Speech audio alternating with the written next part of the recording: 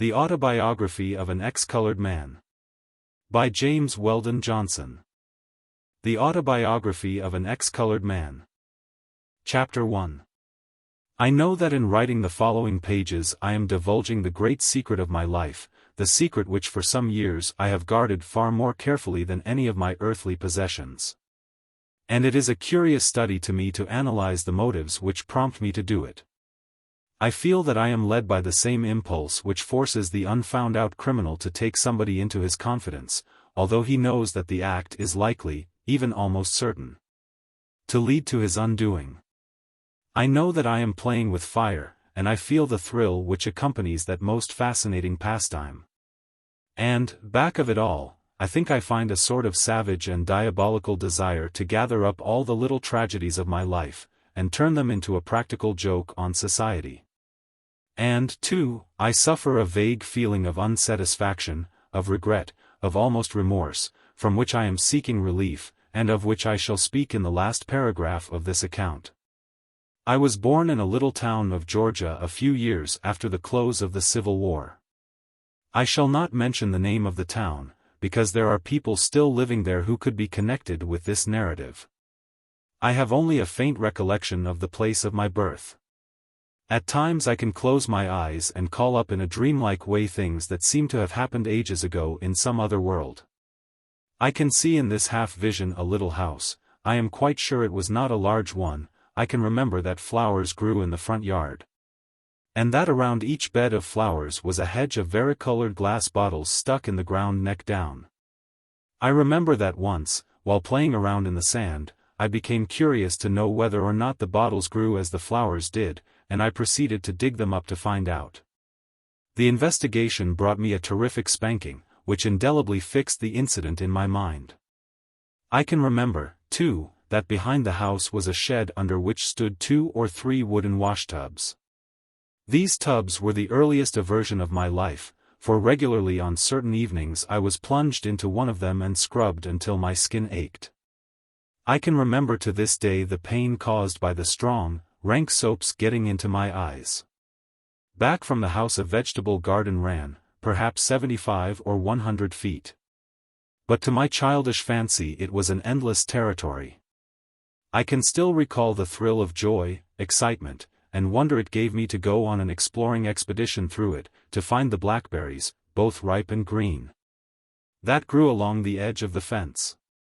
I remember with what pleasure I used to arrive at, and stand before, a little enclosure in which stood a patient cow chewing her cud. How I would occasionally offer her through the bars a piece of my bread and molasses, and how I would jerk back my hand in half fright if she made any motion to accept my offer. I have a dim recollection of several people who moved in and about this little house, but I have a distinct mental image of only 2, one, my mother, and the other, a tall man with a small, dark mustache. I remember that his shoes or boots were always shiny, and that he wore a gold chain and a great gold watch with which he was always willing to let me play. My admiration was almost equally divided between the watch and chain and the shoes. He used to come to the house evenings, perhaps 2 or 3 times a week. And it became my appointed duty whenever he came to bring him a pair of slippers and to put the shiny shoes in a particular corner. He often gave me in return for this service a bright coin, which my mother taught me to promptly drop in a little tin bank. I remember distinctly the last time this tall man came to the little house in Georgia. That evening before I went to bed he took me up in his arms and squeezed me very tightly. My mother stood behind his chair wiping tears from her eyes. I remember how I sat upon his knee and watched him laboriously drill a hole through a $10 gold piece, and then tie the coin around my neck with a string. I have worn that gold piece around my neck the greater part of my life, and still possess it. But more than once I have wished that some other way had been found of attaching it to me besides putting a hole through it. On the day after the coin was put around my neck my mother and I started on what seemed to me an endless journey. I knelt on the seat and watched through the train window the corn and cotton fields pass swiftly by until I fell asleep. When I fully awoke, we were being driven through the streets of a large city, Savannah. I sat up and blinked at the bright lights. At Savannah we boarded a steamer which finally landed us in New York. From New York we went to a town in Connecticut, which became the home of my boyhood. My mother and I lived together in a little cottage which seemed to me to be fitted up almost luxuriously.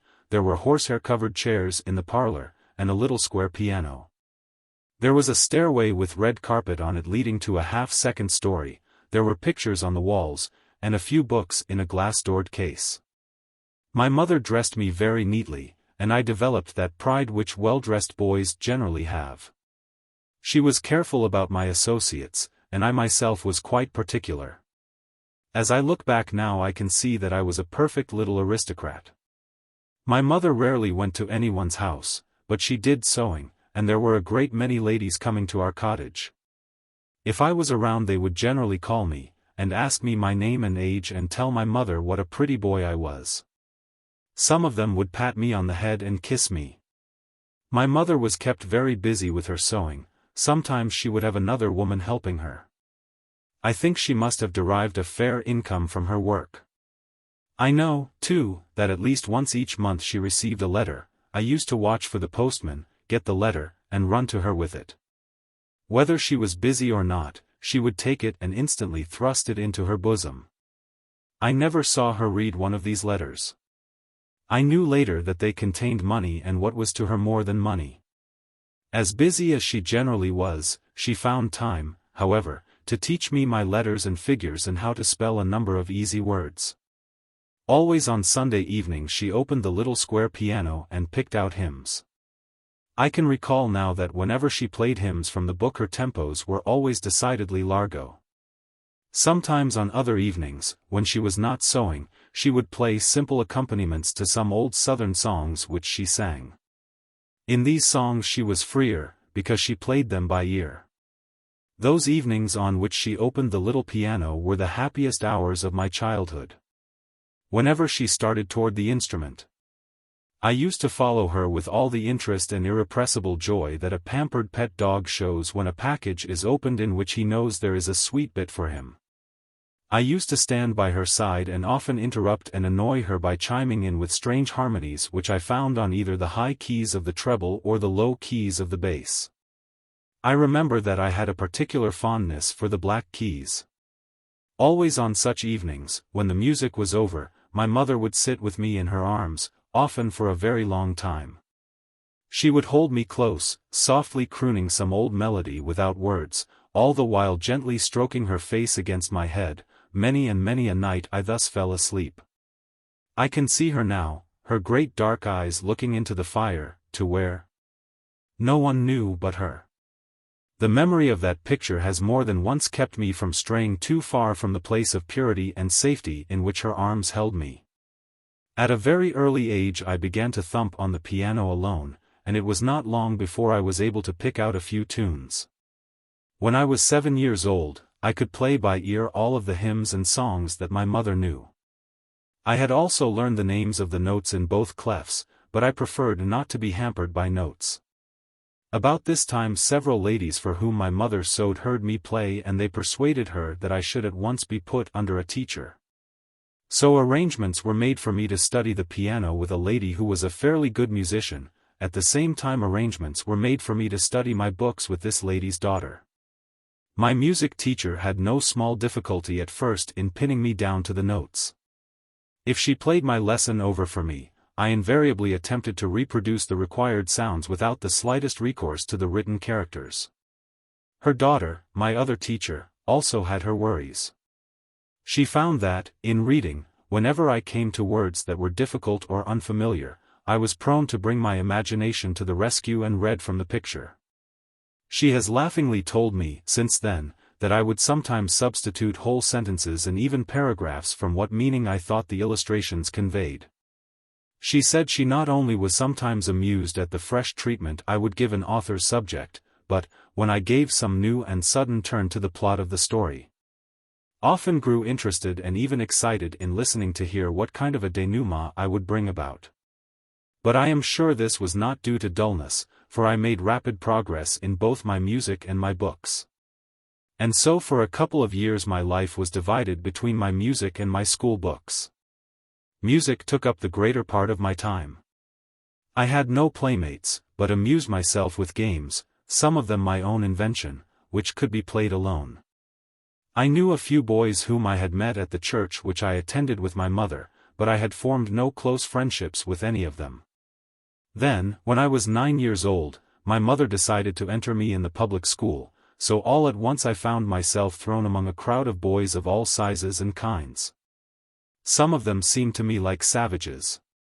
I shall never forget the bewilderment, the pain, the heartsickness, of that first day at school. I seemed to be the only stranger in the place. Every other boy seemed to know every other boy. I was fortunate enough, however, to be assigned to a teacher who knew me. My mother made her dresses. She was one of the ladies who used to pat me on the head and kiss me. She had the tact to address a few words directly to me. This gave me a certain sort of standing in the class and put me somewhat at ease. Within a few days I had made one staunch friend and was on fairly good terms with most of the boys. I was shy of the girls, and remained so. Even now a word or look from a pretty woman sets me all a tremble. This friend I bound to me with hooks of steel in a very simple way. He was a big awkward boy with a face full of freckles and a head full of very red hair. He was perhaps 14 years of age, that is, 4 or 5 years older than any other boy in the class. This seniority was due to the fact that he had spent twice the required amount of time in several of the preceding classes. I had not been at school many hours before I felt that, red head, as I involuntarily called him, and I were to be friends. I do not doubt that this feeling was strengthened by the fact that I had been quick enough to see that a big, strong boy was a friend to be desired at a public school. And, perhaps, in spite of his dullness, Red Head had been able to discern that I could be of service to him. At any rate there was a simultaneous mutual attraction. The teacher had strung the class promiscuously around the walls of the room for a sort of trial heat for places of rank. When the line was straightened out, I found that by skillful maneuvering I had placed myself third and had piloted Red Head to the place next to me. The teacher began by giving us to spell the words corresponding to our order in the line. Spell first. Spell second. Spell third. I rattled off, third, third, in a way which said, "Why don't you give us something hard?" As the words went down the line, I could see how lucky I had been to get a good place together with an easy word. As young as I was, I felt impressed with the unfairness of the whole proceeding when I saw the Thailanders going down before 12th and 20th. And I felt sorry for those who had to spell such words in order to hold a low position. Spell fourth. Red Head, with his hands clutched tightly behind his back, began bravely, forth. Like a flash a score of hands went up, and the teacher began saying, "No snapping of fingers, no snapping of fingers." This was the first word missed, and it seemed to me that some of the scholars were about to lose their senses. Some were dancing up and down on one foot with a hand above their heads, the fingers working furiously, and joy beaming all over their faces. Others stood still, their hands raised not so high, their fingers working less rapidly, and their faces expressing not quite so much happiness. There were still others who did not move or raise their hands, but stood with great wrinkles on their foreheads, looking very thoughtful. The whole thing was new to me, and I did not raise my hand, but slyly whispered the letter U to Red Head several times. "Second chance," said the teacher. The hands went down and the class became quiet. Red Head, his face now red, after looking beseechingly at the ceiling, then pitiably at the floor, began very haltingly, "Fu." Immediately an impulse to raise hands went through the class, but the teacher checked it, and poor Red Head, though he knew that each letter he added only took him farther out of the way, went doggedly on and finished, "Rth." The hand-raising was now repeated with more hubbub and excitement than at first. Those who before had not moved a finger were now waving their hands above their heads. Red Head felt that he was lost. He looked very big and foolish, and some of the scholars began to snicker. His helpless condition went straight to my heart, and gripped my sympathies. I felt that if he failed, it would in some way be my failure. I raised my hand, and, under cover of the excitement and the teacher's attempts to regain order, I hurriedly shot up into his ear twice, quite distinctly, "Fourth, fourth." The teacher tapped on her desk and said, "Third and last chance." The hands came down, the silence became oppressive. Redhead began, "F. Since that day I have waited anxiously for many a turn of the wheel of fortune. But never under greater tension than when I watched for the order in which those letters would fall from Red's lips, Ourth. A sigh of relief and disappointment went up from the class. Afterwards, through all our school days, Redhead shared my wit and quickness, and I benefited by his strength and dogged faithfulness. There were some black and brown boys and girls in the school, and several of them were in my class. One of the boys strongly attracted my attention from the first day I saw him. His face was as black as night, but shone as though it were polished. He had sparkling eyes, and when he opened his mouth, he displayed glistening white teeth. It struck me at once as appropriate to call him Shiny Face, or Shiny Eyes, or Shiny Teeth, and I spoke of him often by one of these names to the other boys. These terms were finally merged into Shiny, and to that name he answered good-naturedly during the balance of his public school days. Shiny was considered without question to be the best speller, the best reader, the best penman, in a word, the best scholar, in the class. He was very quick to catch anything, but, nevertheless, studied hard. Thus he possessed two powers very rarely combined in one boy. I saw him year after year, on up into the high school, win the majority of the prizes for punctuality, deportment, essay writing, and declamation. Yet it did not take me long to discover that, in spite of his standing as a scholar, he was in some way looked down upon. The other black boys and girls were still more looked down upon. Some of the boys often spoke of them as niggers. Sometimes on the way home from school a crowd would walk behind them repeating, "Nigger, nigger, never die. Black face and shiny eye." On one such afternoon one of the black boys turned suddenly on his tormentors and hurled a slate. It struck one of the white boys in the mouth, cutting a slight gash in his lip. At sight of the blood the boy who had thrown the slate ran, and his companions quickly followed. We ran after them, pelting them with stones until they separated in several directions. I was very much wrought up over the affair, and went home and told my mother how one of the niggers had struck a boy with a slate. I shall never forget how she turned on me. "Don't you ever use that word again," she said, "and don't you ever bother the colored children at school. You ought to be ashamed of yourself." I did hang my head in shame, not because she had convinced me that I had done wrong, but because I was hurt by the first sharp word she had ever given me. My school days ran along very pleasantly. I stood well in my studies, not always so well with regard to my behavior. I was never guilty of any serious misconduct, but my love of fun sometimes got me into trouble. I remember, however, that my sense of humor was so sly that most of the trouble usually fell on the head of the other fellow. My ability to play on the piano at school exercises was looked upon as little short of marvelous in a boy of my age. I was not chummy with many of my mates, but, on the whole, was about as popular as it is good for a boy to be. One day near the end of my second term at school the principal came into our room and, after talking to the teacher, for some reason said, "I wish all of the white scholars to stand for a moment." I rose with the others. The teacher looked at me and, calling my name, said, "You sit down for the present, and rise with the others." I did not quite understand her, and questioned, "Ma'am?" She repeated, with a softer tone in her voice, "You sit down now, and rise with the others." I sat down dazed. I saw and heard nothing.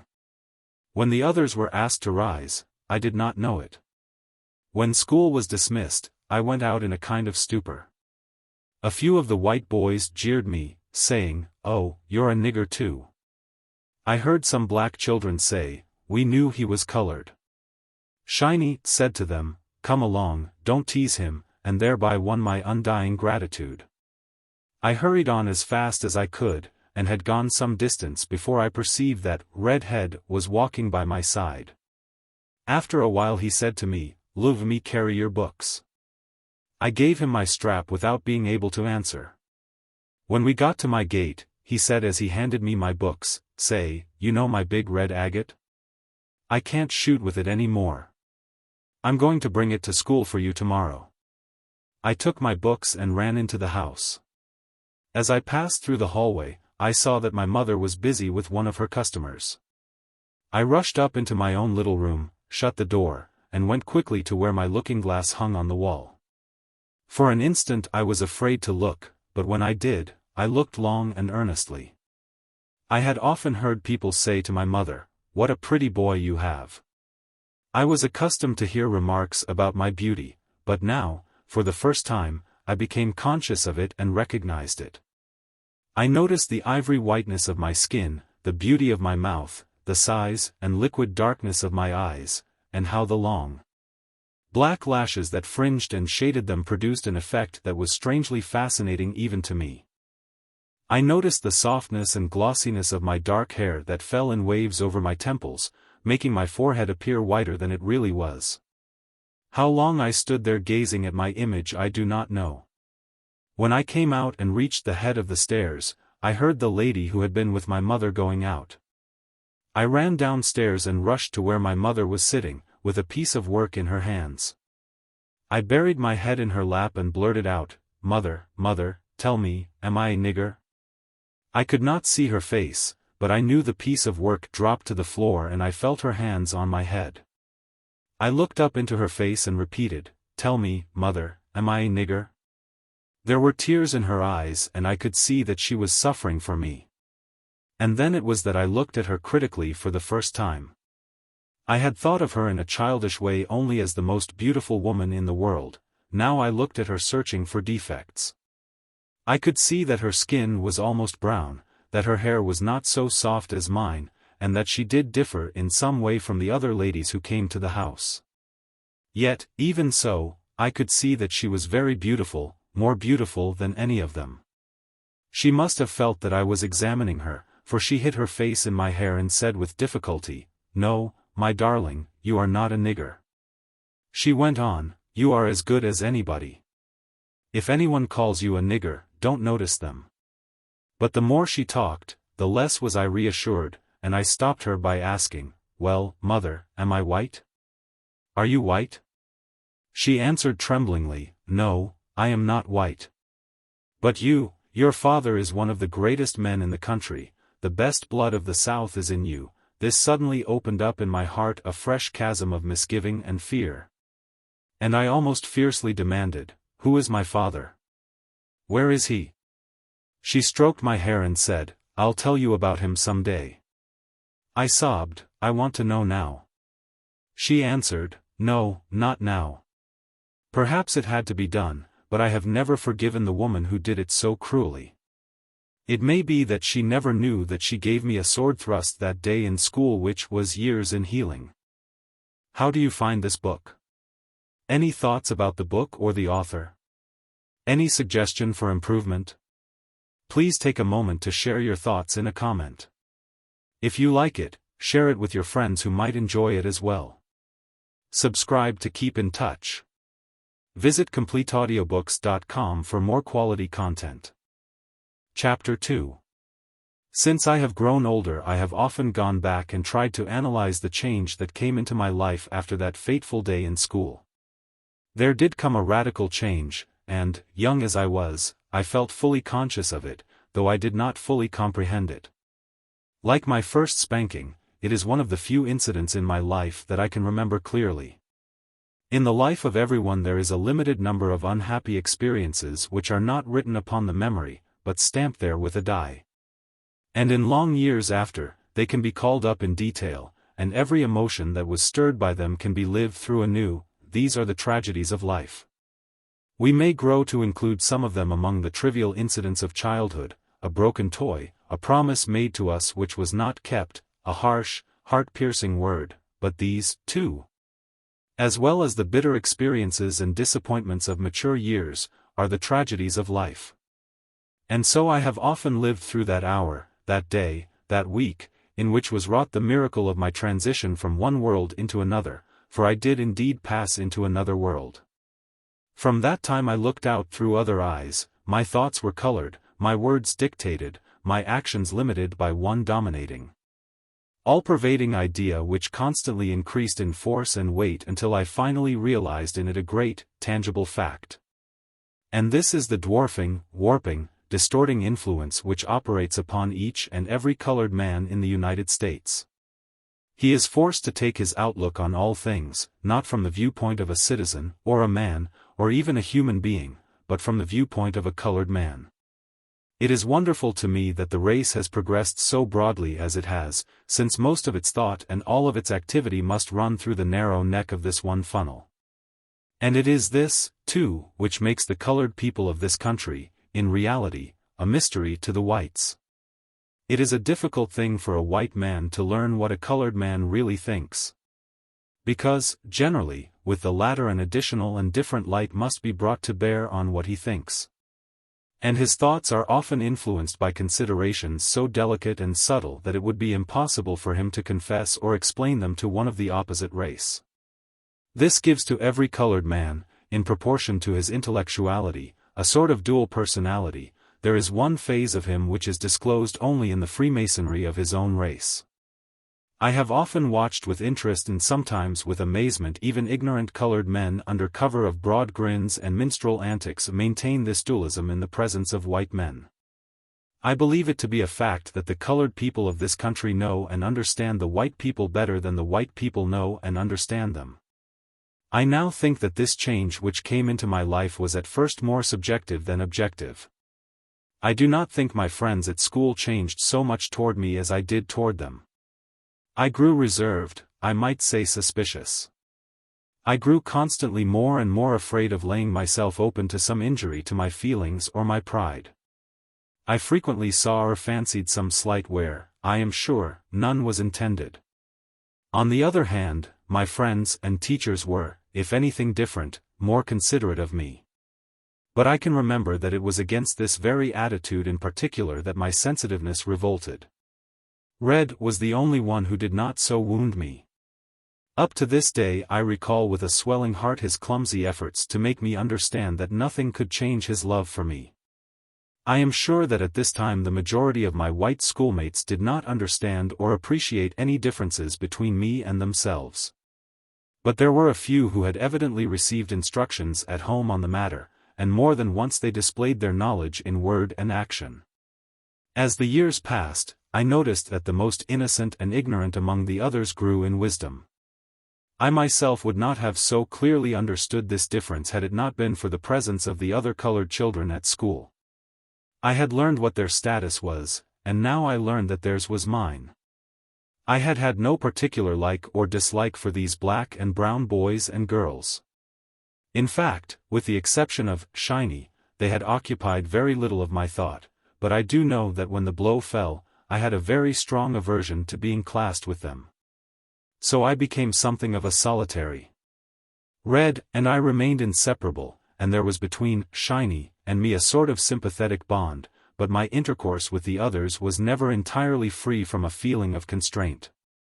I must add, however, that this feeling was confined almost entirely to my intercourse with boys and girls of about my own age. I did not experience it with my seniors.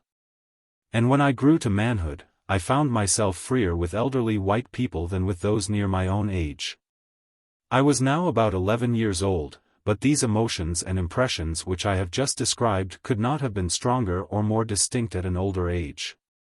There were two immediate results of my forced loneliness. I began to find company in books, and greater pleasure in music. I made the former discovery through a big, gilt-bound, illustrated copy of the Bible, which used to lie in splendid neglect on the center table in our little parlor. On top of the Bible lay a photograph album. I had often looked at the pictures in the album, and one day, after taking the larger book down and opening it on the floor, I was overjoyed to find that it contained what seemed to be an inexhaustible supply of pictures. I looked at these pictures many times. In fact, so often that I knew the story of each one without having to read the subject, and then, somehow, I picked up the thread of history on which are strung the trials and tribulations of the Hebrew children. This I followed with feverish interest and excitement. For a long time King David, with Samson a close second, stood at the head of my list of heroes. He was not displaced until I came to know Robert the Bruce. I read a good portion of the Old Testament, all that part treating of wars and rumors of wars, and then started in on the New. I became interested in the life of Christ, but became impatient and disappointed when I found that, notwithstanding the great power he possessed, he did not make use of it when, in my judgment, he most needed to do so. And so my first general impression of the Bible was what my later impression has been of a number of modern books, that the authors put their best work in the first part, and grew either exhausted or careless toward the end. After reading the Bible, or those parts which held my attention, I began to explore the glass-doored bookcase which I have already mentioned. I found there Pilgrim's Progress, Peter Parley's History of the United States, Grimm's Household Stories, Tales of a Grandfather, a bound volume of an old English publication, I think it was called The Mirror, a little volume called Familiar Science, and somebody's Natural Theology, which last, of course, I could not read, but which, nevertheless, I tackled, with the result of gaining a permanent dislike for all kinds of theology. There were several other books of no particular name or merit, such as agents sell to people who know nothing of buying books. How my mother came by this little library which, considering all things, was so well suited to me, I never sought to know. But she was far from being an ignorant woman and had herself, very likely, read the majority of these books, though I do not remember ever seeing her with a book in her hand, with the exception of the Episcopal Prayer Book. At any rate she encouraged in me the habit of reading, and when I had about exhausted those books in the little library which interested me, she began to buy books for me. She also regularly gave me money to buy a weekly paper which was then very popular for boys. At this time I went in for music with an earnestness worthy of maturer years. A change of teachers was largely responsible for this. I began now to take lessons of the organist of the church which I attended with my mother. He was a good teacher and quite a thorough musician. He was so skillful in his instruction and filled me with such enthusiasm that my progress, these are his words, was marvelous. I remember that when I was barely 12 years old I appeared on a program with a number of adults at an entertainment given for some charitable purpose, and carried off the honors. I did more, I brought upon myself through the local newspapers the handicapping title of infant prodigy. I can believe that I did astonish my audience, for I never played the piano like a child. That is, in the 1-2-3 style with accelerated motion. Neither did I depend upon mere brilliancy of technique, a trick by which children often surprise their listeners, but I always tried to interpret a piece of music, I always played with feeling. Very early I acquired that knack of using the pedals, which makes the piano a sympathetic, singing instrument, quite a different thing from the source of hard or blurred sounds it so generally is. I think this was due not entirely to natural artistic temperament, but largely to the fact that I did not begin to learn the piano by counting out exercises, but by trying to reproduce the quaint songs which my mother used to sing, with all their pathetic turns and cadences. Even at a tender age, in playing I helped to express what I felt by some of the mannerisms which I afterwards observed in great performers. I had not copied them. I have often heard people speak of the mannerisms of musicians as affectations adopted for mere effect. In some cases they may be so. But a true artist can no more play upon the piano or violin without putting his whole body in accord with the emotions he is striving to express than a swallow can fly without being graceful. Often when playing I could not keep the tears which formed in my eyes from rolling down my cheeks. Sometimes at the end or even in the midst of a composition, as big a boy as I was, I would jump from the piano, and throw myself sobbing into my mother's arms. She, by her caresses and often her tears, only encouraged these fits of sentimental hysteria. Of course, to counteract this tendency to temperamental excesses I should have been out playing ball or in swimming with other boys of my age, but my mother didn't know that. There was only once when she was really firm with me, making me do what she considered was best. I did not want to return to school after the unpleasant episode which I have related, and she was inflexible. I began my third term, and the days ran along as I have already indicated. I had been promoted twice, and had managed each time to pull Red along with me. I think the teachers came to consider me the only hope of his ever getting through school, and I believe they secretly conspired with me to bring about the desired end. At any rate, I know it became easier in each succeeding examination for me not only to assist Red, but absolutely to do his work. It is strange how in some things honest people can be dishonest without the slightest compunction. I knew boys at school who were too honorable to tell a fib even when one would have been just the right thing, but could not resist the temptation to assist or receive assistance in an examination. I have long considered it the highest proof of honesty in a man to hand his streetcar fare to the conductor who had overlooked it. One afternoon after school, during my third term, I rushed home in a great hurry to get my dinner and go to my music teacher's. I was never reluctant about going there, but on this particular afternoon I was impetuous.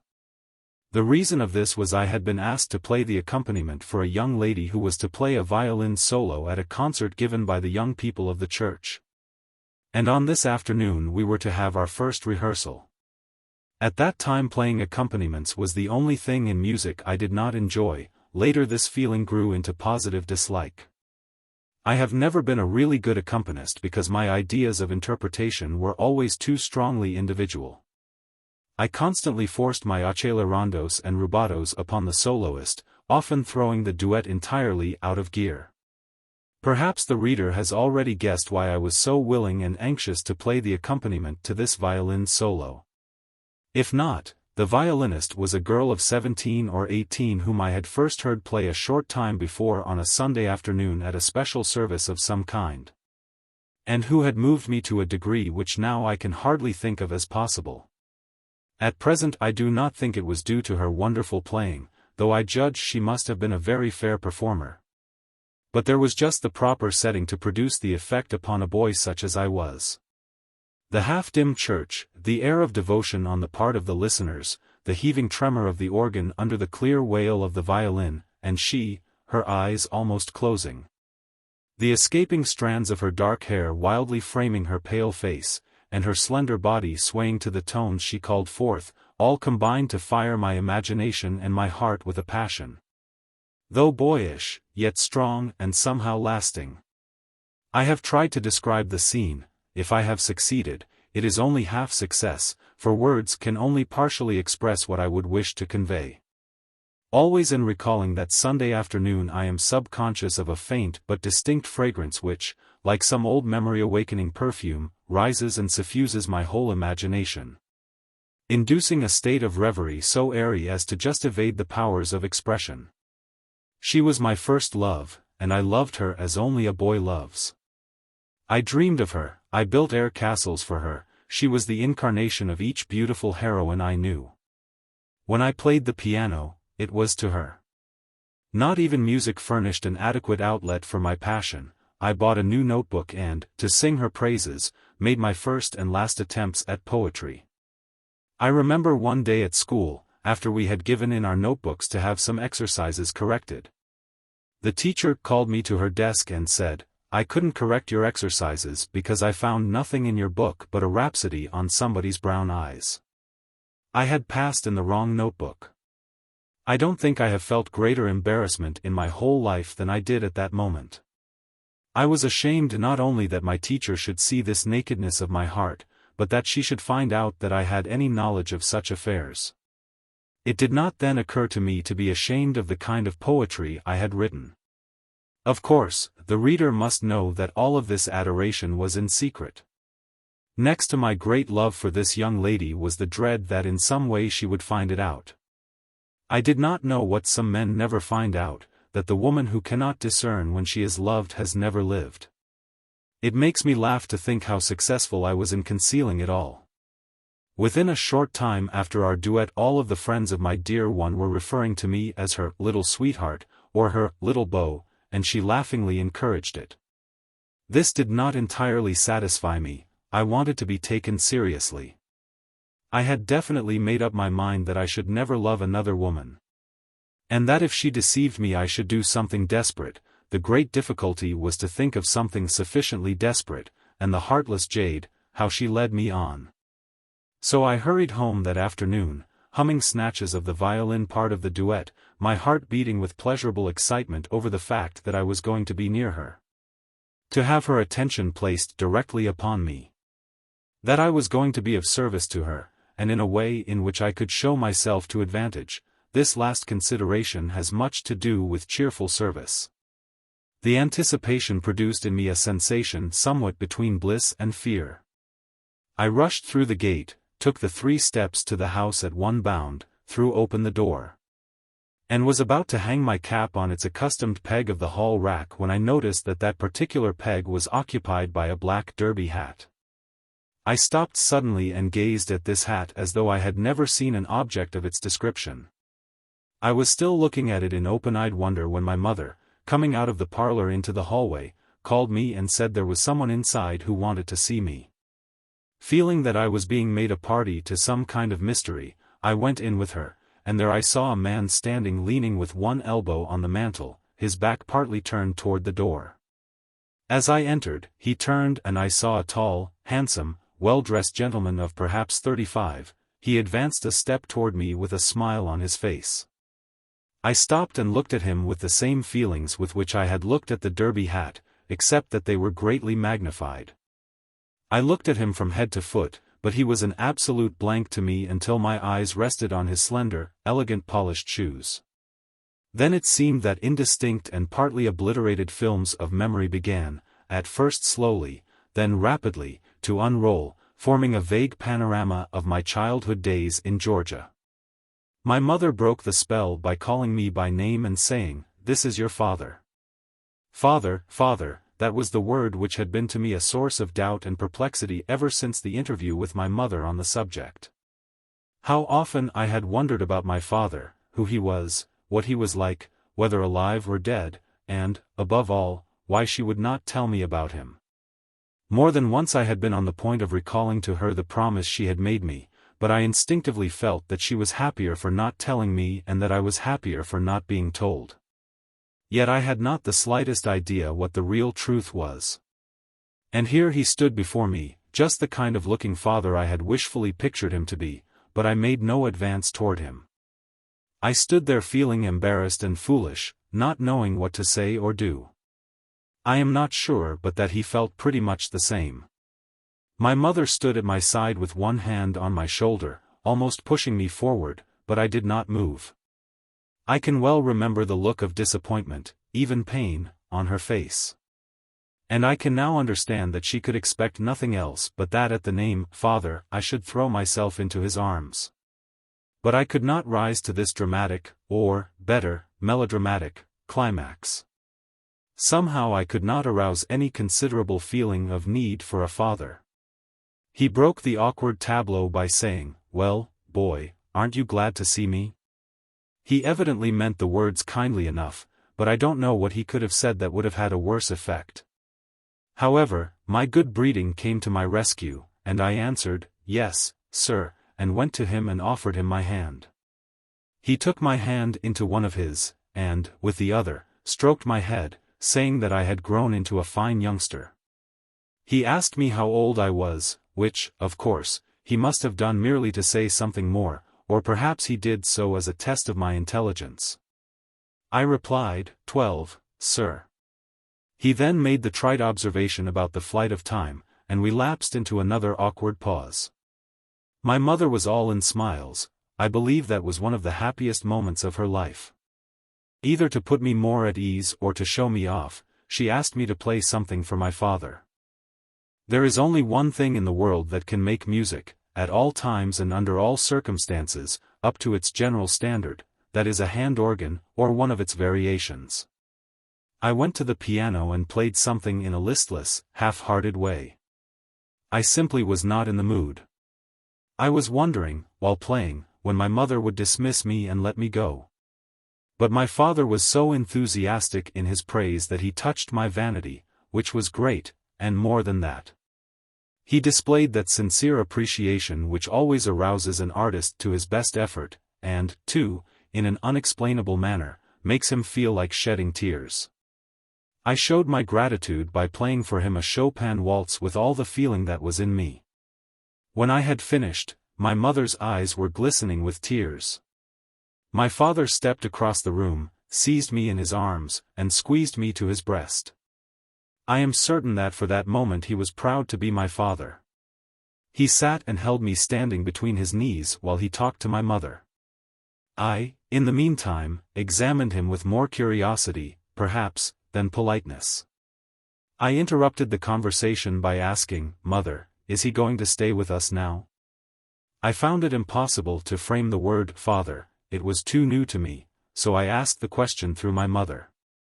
Without waiting for her to speak, my father answered, "I've got to go back to New York this afternoon, but I'm coming to see you again." I turned abruptly and went over to my mother, and almost in a whisper reminded her that I had an appointment which I should not miss. To my pleasant surprise she said that she would give me something to eat at once so that I might go. She went out of the room and I began to gather from off the piano the music I needed. When I had finished, my father, who had been watching me, asked, "Are you going?" I replied, "Yes, sir, I've got to go to practice for a concert." He spoke some words of advice to me about being a good boy and taking care of my mother when I grew up, and added that he was going to send me something nice from New York. My mother called, and I said goodbye to him and went out. I saw him only once after that. I quickly swallowed down what my mother had put on the table for me, seized my cap and music, and hurried off to my teacher's house. On the way I could think of nothing but this new father, where he came from, where he had been, why he was here, and why he would not stay. In my mind I ran over the whole list of fathers I had become acquainted with in my reading, but I could not classify him. The thought did not cross my mind that he was different from me, and even if it had, the mystery would not thereby have been explained.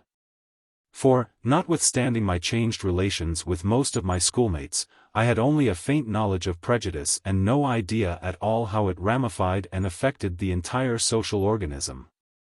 I felt, however, that there was something about the whole affair which had to be hid. When I arrived, I found that she of the brown eyes had been rehearsing with my teacher, and was on the point of leaving. My teacher, with some expressions of surprise, asked why I was late, and I stammered out the first deliberate lie of which I have any recollection. I told him that when I reached home from school, I found my mother quite sick, and that I had stayed with her a while before coming. Then unnecessarily and gratuitously, to give my words force of conviction, I suppose, I added, "I don't think she'll be with us very long." In speaking these words I must have been comical. For I noticed that my teacher, instead of showing signs of anxiety or sorrow, half hid a smile. But how little did I know that in that lie I was speaking a prophecy. She of the brown eyes unpacked her violin, and we went through the duet several times. I was soon lost to all other thoughts in the delights of music and love. I say delights of love without reservation, for at no time of life is love so pure, so delicious, so poetic, so romantic as it is in boyhood. A great deal has been said about the heart of a girl when she stands where the brook and river meet, but what she feels is negative. More interesting is the heart of a boy when just at the budding dawn of manhood he stands looking wide-eyed into the long vistas opening before him.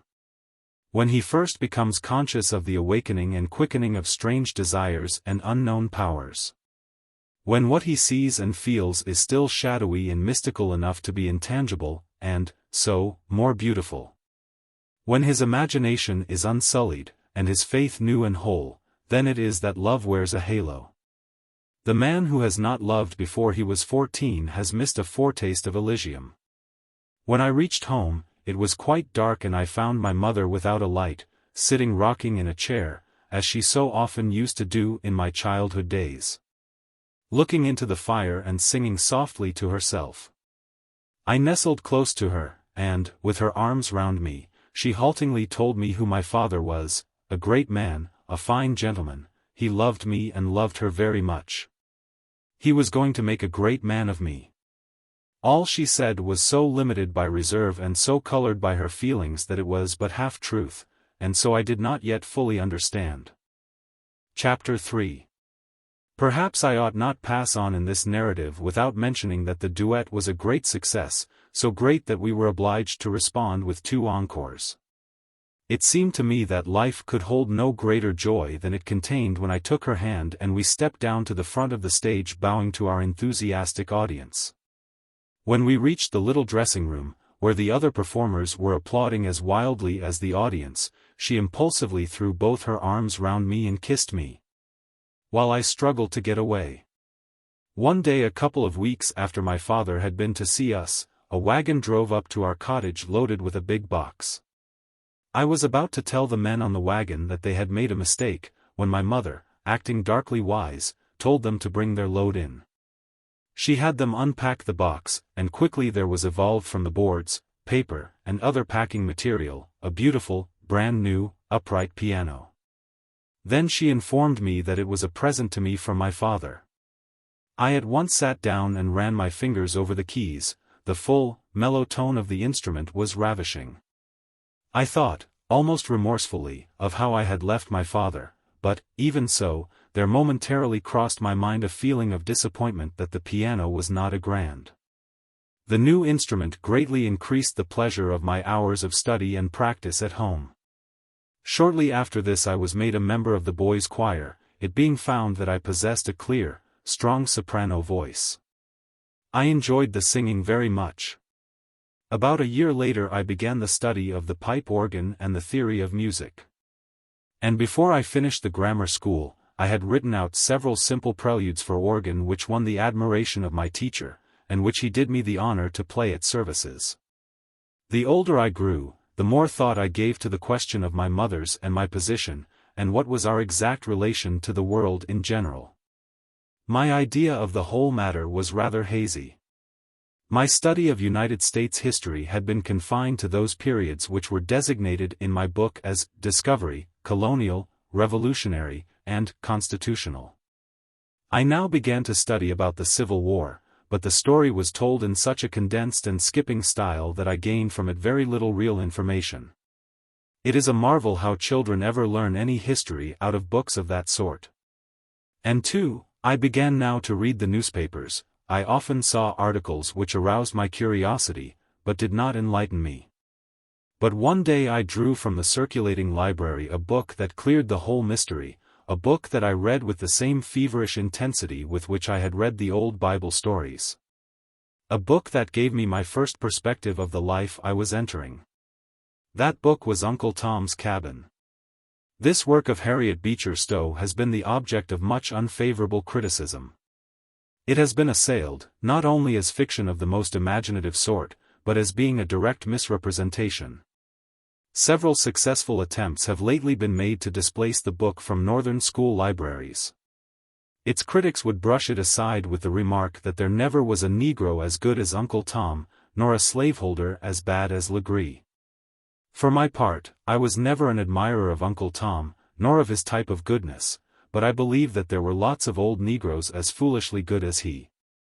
The proof of which is that they knowingly stayed and worked the plantations that furnished sinews for the army which was fighting to keep them enslaved.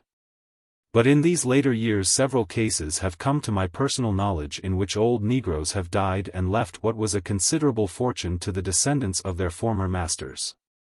I do not think it takes any great stretch of the imagination to believe there was a fairly large class of slaveholders typified in Legree. And we must also remember that the author depicted a number of worthless if not vicious Negroes.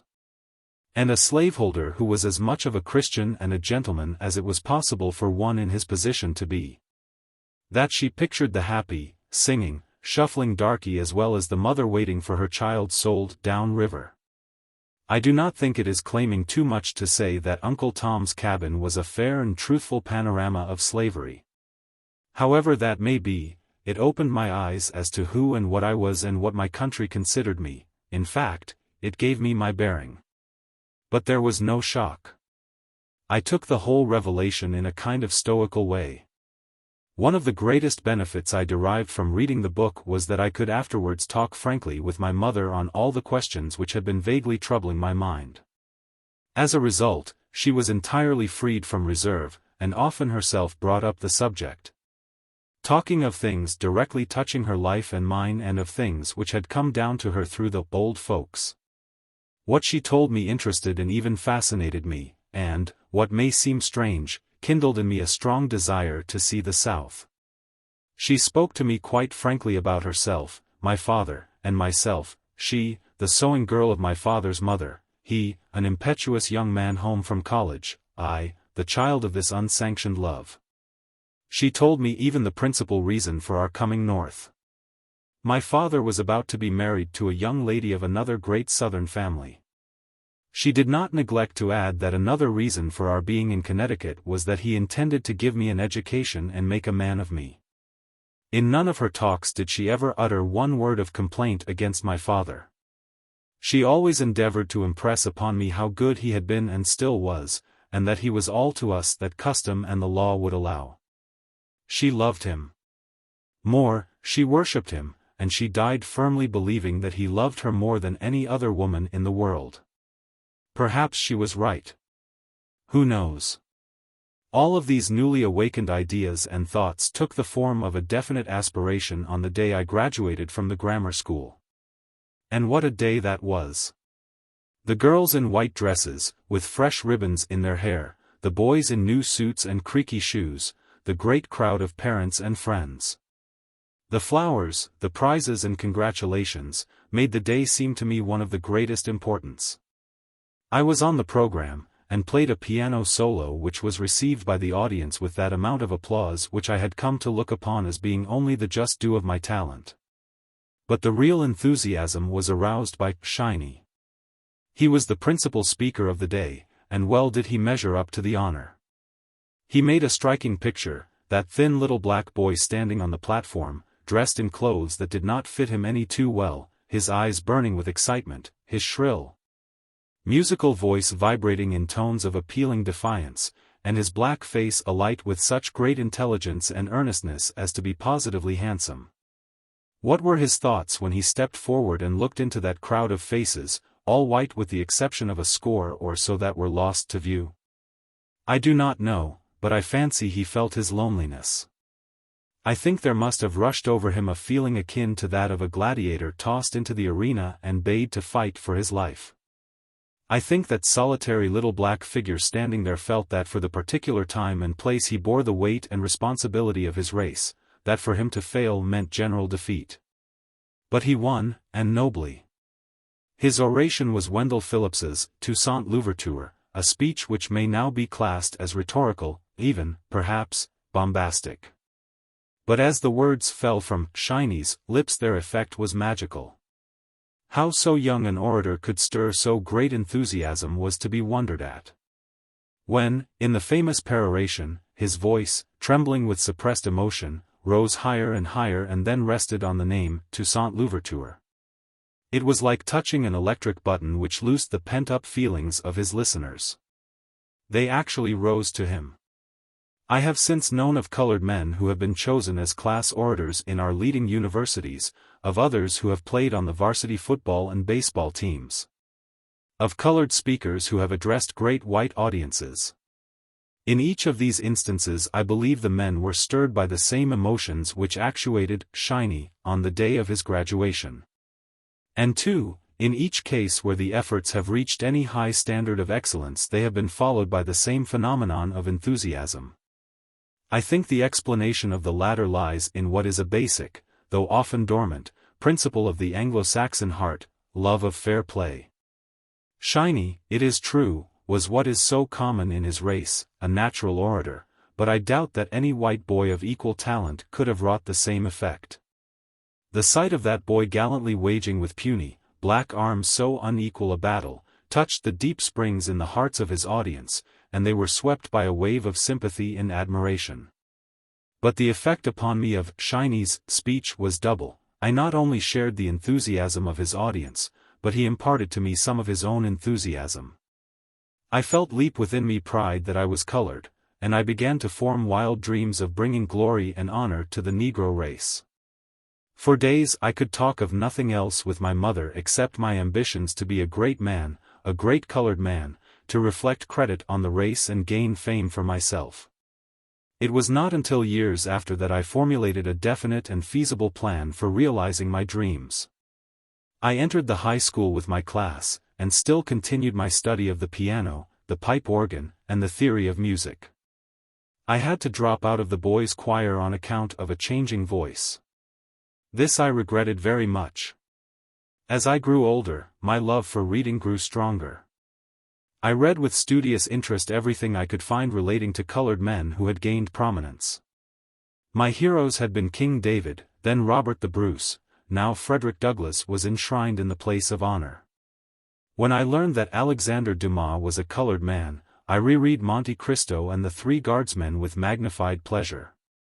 I lived, between my music and books, on the whole a rather unwholesome life for a boy to lead. I dwelt in a world of imagination, of dreams and air castles, the kind of atmosphere that sometimes nourishes a genius, more often men unfitted for the practical struggles of life. I never played a game of ball, never went fishing or learned to swim. In fact, the only outdoor exercise in which I took any interest was skating. Nevertheless, though slender, I grew well-formed and in perfect health. After I entered the high school, I began to notice the change in my mother's health, which I suppose had been going on for some years. She began to complain a little and to cough a great deal. She tried several remedies, and finally went to see a doctor, but though she was failing in health, she kept her spirits up. She still did a great deal of sewing, and in the busy seasons hired 2 women to help her. The purpose she had formed of having me go through college without financial worries kept her at work when she was not fit for it. I was so fortunate as to be able to organize a class of 8 or 10 beginners on the piano, and so start a separate little fund of my own. As the time for my graduation from the high school grew nearer, the plans for my college career became the chief subject of our talks. I sent for catalogs of all the prominent schools in the East and eagerly gathered all the information I could concerning them from different sources. My mother told me that my father wanted me to go to Harvard or Yale. She herself had a half desire for me to go to Atlanta University, and even had me write for a catalog of that school. There were 2 reasons, however, that inclined her to my father's choice. The first, that at Harvard or Yale I should be near her. The second, that my father had promised to pay for a part of my college education. Both Shiny and Red came to my house quite often of evenings, and we used to talk over our plans and prospects for the future. Sometimes I would play for them, and they seemed to enjoy the music very much. My mother often prepared sundry Southern dishes for them, which I am not sure but that they enjoyed more. Shiny had an uncle in Amherst, Massachusetts, and he expected to live with him and work his way through Amherst College. Red declared that he had enough of school and that after he got his high school diploma, he would get a position in a bank. It was his ambition to become a banker and he felt sure of getting the opportunity through certain members of his family. My mother barely had strength to attend the closing exercises of the high school when I graduated, and after that day she was seldom out of bed. She could no longer direct her work, and under the expense of medicines, doctors, and someone to look after her our college fund began to diminish rapidly. Many of her customers and some of the neighbors were very kind, and frequently brought her nourishment of one kind or another. My mother realized what I did not, that she was mortally ill, and she had me write a long letter to my father. For some time past she had heard from him only at irregular intervals. We never received an answer. In those last days I often sat at her bedside and read to her until she fell asleep. Sometimes I would leave the parlor door open and play on the piano, just loud enough for the music to reach her. This she always enjoyed.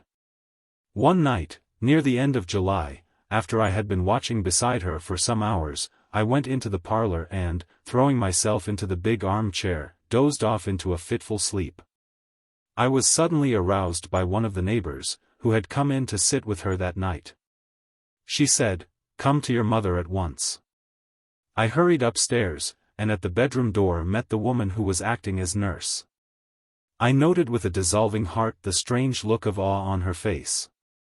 From my first glance at my mother I discerned the light of death upon her countenance.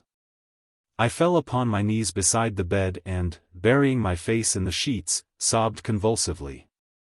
She died with the fingers of her left hand entwined in my hair. I will not rake over this, one of the two sacred sorrows of my life. Nor could I describe the feeling of unutterable loneliness that fell upon me. After the funeral I went to the house of my music teacher. He had kindly offered me the hospitality of his home for so long as I might need it. A few days later I moved my trunk, piano, my music, and most of my books to his home. The rest of my books I divided between Shiny and Red. Some of the household effects I gave to Shiny's mother and to 2 or 3 of the neighbors who had been kind to us during my mother's illness, the others I sold. After settling up my little estate I found that, besides a good supply of clothes, a piano, some books and trinkets, I had about $200 in cash. The question of what I was to do now confronted me. My teacher suggested a concert tour. But both of us realized that I was too old to be exploited as an infant prodigy and too young and inexperienced to go before the public as a finished artist. He, however, insisted that the people of the town would generously patronize a benefit concert, so he took up the matter and made arrangements for such an entertainment. A more than sufficient number of people with musical and elocutionary talent volunteered their services to make a program. Among these was my brown-eyed violinist. But our relations were not the same as they were when we had played our first duet together. A year or so after that time she had dealt me a crushing blow by getting married. I was partially avenged, however, by the fact that, though she was growing more beautiful, she was losing her ability to play the violin. I was down on the program for one number. My selection might have appeared at that particular time as a bit of affectation, but I considered it deeply appropriate. I played Beethoven's Sonata Pathétique. When I sat down at the piano and glanced into the faces of the several hundreds of people who were there solely on account of love or sympathy for me, emotion swelled in my heart which enabled me to play the Pathétique as I could never again play it. When the last tone died away, the few who began to applaud were hushed by the silence of the others, and for once I played without receiving an encore. The benefit yielded me a little more than $200, thus raising my cash capital to about $400. I still held to my determination of going to college. So it was now a question of trying to squeeze through a year at Harvard or going to Atlanta, where the money I had would pay my actual expenses for at least 2 years. The peculiar fascination which the South held over my imagination and my limited capital decided me in favor of Atlanta University. So about the last of September I bade farewell to the friends and scenes of my boyhood and boarded a train for the South. Chapter 4. The farther I got below Washington, the more disappointed I became in the appearance of the country. I peered through the car windows, looking in vain for the luxuriant semi-tropical scenery which I had pictured in my mind. I did not find the grass so green, nor the woods so beautiful, nor the flowers so plentiful, as they were in Connecticut.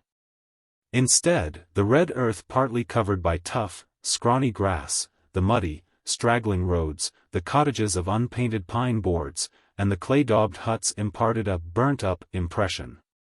Occasionally we ran through a little white and green village that was like an oasis in a desert.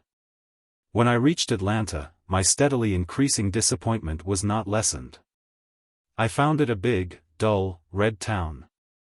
This dull red color of that part of the South I was then seeing had much, I think, to do with the extreme depression of my spirits: no public squares, no fountains, dingy streetcars, and, with the exception of 3 or 4 principal thoroughfares, unpaved streets. It was raining when I arrived and some of these unpaved streets were absolutely impassable. Wheels sank to the hubs in red mire, and I actually stood for an hour and watched 4 or 5 men work to save a mule, which had stepped into a deep sink, from drowning. Or rather suffocating in the mud. The Atlanta of today is a new city. On the train I had talked with one of the Pullman car porters, a bright young fellow who was himself a student, and told him that I was going to Atlanta to attend school. I had also asked him to tell me where I might stop for a day or two until the university opened. He said I might go with him to the place where he stopped during his layovers in Atlanta. I gladly accepted his offer and went with him along one of those muddy streets until we came to a rather rickety-looking frame house, which we entered. The proprietor of the house was a big, fat, greasy-looking, brown-skinned man. When I asked him if he could give me accommodations, he wanted to know how long I would stay. I told him perhaps 2 days, not more than 3. In reply he said, "Oh, dat's all right den," at the same time leading the way up a pair of creaky stairs. I followed him and the porter to a room, the door of which the proprietor opened while continuing, it seemed, his remark, "Oh, dat's all right den," by adding, "You kin sleep in dat cot in de corner der. 50 cents, please." The porter interrupted by saying, "You needn't collect from him now, he's got a trunk." This seemed to satisfy the man, and he went down, leaving me and my porter friend in the room. I glanced around the apartment and saw that it contained a double bed and 2 cots, 2 washstands, 3 chairs, and a time-worn bureau, with a looking-glass that would have made Adonis appear hideous. I looked at the cot in which I was to sleep and suspected, not without good reasons, that I should not be the first to use the sheets and pillowcase since they had last come from the wash. When I thought of the clean, tidy, comfortable surroundings in which I had been reared, a wave of homesickness swept over me that made me feel faint. Had it not been for the presence of my companion, and that I knew this much of his history, that he was not yet quite 20, just 3 years older than myself, and that he had been fighting his own way in the world, earning his own living and providing for his own education since he was 14, should not have been able to stop the tears that were welling up in my eyes. I asked him why it was that the proprietor of the house seemed unwilling to accommodate me for more than a couple of days. He informed me that the man ran a lodging house especially for Pullman porters, and as their stays in town were not longer than 1 or 2 nights, it would interfere with his arrangements to have anyone stay longer. He went on to say, "You see, this room is fixed up to accommodate 4 men at a time. Well, by keeping a sort of table of trips, in and out, of the men, and working them like checkers, he can accommodate 15 or 16 in each week and generally avoid having an empty bed. You happen to catch a bed that would have been empty for a couple of nights." I asked him where he was going to sleep. He answered, "I sleep in that other cot tonight, tomorrow night I go out." He went on to tell me that the man who kept the house did not serve meals, and that if I was hungry, we would go out and get something to eat. We went into the street, and in passing the railroad station I hired a wagon to take my trunk to my lodging place. We passed along until, finally, we turned into a street that stretched away, up and down hill, for a mile or 2, and here I caught my first sight of colored people in large numbers. I had seen little squads around the railroad stations on my way south, but here I saw a street crowded with them. They filled the shops and thronged the sidewalks and lined the curb. I asked my companion if all the colored people in Atlanta lived in this street. He said they did not and assured me that the ones I saw were of the lower class. I felt relieved, in spite of the size of the lower class. The unkempt appearance, the shambling, slouching gait, and loud talk and laughter of these people aroused in me a feeling of almost repulsion. Only one thing about them awoke a feeling of interest, that was their dialect. I had read some Negro dialect and had heard snatches of it on my journey down from Washington. But here I heard it in all of its fullness and freedom. I was particularly struck by the way in which it was punctuated by such exclamatory phrases as "Lawd a mussy," "Gwan, man," "Bless my soul," "Look here, Chili." These people talked and laughed without restraint.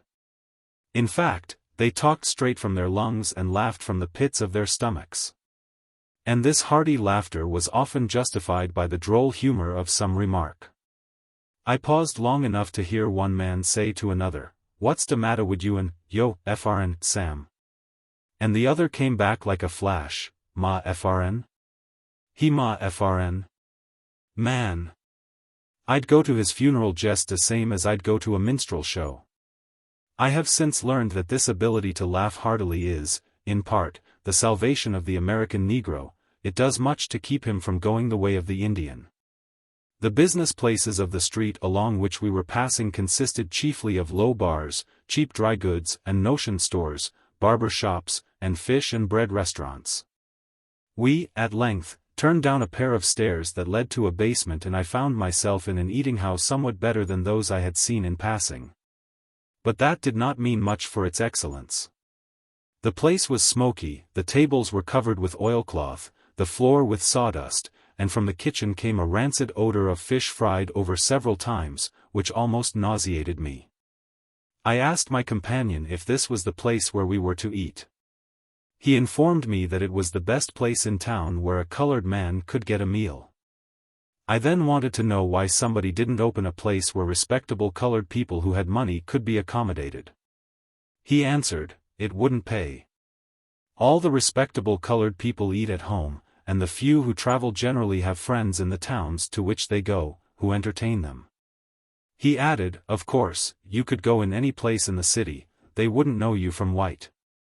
I sat down with the porter at one of the tables, but was not hungry enough to eat with any relish what was put before me. The food was not badly cooked.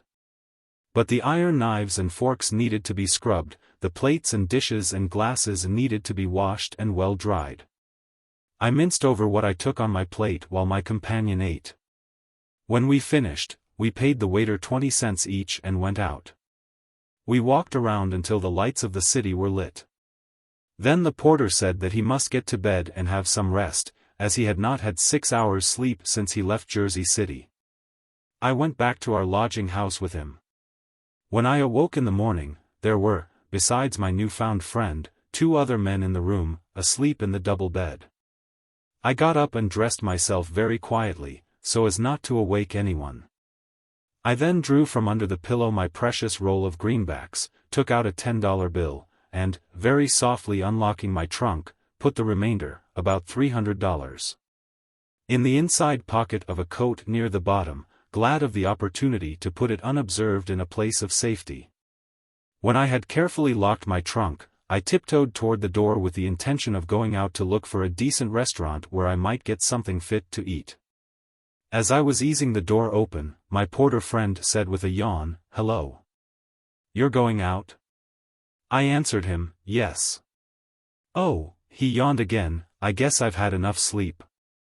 "Wait a minute, I'll go with you."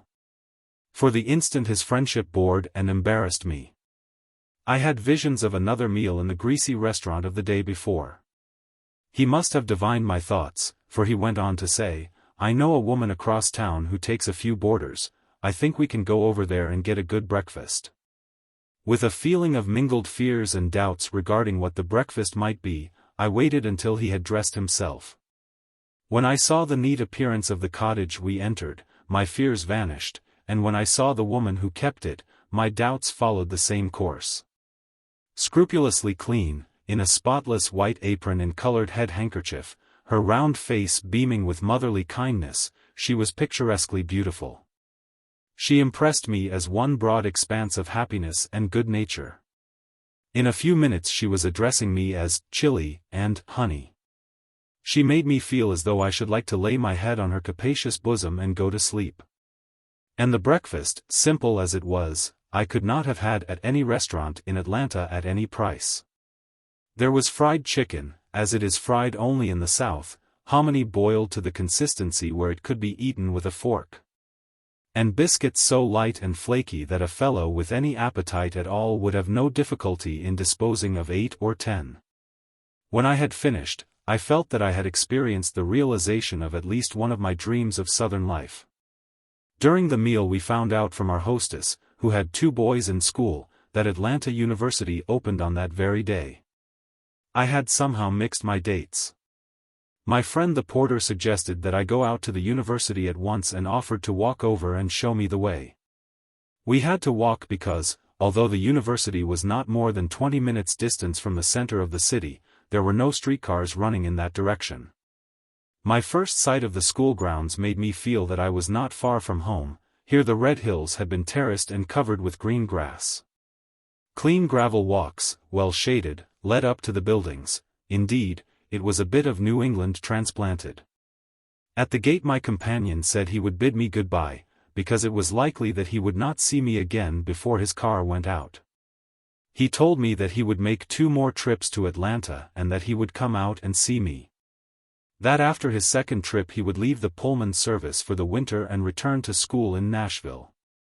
We shook hands, I thanked him for all his kindness, and we said goodbye. I walked up to a group of students and made some inquiries. They directed me to the president's office in the main building. The president gave me a cordial welcome. It was more than cordial. He talked to me, not as the official head of a college, but as though he were adopting me into what was his large family, personally to look after my general welfare as well as my education. He seemed especially pleased with the fact that I had come to them all the way from the north. He told me that I could have come to the school as soon as I had reached the city and that I had better move my trunk out at once. I gladly promised him that I would do so. He then called a boy and directed him to take me to the matron, and to show me around afterwards. I found the matron even more motherly than the president was fatherly. She had me register, which was in effect to sign a pledge to abstain from the use of intoxicating beverages, tobacco, and profane language while I was a student in the school. This act caused me no sacrifice, as, up to that time, I was free from all 3 habits. The boy who was with me then showed me about the grounds. I was especially interested in the industrial building. The sounding of a bell, he told me, was the signal for the students to gather in the General Assembly Hall, and he asked me if I would go. Of course I would. There were between 300 and 400 students and perhaps all of the teachers gathered in the room. I noticed that several of the latter were colored. The president gave a talk addressed principally to newcomers, but I scarcely heard what he said, I was so much occupied in looking at those around me. They were of all types and colors, the more intelligent types predominating. The colors ranged from jet black to pure white, with light hair and eyes. Among the girls especially there were many so fair that it was difficult to believe that they had Negro blood in them. And, too, I could not help noticing that many of the girls, particularly those of the delicate brown shades, with black eyes and wavy dark hair, were decidedly pretty. Among the boys many of the blackest were fine specimens of young manhood, tall, straight, and muscular, with magnificent heads. These were the kind of boys who developed into the patriarchal uncles of the old slave regime. When I left the university, it was with the determination to get my trunk and move out to the school before night. I walked back across the city with a light step and a light heart. I felt perfectly satisfied with life for the first time since my mother's death. In passing the railroad station I hired a wagon and rode with the driver as far as my stopping place. I settled with my landlord and went upstairs to put away several articles I had left out. As soon as I opened my trunk, a dart of suspicion shot through my heart. The arrangement of things did not look familiar. I began to dig down excitedly to the bottom till I reached the coat in which I had concealed my treasure. My money was gone. Every single bill of it. I knew it was useless to do so, but I searched through every other coat, every pair of trousers, every vest, and even each pair of socks. When I had finished my fruitless search, I sat down dazed and heartsick. I called the landlord up and informed him of my loss. He comforted me by saying that I ought to have better sense than to keep money in a trunk and that he was not responsible for his lodger's personal effects. His cooling words brought me enough to my senses to cause me to look and see if anything else was missing. Several small articles were gone, among them a black and gray necktie of odd design upon which my heart was set. Almost as much as the loss of my money I felt the loss of my tie. After thinking for a while as best I could, I wisely decided to go at once back to the university and lay my troubles before the president. I rushed breathlessly back to the school. As I neared the grounds, the thought came across me, would not my story sound fishy? Would it not place me in the position of an impostor or beggar? What right had I to worry these busy people with the results of my carelessness? If the money could not be recovered, and I doubted that it could, what good would it do to tell them about it? The shame and embarrassment which the whole situation gave me caused me to stop at the gate. I paused, undecided, for a moment. Then, turned and slowly retraced my steps, and so changed the whole course of my life. If the reader has never been in a strange city without money or friends, it is useless to try to describe what my feelings were. He could not understand. If he has been, it is equally useless, for he understands more than words could convey. When I reached my lodgings, I found in the room one of the porters who had slept there the night before. When he heard what misfortune had befallen me, he offered many words of sympathy and advice. He asked me how much money I had left. I told him that I had $10 or $12 in my pocket. He said, "That won't last you very long here, and you will hardly be able to find anything to do in Atlanta. I'll tell you what you do, go down to Jacksonville and you won't have any trouble to get a job in one of the big hotels there, or in St. Augustine." I thanked him, but intimated my doubts of being able to get to Jacksonville on the money I had. He reassured me by saying, "Oh, that's all right. You express your trunk on through, and I'll take you down in my closet." I thanked him again, not knowing then what it was to travel in a Pullman porter's closet. He put me under a deeper debt of gratitude by lending me $15, which he said I could pay back after I had secured work. His generosity brought tears to my eyes, and I concluded that, after all, there were some kind hearts in the world. I now forgot my troubles in the hurry and excitement of getting my trunk off in time to catch the train, which went out at 7 o'clock. I even forgot that I hadn't eaten anything since morning. We got a wagon, the porter went with me, and took my trunk to the express office. My new friend then told me to come to the station at about 6:45 and walk straight to the car where I should see him standing, and not to lose my nerve. I found my role not so difficult to play as I thought it would be, because the train did not leave from the central station, but from a smaller one, where there were no gates and guards to pass.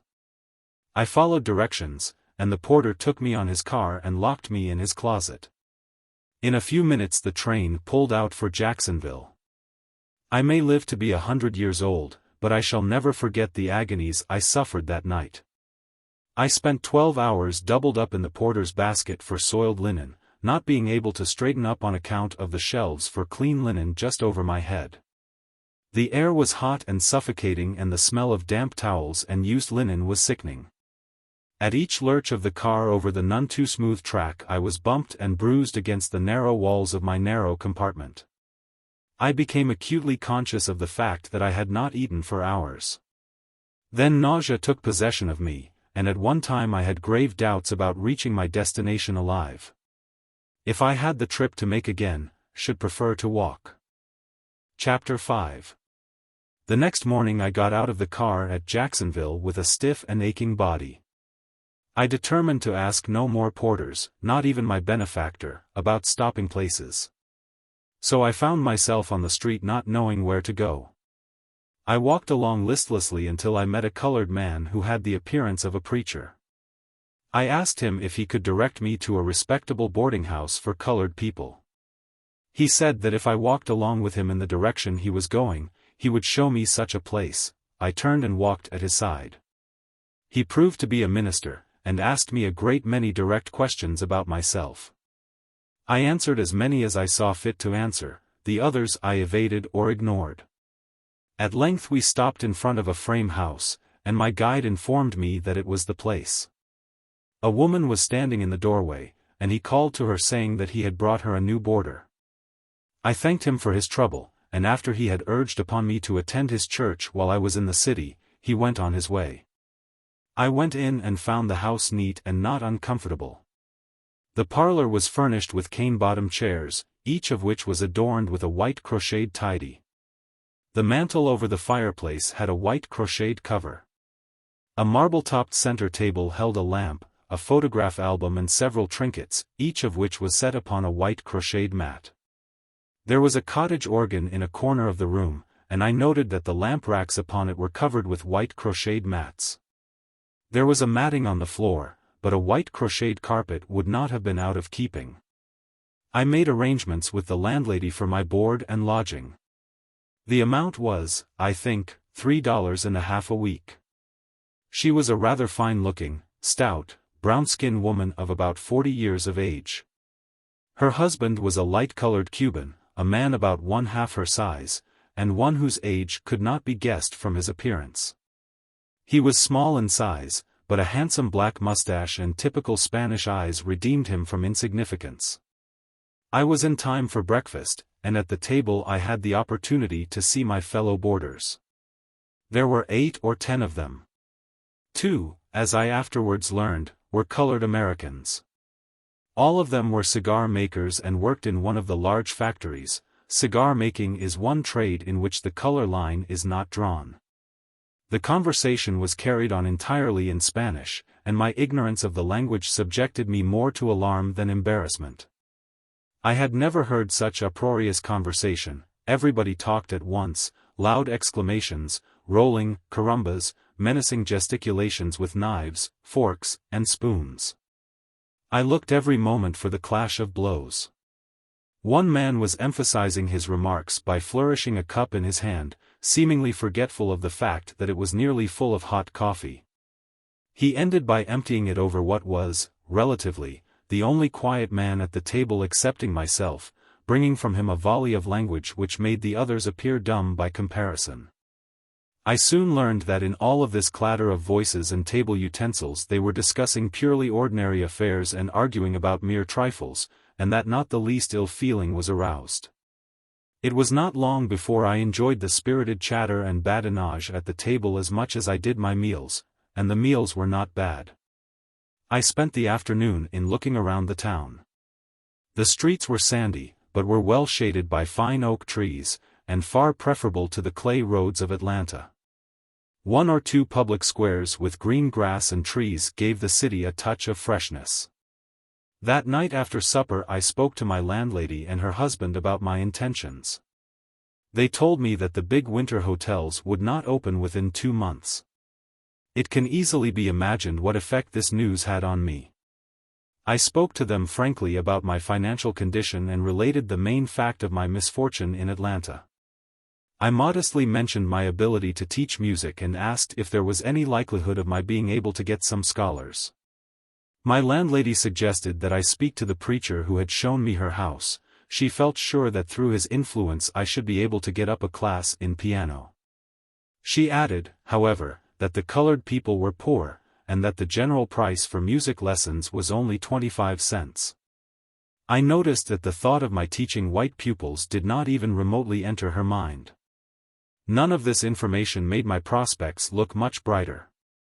The husband, who up to this time had allowed the woman to do most of the talking, gave me the first bit of tangible hope.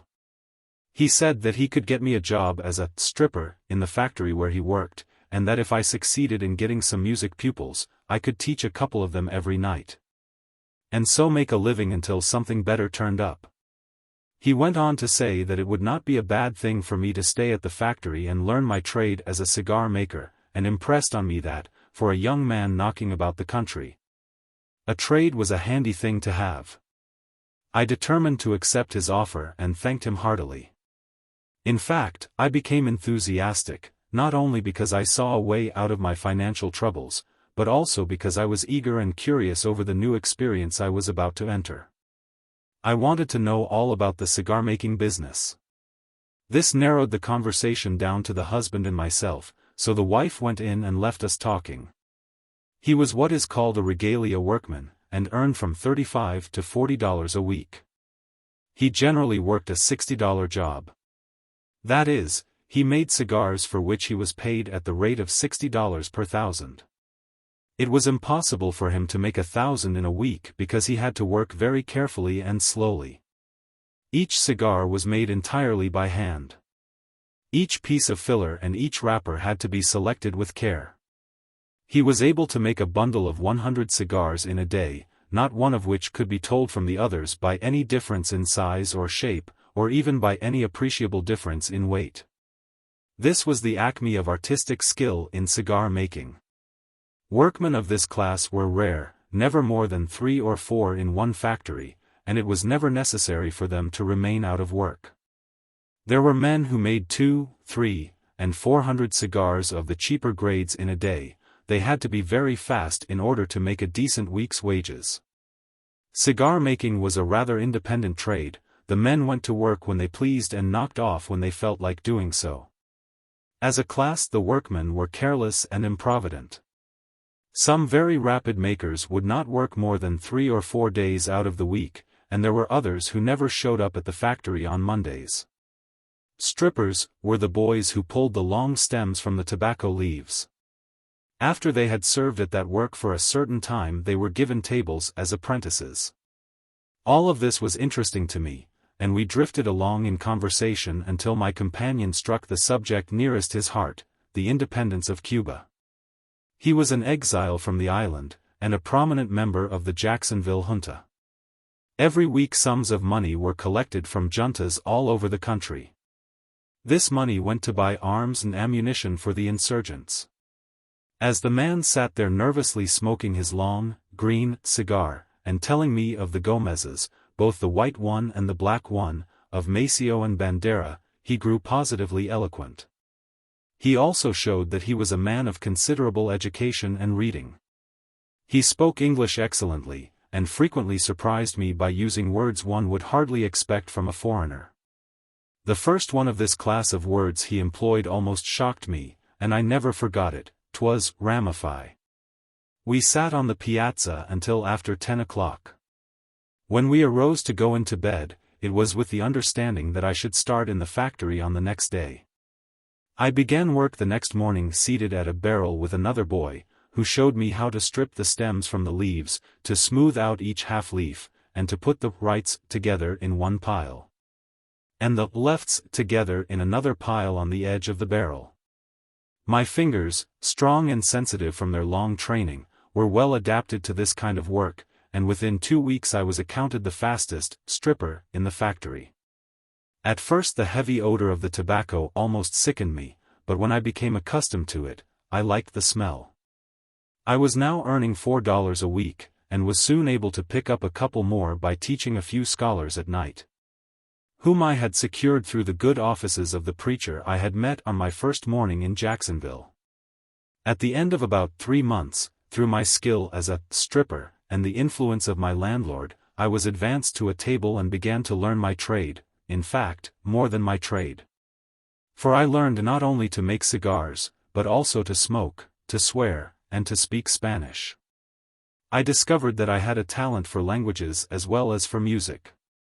The rapidity and ease with which I acquired Spanish astonished my associates.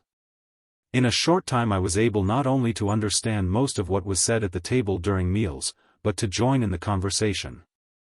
I bought a method for learning the Spanish language, and with the aid of my landlord as a teacher, by constant practice with my fellow workmen, and by regularly reading the Cuban newspapers and finally some books of standard Spanish literature which were at the house, I was able in less than a year to speak like a native. In fact, it was my pride that I spoke better Spanish than many of the Cuban workmen at the factory. After I had been in the factory a little over a year, I was repaid for all the effort I had put forth to learn Spanish by being selected as reader. The reader is quite an institution in all cigar factories which employ Spanish-speaking workmen. He sits in the center of the large room in which the cigar makers work and reads to them for a certain number of hours each day all the important news from the papers and whatever else he may consider would be interesting. He often selects an exciting novel and reads it in daily installments. He must, of course, have a good voice, but he must also have a reputation among the men for intelligence, for being well posted and having in his head a stock of varied information. He is generally the final authority on all arguments which arise, and in a cigar factory these arguments are many and frequent, ranging from the respective and relative merits of rival baseball clubs to the duration of the sun's light and energy. Cigar making is a trade in which talk does not interfere with work.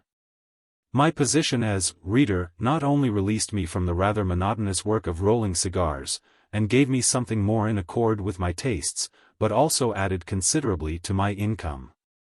I was now earning about $25 a week, and was able to give up my peripatetic method of giving music lessons. I hired a piano and taught only those who could arrange to take their lessons where I lived. I finally gave up teaching entirely, as what I made scarcely paid for my time and trouble. I kept the piano, however, in order to keep up my own studies, and occasionally I played at some church concert or other charitable entertainment. Through my music teaching and my not absolutely irregular attendance at church, I became acquainted with the best class of colored people in Jacksonville. This was really my entrance into the race. It was my initiation into what I have termed the Freemasonry of the race. I had formulated a theory of what it was to be colored, now I was getting the practice. The novelty of my position caused me to observe and consider things which, I think, entirely escaped the young men I associated with. Or, at least, were so commonplace to them as not to attract their attention. And of many of the impressions which came to me then I have realized the full import only within the past few years, since I have had a broader knowledge of men and history, and a fuller comprehension of the tremendous struggle which is going on between the races in the South. It is a struggle, for though the black man fights passively, he nevertheless fights, and his passive resistance is more effective at present than active resistance could possibly be. He bears the fury of the storm as does the willow tree. It is a struggle. For though the white man of the South may be too proud to admit it, he is, nevertheless, using in the contest his best energies. He is devoting to it the greater part of his thought and much of his endeavor. The South today stands panting and almost breathless from its exertions. And how the scene of the struggle has shifted. The battle was first waged over the right of the Negro to be classed as a human being with a soul, later, as to whether he had sufficient intellect to master even the rudiments of learning. And today it is being fought out over his social recognition.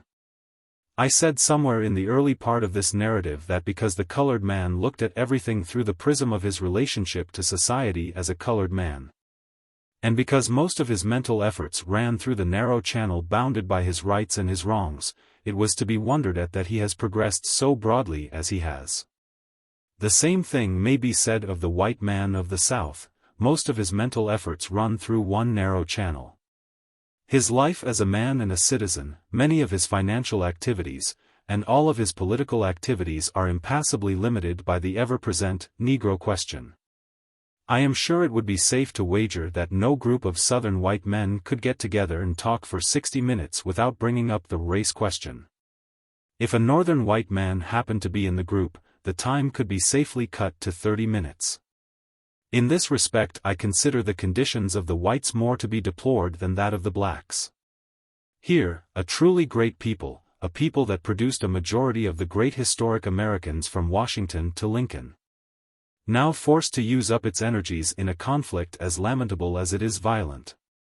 I shall give the observations I made in Jacksonville as seen through the light of after years, and they apply generally to every Southern community.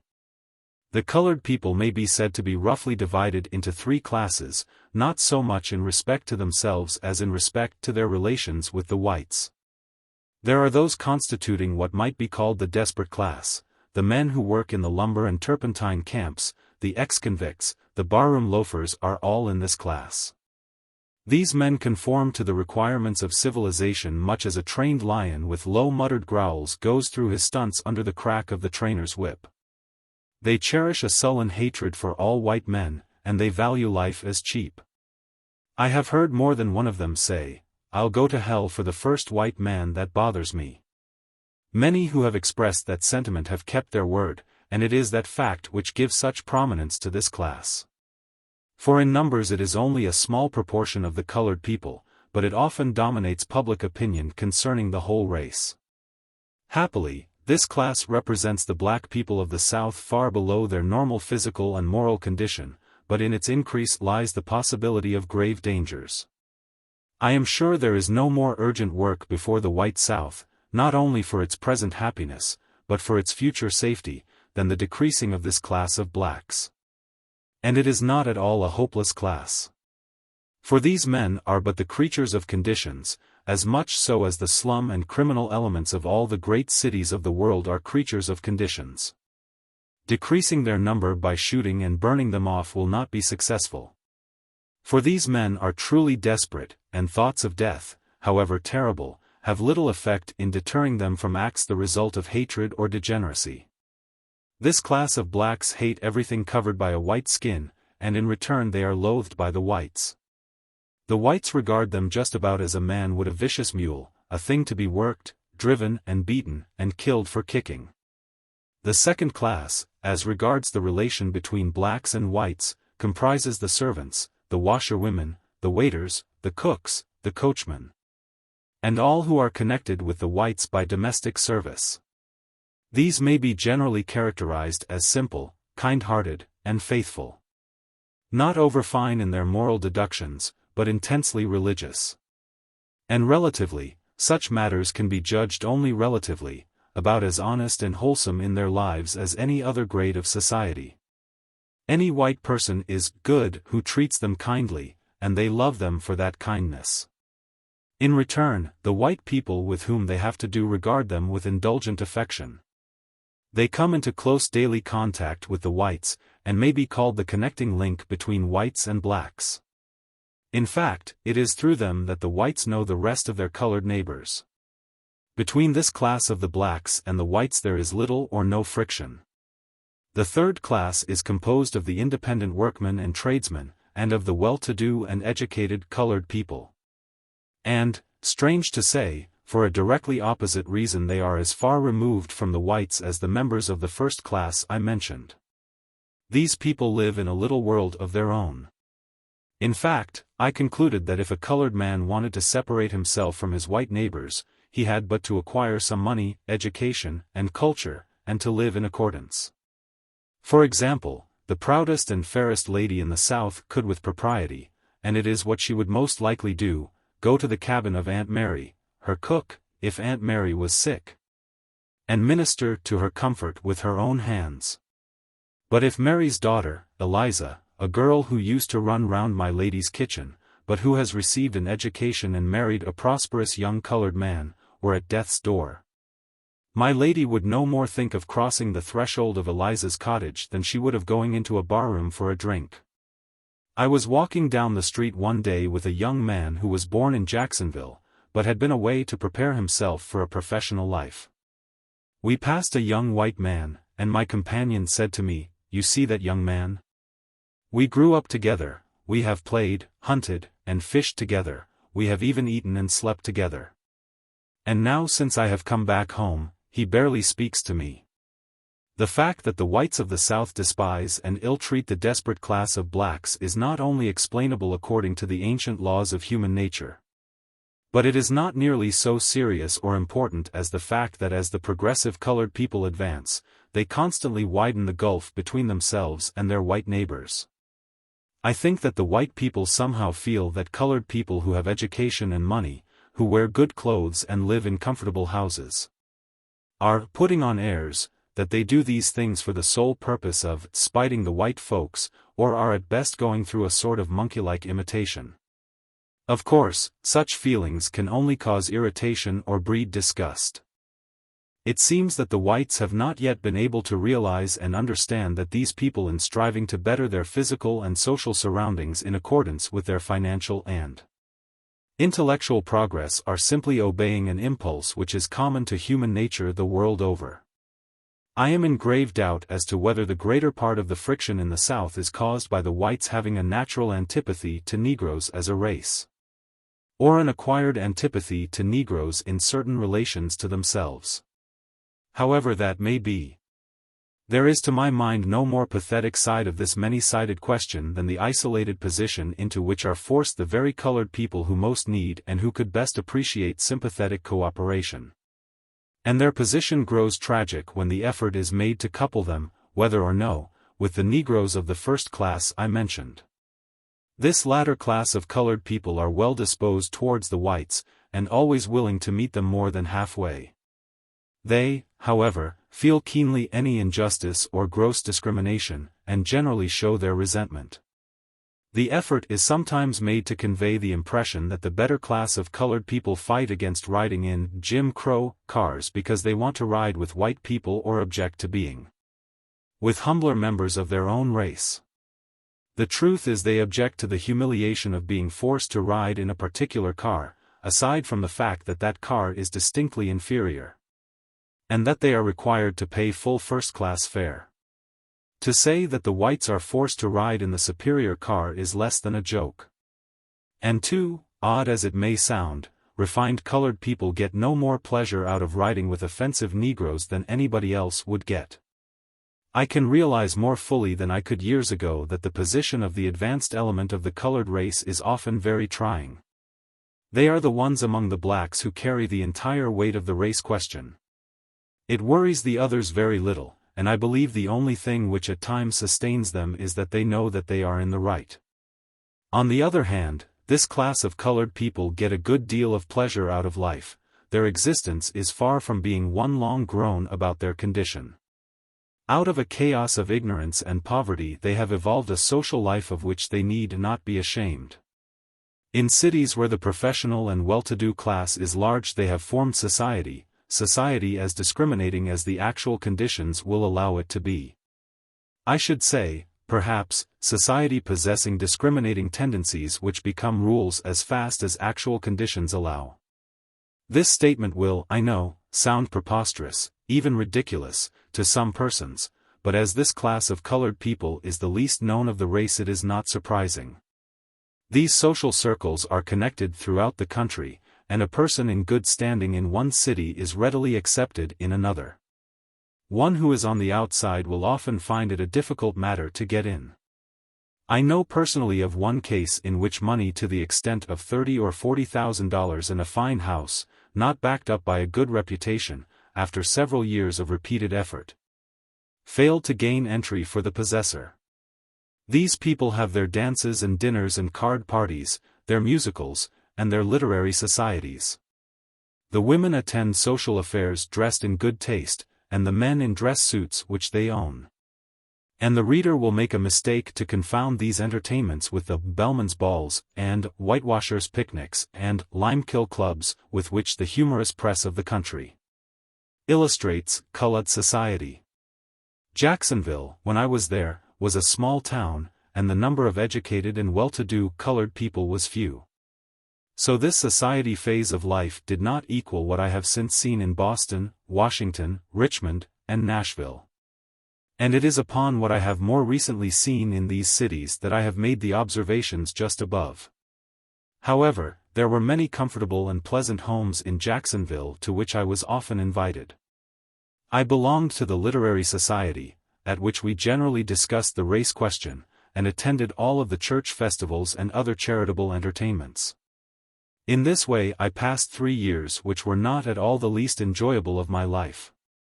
In fact, my joy took such an exuberant turn that I fell in love with a young school teacher and began to have dreams of matrimonial bliss. But another turn in the course of my life brought these dreams to an end. I do not wish to mislead my readers into thinking that I led a life in Jacksonville which would make copy for the hero of a Sunday school library book. I was a hail fellow well met with all of the workmen at the factory, most of whom knew little and cared less about social distinctions. From their example I learned to be careless about money, and for that reason I constantly postponed and finally abandoned returning to Atlanta University. It seemed impossible for me to save as much as $200. Several of the men at the factory were my intimate friends, and I frequently joined them in their pleasures. During the summer months we went almost every Monday on an excursion to a seaside resort called Pablo Beach. These excursions were always crowded. There was a dancing pavilion, a great deal of drinking, and generally a fight or two to add to the excitement. I also contracted the cigar maker's habit of riding around in a hack on Sunday afternoons. I sometimes went with my cigar maker friends to public balls that were given at a large hall on one of the main streets. I learned to take a drink occasionally and paid for quite a number that my friends took, but strong liquors never appealed to my appetite. I drank them only when the company I was in required it, and suffered for it afterwards. On the whole, though I was a bit wild, I can't remember that I ever did anything disgraceful, or, as the usual standard for young men goes, anything to forfeit my claim to respectability. At one of the first public balls I attended, I saw the Pullman car porter who had so kindly assisted me in getting to Jacksonville. I went immediately to one of my factory friends and borrowed $15 with which to repay the loan my benefactor had made me. After I had given him the money, and was thanking him, I noticed that he wore what was, at least, an exact duplicate of my lamented black and gray tie. It was somewhat worn, but distinct enough for me to trace the same odd design which had first attracted my eye. This was enough to arouse my strongest suspicions, but whether it was sufficient for the law to take cognizance of I did not consider. My astonishment and the ironical humor of the situation drove everything else out of my mind. These balls were attended by a great variety of people. They were generally given by the waiters of some one of the big hotels, and were often patronized by a number of hotel guests who came to see the sights.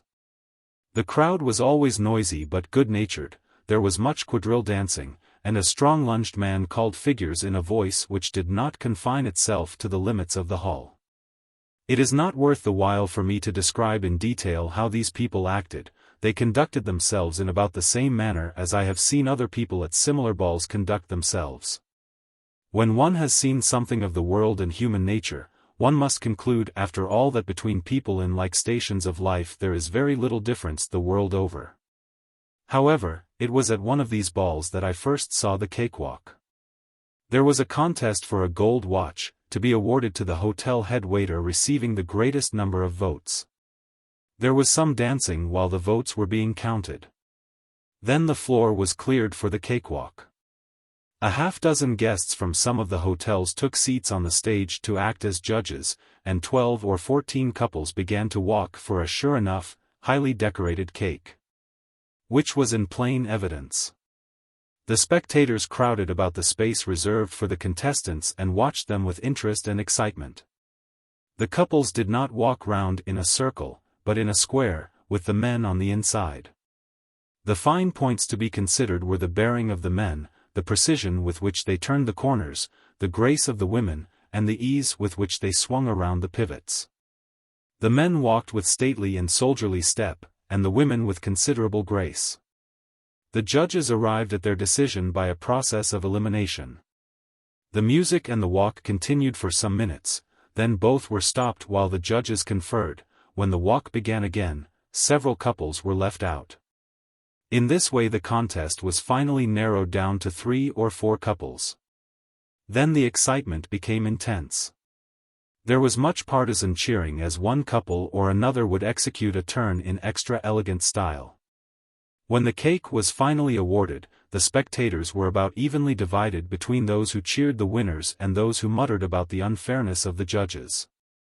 This was the cakewalk in its original form, and it is what the colored performers on the theatrical stage developed into the prancing movements now known all over the world, and which some Parisian critics pronounced the acme of poetic motion.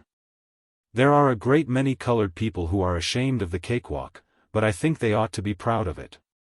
It is my opinion that the colored people of this country have done 4 things which refute the oft-advanced theory that they are an absolutely inferior race, which demonstrate that they have originality in artistic conception, and, what is more, the power of creating that which can influence and appeal universally.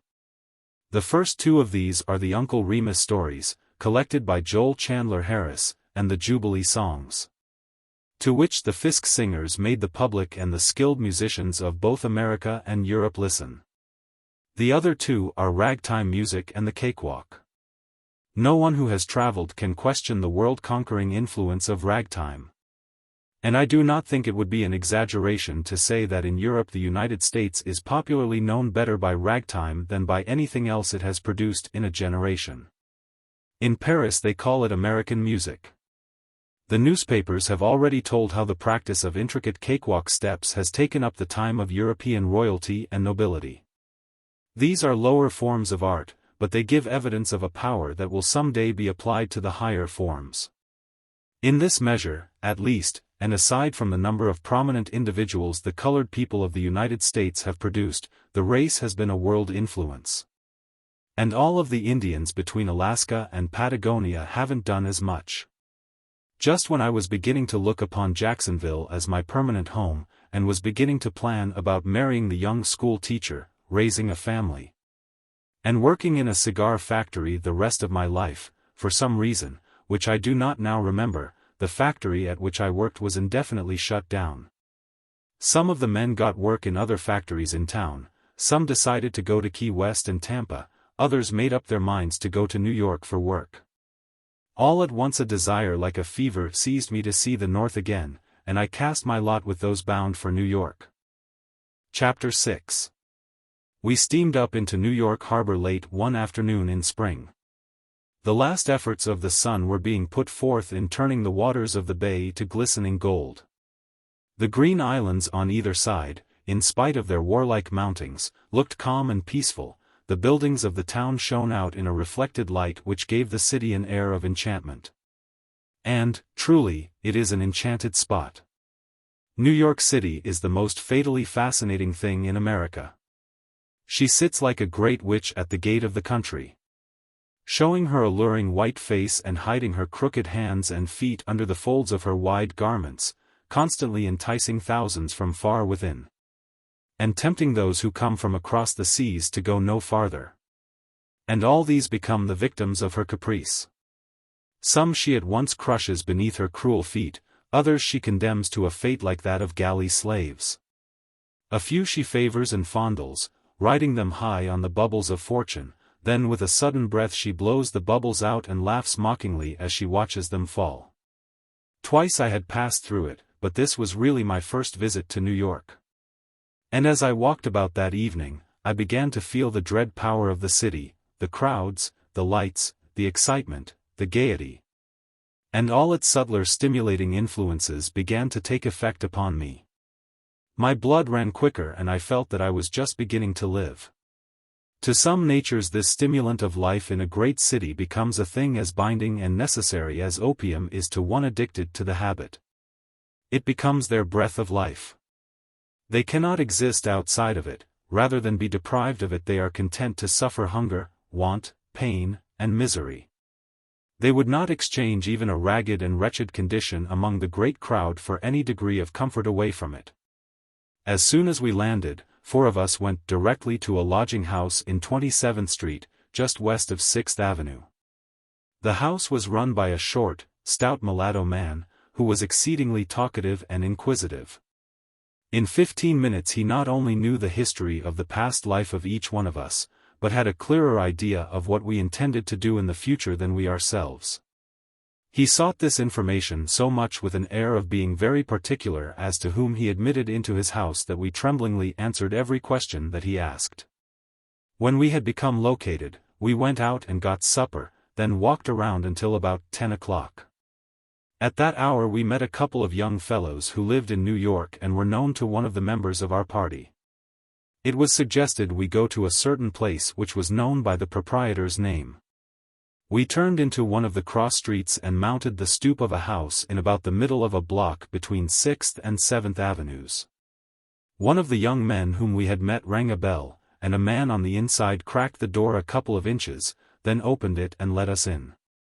We found ourselves in the hallway of what had once been a residence.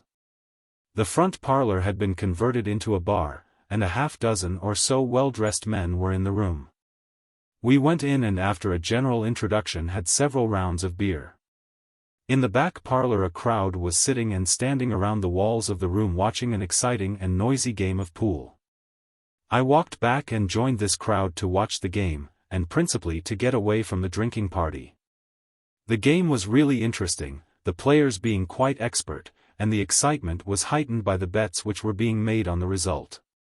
At times the antics and remarks of both players and spectators were amusing.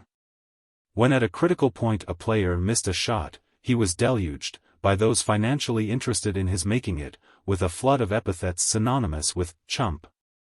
While from the others he would be jeered by such remarks as, "Nigger, dat Q ain't no hoe handle."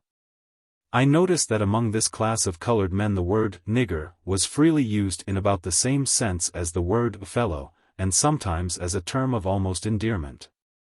But I soon learned that its use was positively and absolutely prohibited to white men. I stood watching this pool game until I was called by my friends, who were still in the barroom, to go upstairs. On the second floor there were 2 large rooms. From the hall I looked into the one on the front. There was a large, round table in the center, at which 5 or 6 men were seated playing poker.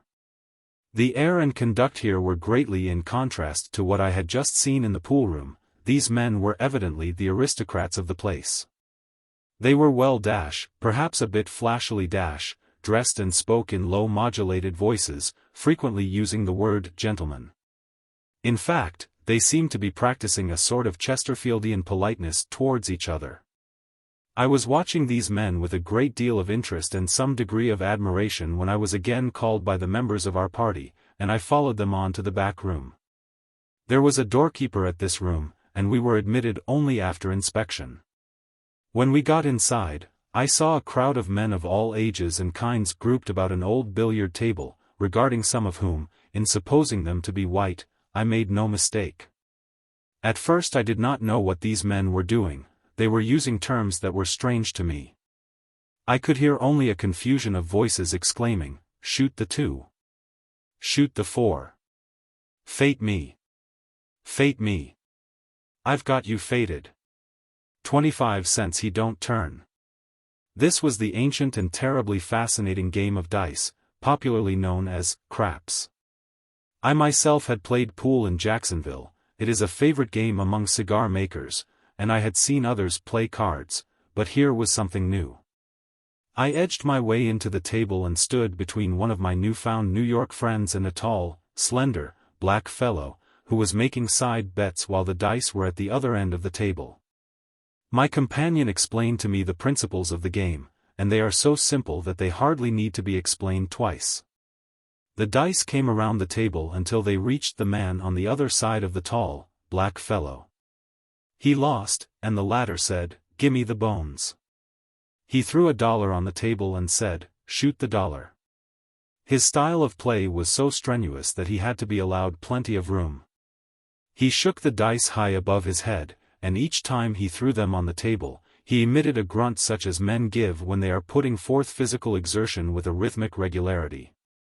He frequently whirled completely around on his heels, throwing the dice the entire length of the table, and talking to them as though they were trained animals. He appealed to them in short sing-song phrases. "Come, dice," he would say. "Little Phoebe, little Joe, way down yonder in the cornfield." Whether these mystic incantations were efficacious or not I could not say, but at any rate his luck was great, and he had what gamblers term nerve. "Shoot the dollar. Shoot the 2. Shoot the 4. Shoot the 8, came from his lips as quickly as the dice turned to his advantage. My companion asked me if I had ever played. I told him no. He said that I ought to try my luck. That everybody won at first. The tall man at my side was waving his arms in the air, exclaiming, "Shoot the 16. Shoot the 16. Fate me." Whether it was my companion's suggestion or some latent daredevil strain in my blood which suddenly sprang into activity I do not know. But with a thrill of excitement which went through my whole body I threw a $20 bill on the table and said in a trembling voice, "I fate you." I could feel that I had gained the attention and respect of everybody in the room, every eye was fixed on me, and the widespread question, "Who is he?" went around. This was gratifying to a certain sense of vanity of which I have never been able to rid myself, and I felt that it was worth the money even if I lost. The tall man, with a whirl on his heels and a double grunt, threw the dice, 4 was the number which turned up. This is considered as a hard point to make. He redoubled his contortions and his grunts and his pleadings to the dice, but on his 3rd or 4th throw the fateful 7 turned up, and I had won. My companion and all my friends shouted to me to follow up my luck. The fever was on me. I seized the dice. My hands were so hot that the bits of bone felt like pieces of ice. I shouted as loudly as I could, "Shoot it all," but the blood was tingling so about my ears that I could not hear my own voice. I was soon fated. I threw the dice, 7s, I had won. "Shoot it all." I cried again. There was a pause, the stake was more than one man cared to or could cover. I was finally fated by several men taking a part of it. I then threw the dice again. 7. I had won. Shoot it all! I shouted excitedly. After a short delay I was fated. Again I rolled the dice. 11. Again I won. My friends now surrounded me and, much against my inclination, forced me to take down all of the money except $5.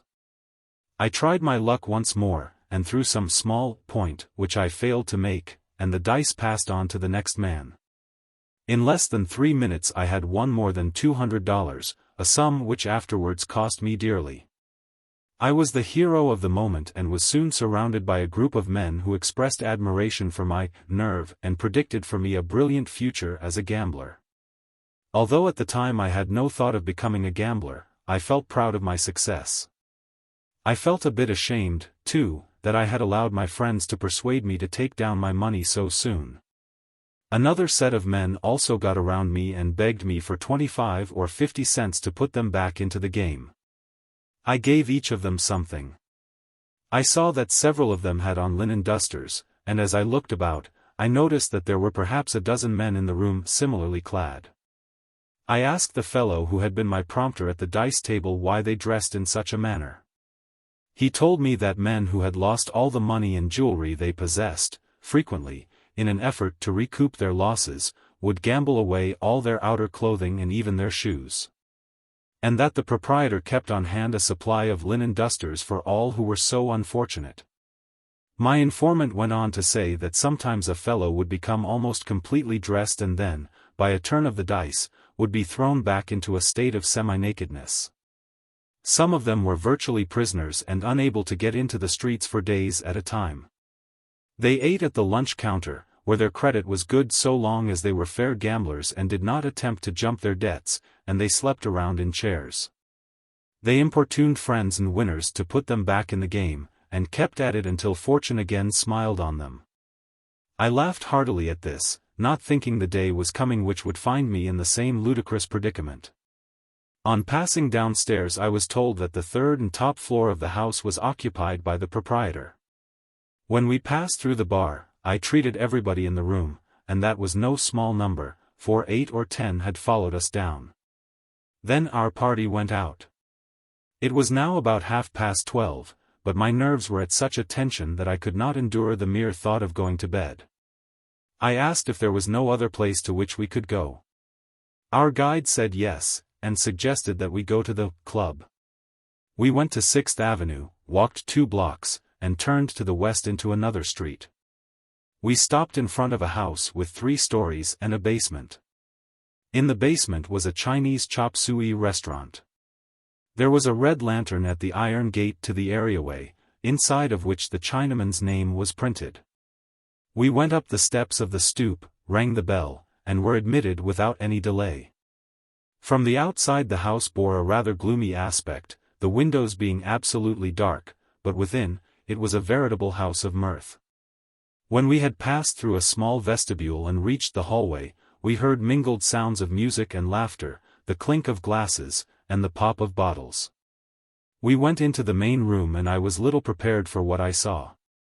The brilliancy of the place, the display of diamond rings, scarf pins, earrings, and breast pins, the big rolls of money that were brought into evidence when drinks were paid for, and the air of gaiety that pervaded the place, all completely dazzled and dazed me. I felt positively giddy, and it was several minutes before I was able to make any clear and definite observations. We at length secured places at a table in a corner of the room and, as soon as we could attract the attention of one of the busy waiters, ordered a round of drinks. When I had somewhat collected my senses, I realized that in a large back room into which the main room opened, there was a young fellow singing a song, accompanied on the piano by a short, thick-set, dark man. After each verse he did some dance steps, which brought forth great applause and a shower of small coins at his feet. After the singer had responded to a rousing encore, the stout man at the piano began to run his fingers up and down the keyboard. This he did in a manner which indicated that he was master of a good deal of technique. Then he began to play, and such playing! I stopped talking to listen. It was music of a kind I had never heard before. It was music that demanded physical response, patting of the feet, drumming of the fingers, or nodding of the head in time with the beat. The barbaric harmonies, the audacious resolutions, often consisting of an abrupt jump from one key to another, the intricate rhythms in which the accents fell in the most unexpected places, but in which the beat was never lost, produced a most curious effect. And, too, the player, the dexterity of his left hand in making rapid octave runs and jumps was little short of marvelous. And with his right hand he frequently swept half the keyboard with clean-cut chromatics which he fitted in so nicely as never to fail to arouse in his listeners a sort of pleasant surprise at the accomplishment of the feat. This was ragtime music, then a novelty in New York, and just growing to be a rage, which has not yet subsided. It was originated in the questionable resorts about Memphis and St. Louis by Negro piano players who knew no more of the theory of music than they did of the theory of the universe, but were guided by natural musical instinct and talent. It made its way to Chicago, where it was popular some time before it reached New York. These players often improvised crude and, at times, vulgar words to fit the melodies. This was the beginning of the ragtime song. Several of these improvisations were taken down by white men, the words slightly altered, and published under the names of the arrangers. They sprang into immediate popularity and earned small fortunes, of which the Negro originators got only a few dollars. But I have learned that since that time a number of colored men, of not only musical talent, but training, are writing out their own melodies and words and reaping the reward of their work. I have learned also that they have a large number of white imitators and adulterators. American musicians, instead of investigating ragtime, attempt to ignore it, or dismiss it with a contemptuous word. But that has always been the course of scholasticism in every branch of art. Whatever new thing the people like is pooh-poohed, whatever is popular is spoken of as not worth the while. The fact is, nothing great or enduring, especially in music, has ever sprung full-fledged and unprecedented from the brain of any master. The best that he gives to the world he gathers from the hearts of the people, and runs it through the alembic of his genius. In spite of the bans which musicians and music teachers have placed upon it, the people still demand and enjoy ragtime. One thing cannot be denied, it is music which possesses at least one strong element of greatness: it appeals universally. Not only the American, but the English, the French, and even the German people find delight in it. In fact, there is not a corner of the civilized world in which it is not known, and this proves its originality. For if it were an imitation, the people of Europe anyhow would not have found it a novelty. Anyone who doubts that there is a peculiar heel-tickling, smile-provoking, joy-awakening charm in ragtime needs only to hear a skillful performer play the genuine article to be convinced. I believe that it has its place as well as the music which draws from us sighs and tears. I became so interested in both the music and the player that I left the table where I was sitting, and made my way through the hall into the back room, where I could see as well as hear. I talked to the piano player between the musical numbers and found out that he was just a natural musician, never having taken a lesson in his life. Not only could he play almost anything he heard, but he could accompany singers in songs he had never heard. He had, by ear alone, composed some pieces, several of which he played over for me. Each of them was properly proportioned and balanced. I began to wonder what this man with such a lavish natural endowment would have done had he been trained. Perhaps he wouldn't have done anything at all. He might have become, at best, a mediocre imitator of the great masters in what they have already done to a finish. Or one of the modern innovators who strive after originality by seeing how cleverly they can dodge about through the rules of harmony and at the same time avoid melody. It is certain that he would not have been so delightful as he was in ragtime. I sat by, watching and listening to this man, until I was dragged away by my friends. The place was now almost deserted. Only a few stragglers hung on, and they were all the worse for drink. My friends were well up in this class. We passed into the street, the lamps were pale against the sky, day was just breaking. We went home and got into bed. I fell into a fitful sort of sleep, with ragtime music ringing continually in my ears. Chapter 7. I shall take advantage of this pause in my narrative to describe more closely the club spoken of in the latter part of the preceding chapter, to describe it as I afterwards came to know it. As an habitué. I shall do this not only because of the direct influence it had on my life, but also because it was at that time the most famous place of its kind in New York, and was well known to both white and colored people of certain classes. I have already stated that in the basement of the house there was a Chinese restaurant. The Chinaman who kept it did an exceptionally good business. For chop suey was a favorite dish among the frequenters of the place.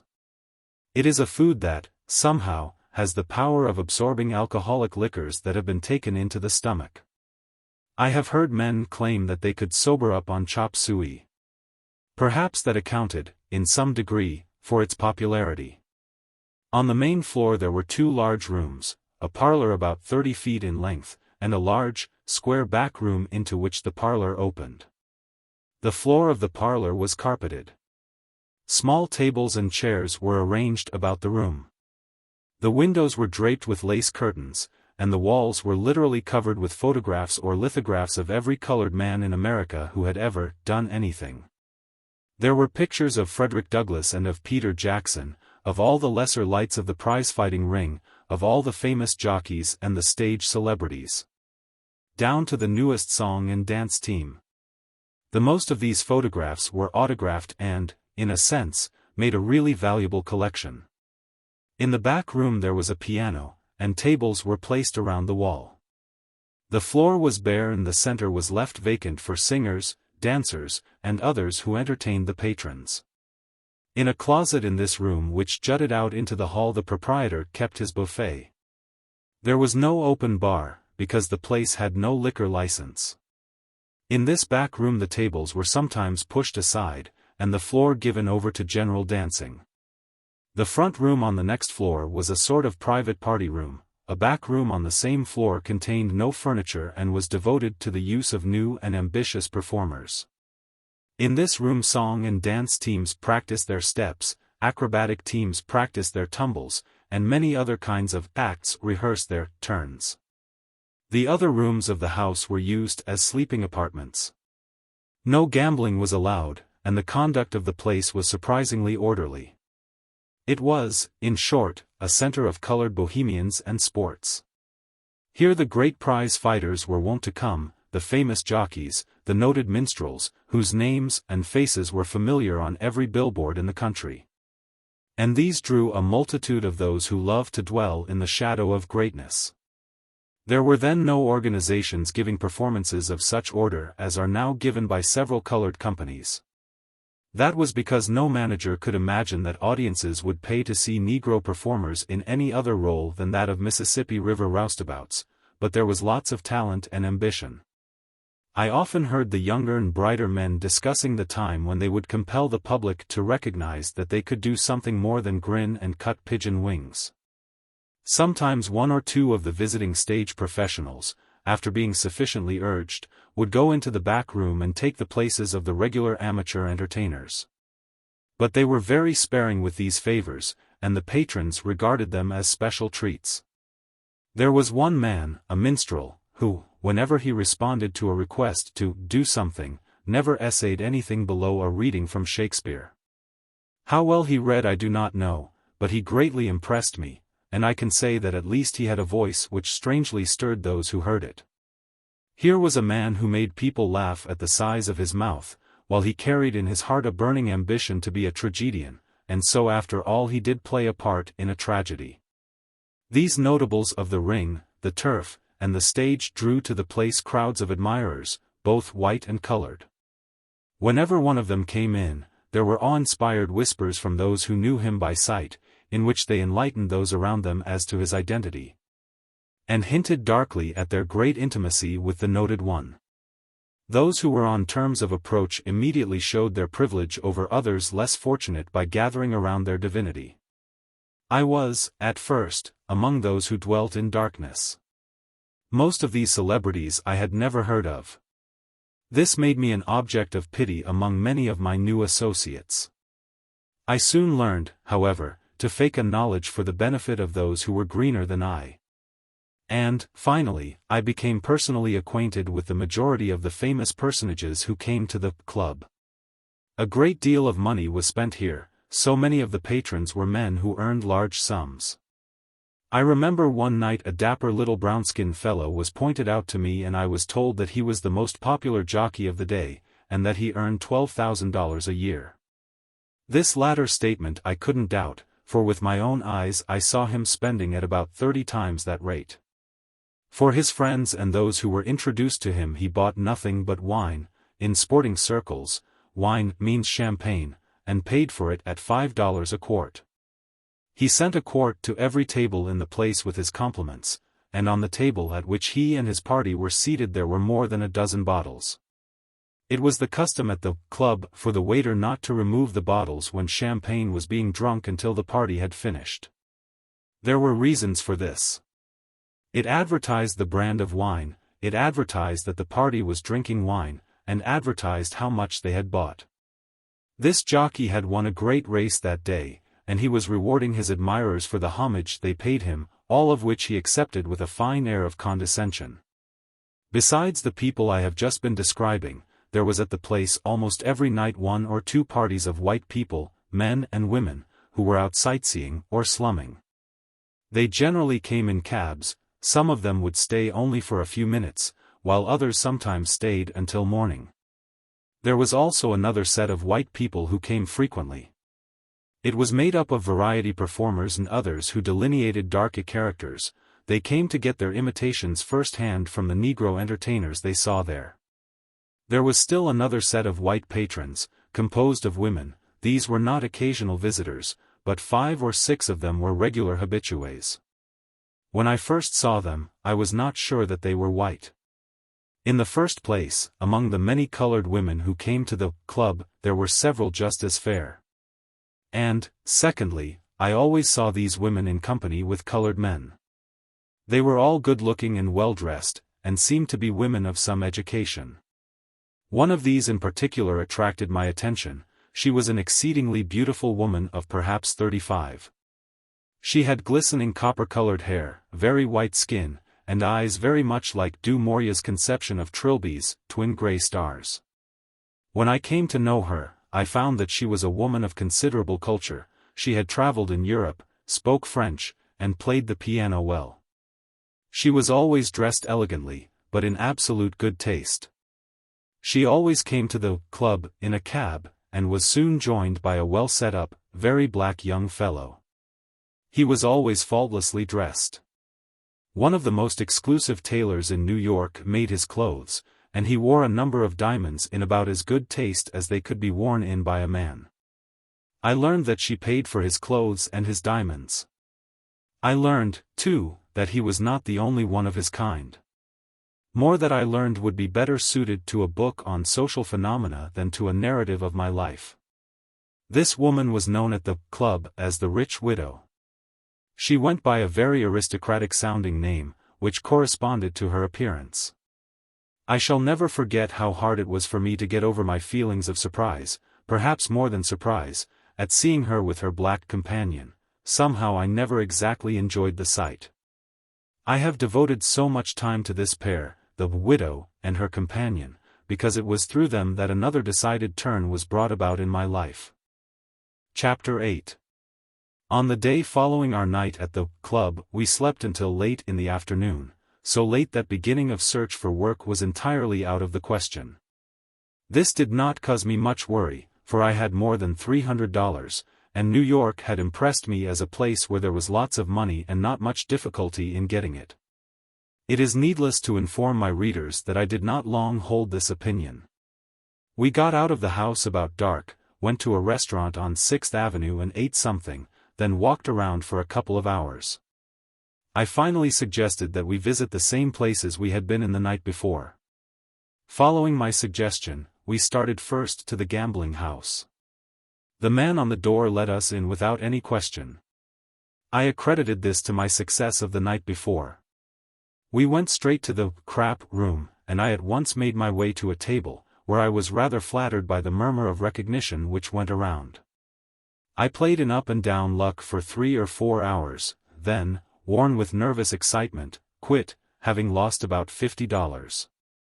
But I was so strongly possessed with the thought that I would make up my losses the next time I played that I left the place with a light heart.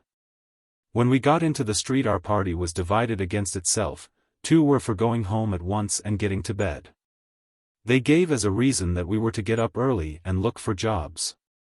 I think the real reason was that they had each lost several dollars in the game.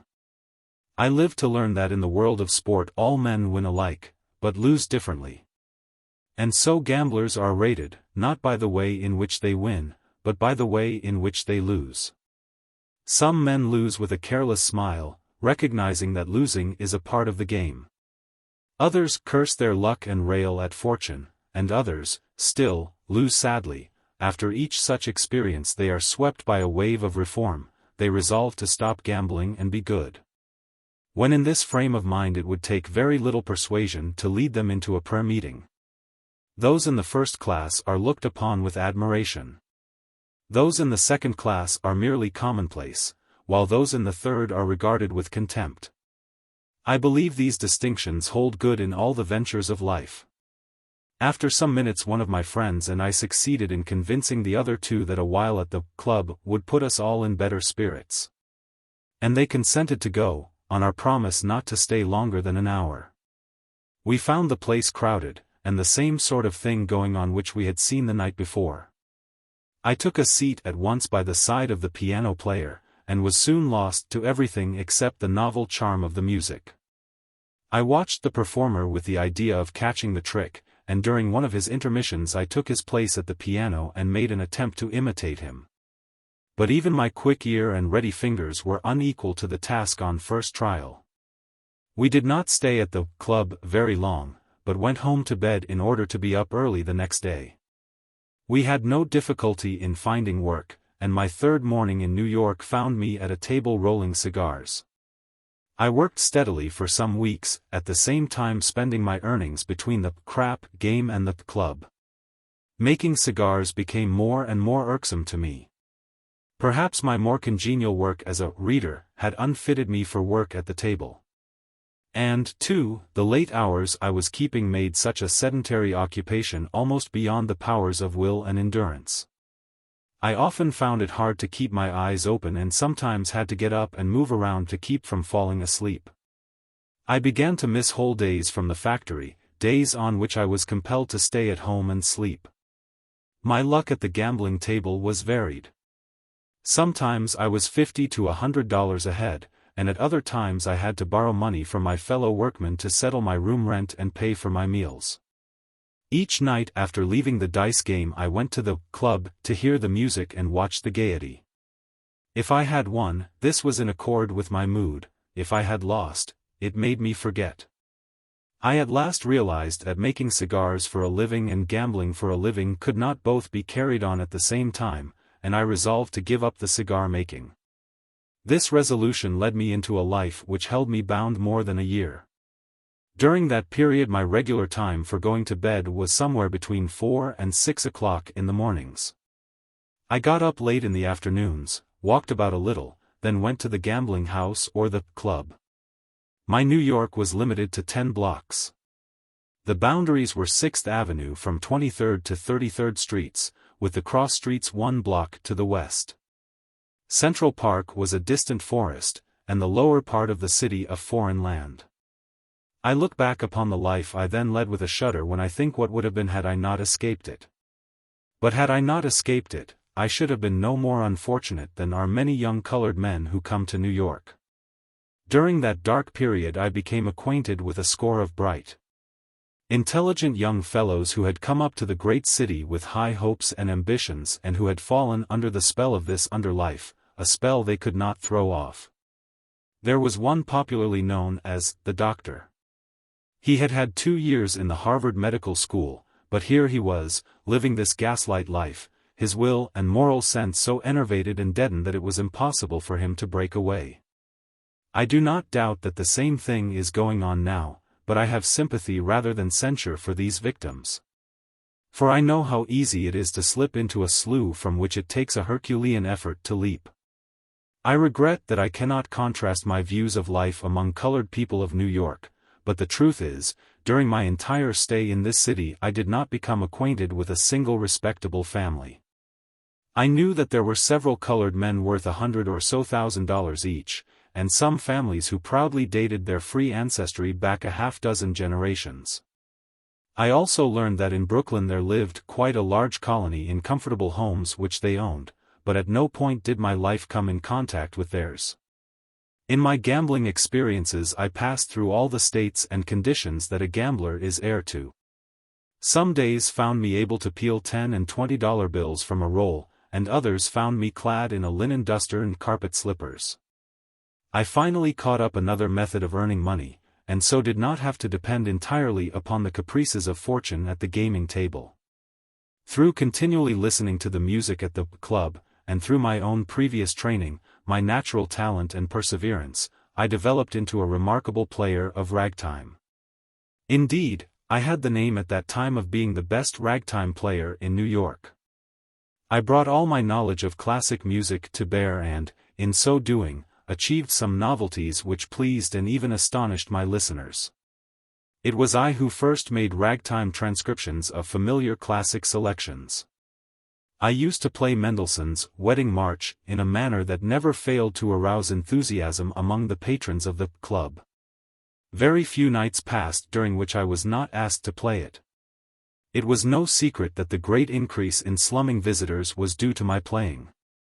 By mastering ragtime I gained several things. First of all, I gained the title of professor.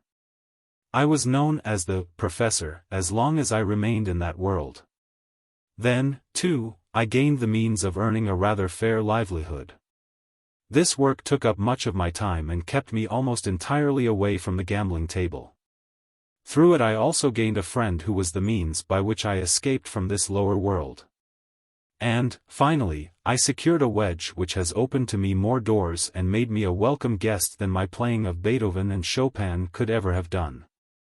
The greater part of the money I now began to earn came through the friend to whom I alluded in the foregoing paragraph. Among the other white slummers, there came into the club one night a clean-cut, slender, but athletic-looking man, who would have been taken for a youth had it not been for the tinge of gray about his temples. He was clean-shaven and had regular features, and all of his movements bore the indefinable but unmistakable stamp of culture. He spoke to no one, but sat languidly puffing cigarettes and sipping a glass of beer. He was the center of a great deal of attention. All of the old-timers were wondering who he was. When I had finished playing, he called a waiter and by him sent me a $5 bill. For about a month after that he was at the club 1 or 2 nights each week, and each time after I had played, he gave me $5. One night he sent for me to come to his table.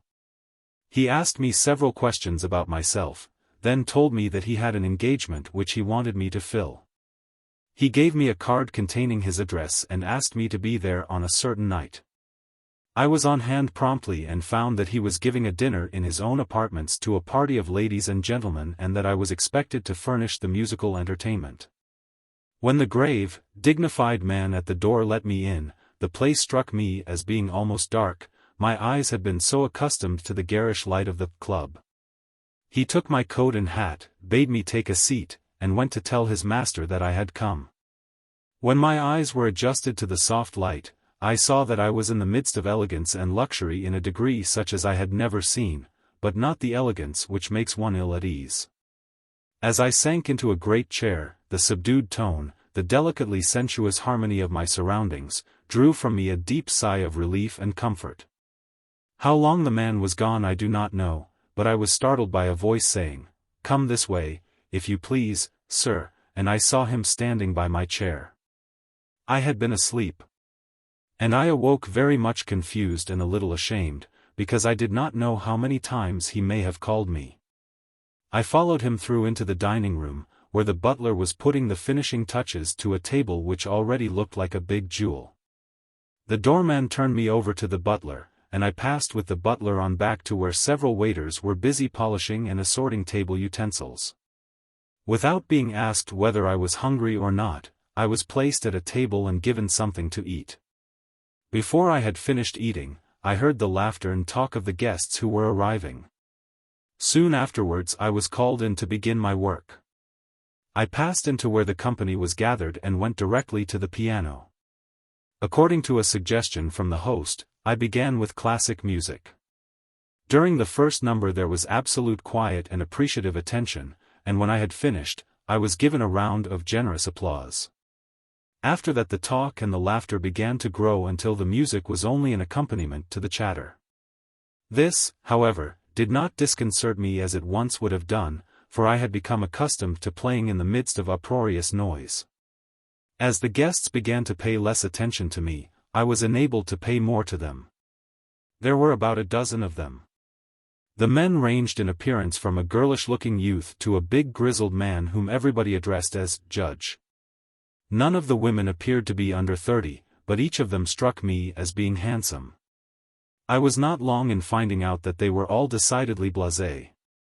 Several of the women smoked cigarettes, and with a careless grace which showed they were used to the habit. Occasionally a "damn it" escaped from the lips of some one of them, but in such a charming way as to rob it of all vulgarity. The most notable thing which I observed was that the reserve of the host increased in direct proportion with the hilarity of his guests. I thought that there was something going wrong which displeased him. I afterwards learned that it was his habitual manner on such occasions. He seemed to take cynical delight in watching and studying others indulging in excess. His guests were evidently accustomed to his rather non-participating attitude, for it did not seem in any degree to dampen their spirits. When dinner was served, the piano was moved and the door left open, so that the company might hear the music while eating. At a word from the host I struck up one of my liveliest ragtime pieces. The effect was surprising, perhaps even to the host. The ragtime music came very near spoiling the party so far as eating the dinner was concerned. As soon as I began, the conversation suddenly stopped. It was a pleasure to me to watch the expression of astonishment and delight that grew on the faces of everybody. These were people, and they represented a large class, who were ever expecting to find happiness in novelty. Each day restlessly exploring and exhausting every resource of this great city that might possibly furnish a new sensation or awaken a fresh emotion. And who were always grateful to anyone who aided them in their quest.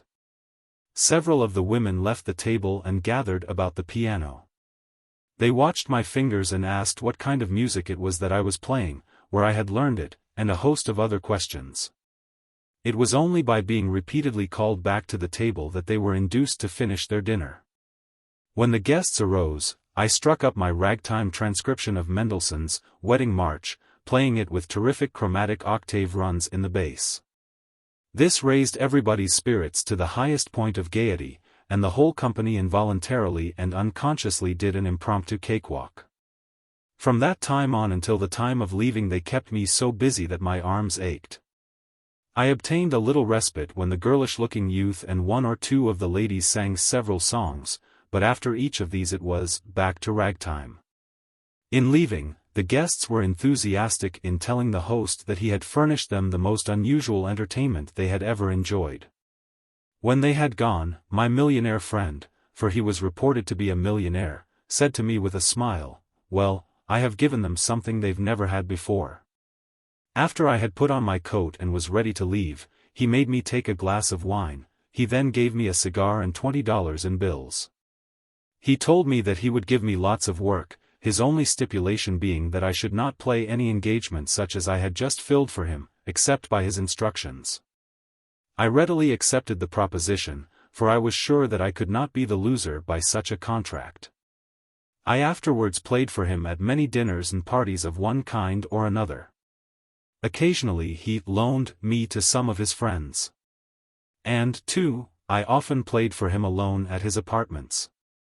At such times he was quite a puzzle to me until I became accustomed to his manners. He would sometimes sit for 3 or 4 hours hearing me play, his eyes almost closed, making scarcely a motion except to light a fresh cigarette. And never commenting one way or another on the music. At first I sometimes thought he had fallen asleep and would pause in playing. The stopping of the music always aroused him enough to tell me to play this or that. And I soon learned that my task was not to be considered finished until he got up from his chair and said, "That will do." The man's powers of endurance in listening often exceeded mine in performing, yet I am not sure that he was always listening. At times I became so oppressed with fatigue and sleepiness that it took almost superhuman effort to keep my fingers going. In fact, I believe I sometimes did so while dozing.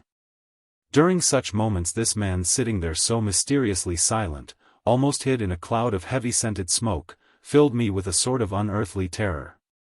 He seemed to be some grim, mute, but relentless tyrant, possessing over me a supernatural power which he used to drive me on mercilessly to exhaustion. But these feelings came very rarely. Besides, he paid me so liberally I could forget much. There at length grew between us a familiar and warm relationship, and I am sure he had a decided personal liking for me. On my part, I looked upon him at that time as about all a man could wish to be. The club still remained my headquarters, and when I was not playing for my good patron I was generally to be found there. However, I no longer depended on playing at the club to earn my living. I rather took rank with the visiting celebrities and, occasionally, after being sufficiently urged, would favor my old and new admirers with a number or two. I say, without any egotistic pride, that among my admirers were several of the best-looking women who frequented the place. And who made no secret of the fact that they admired me as much as they did my playing. Among these was the widow. Indeed, her attentions became so marked that one of my friends warned me to beware of her black companion, who was generally known as a bad man. He said there was much more reason to be careful because the pair had lately quarreled and had not been together at the club for some nights. This warning greatly impressed me and I resolved to stop the affair before it should go any further. But the woman was so beautiful that my native gallantry and delicacy would not allow me to repulse her. My finer feelings entirely overcame my judgment. The warning also opened my eyes sufficiently to see that though my artistic temperament and skill made me interesting and attractive to the woman, she was, after all, using me only to excite the jealousy of her companion and revenge herself upon him. It was this surly, black despot who held sway over her deepest emotions. One night, shortly afterwards, I went into the club and saw the widow sitting at a table in company with another woman. She at once beckoned for me to come to her. I went, knowing that I was committing worse than folly. She ordered a quart of champagne and insisted that I sit down and drink with her. I took a chair on the opposite side of the table and began to sip a glass of the wine. Suddenly I noticed by an expression on the widow's face that something had occurred. I instinctively glanced around and saw that her companion had just entered. His ugly look completely frightened me. My back was turned to him, but by watching the widow's eyes I judged that he was pacing back and forth across the room. My feelings were far from being comfortable. I expected every moment to feel a blow on my head. She too was very nervous. She was trying hard to appear unconcerned, but could not succeed in hiding her real feelings. I decided that it was best to get out of such a predicament even at the expense of appearing cowardly, and I made a motion to rise. Just as I partly turned in my chair, I saw the black fellow approaching. He walked directly to our table and leaned over. The widow evidently feared he was going to strike her, and she threw back her head. Instead of striking her, he whipped out a revolver and fired. The first shot went straight into her throat. There were other shots fired, but how many I do not know, for the first knowledge I had of my surroundings and actions was that I was rushing through the chop suey restaurant into the street. Just which streets I followed when I got outside I do not know, but I think I must have gone towards 8th Avenue, then down towards 23rd Street and across towards 5th Avenue. I traveled, not by sight, but instinctively. I felt like one fleeing in a horrible nightmare. How long and far I walked I cannot tell. But on 5th Avenue, under a light, I passed a cab containing a solitary occupant, who called to me, and I recognized the voice and face of my millionaire friend. He stopped the cab and asked, "What on earth are you doing strolling in this part of the town?" For answer I got into the cab and related to him all that had happened. He reassured me by saying that no charge of any kind could be brought against me, then added, "But of course you don't want to be mixed up in such an affair." He directed the driver to turn around and go into the park, and then went on to say, "I decided last night that I'd go to Europe tomorrow. I think I'll take you along instead of Walter." Walter was his valet. It was settled that I should go to his apartments for the rest of the night and sail with him in the morning. We drove around through the park, exchanging only an occasional word. The cool air somewhat calmed my nerves and I lay back and closed my eyes. But still I could see that beautiful white throat with the ugly wound. The jet of blood pulsing from it had placed an indelible red stain on my memory. Chapter 9. I did not feel at ease until the ship was well out of New York Harbor. And, notwithstanding the repeated reassurances of my millionaire friend and my own knowledge of the facts in the case, I somehow could not rid myself of the sentiment that I was, in a great degree, responsible for the widow's tragic end. We had brought most of the morning papers aboard with us, but my great fear of seeing my name in connection with the killing would not permit me to read the accounts, although, in one of the papers, I did look at the picture of the victim, which did not in the least resemble her. This morbid state of mind, together with seasickness, kept me miserable for 3 or 4 days. At the end of that time my spirits began to revive, and I took an interest in the ship, my fellow passengers, and the voyage in general.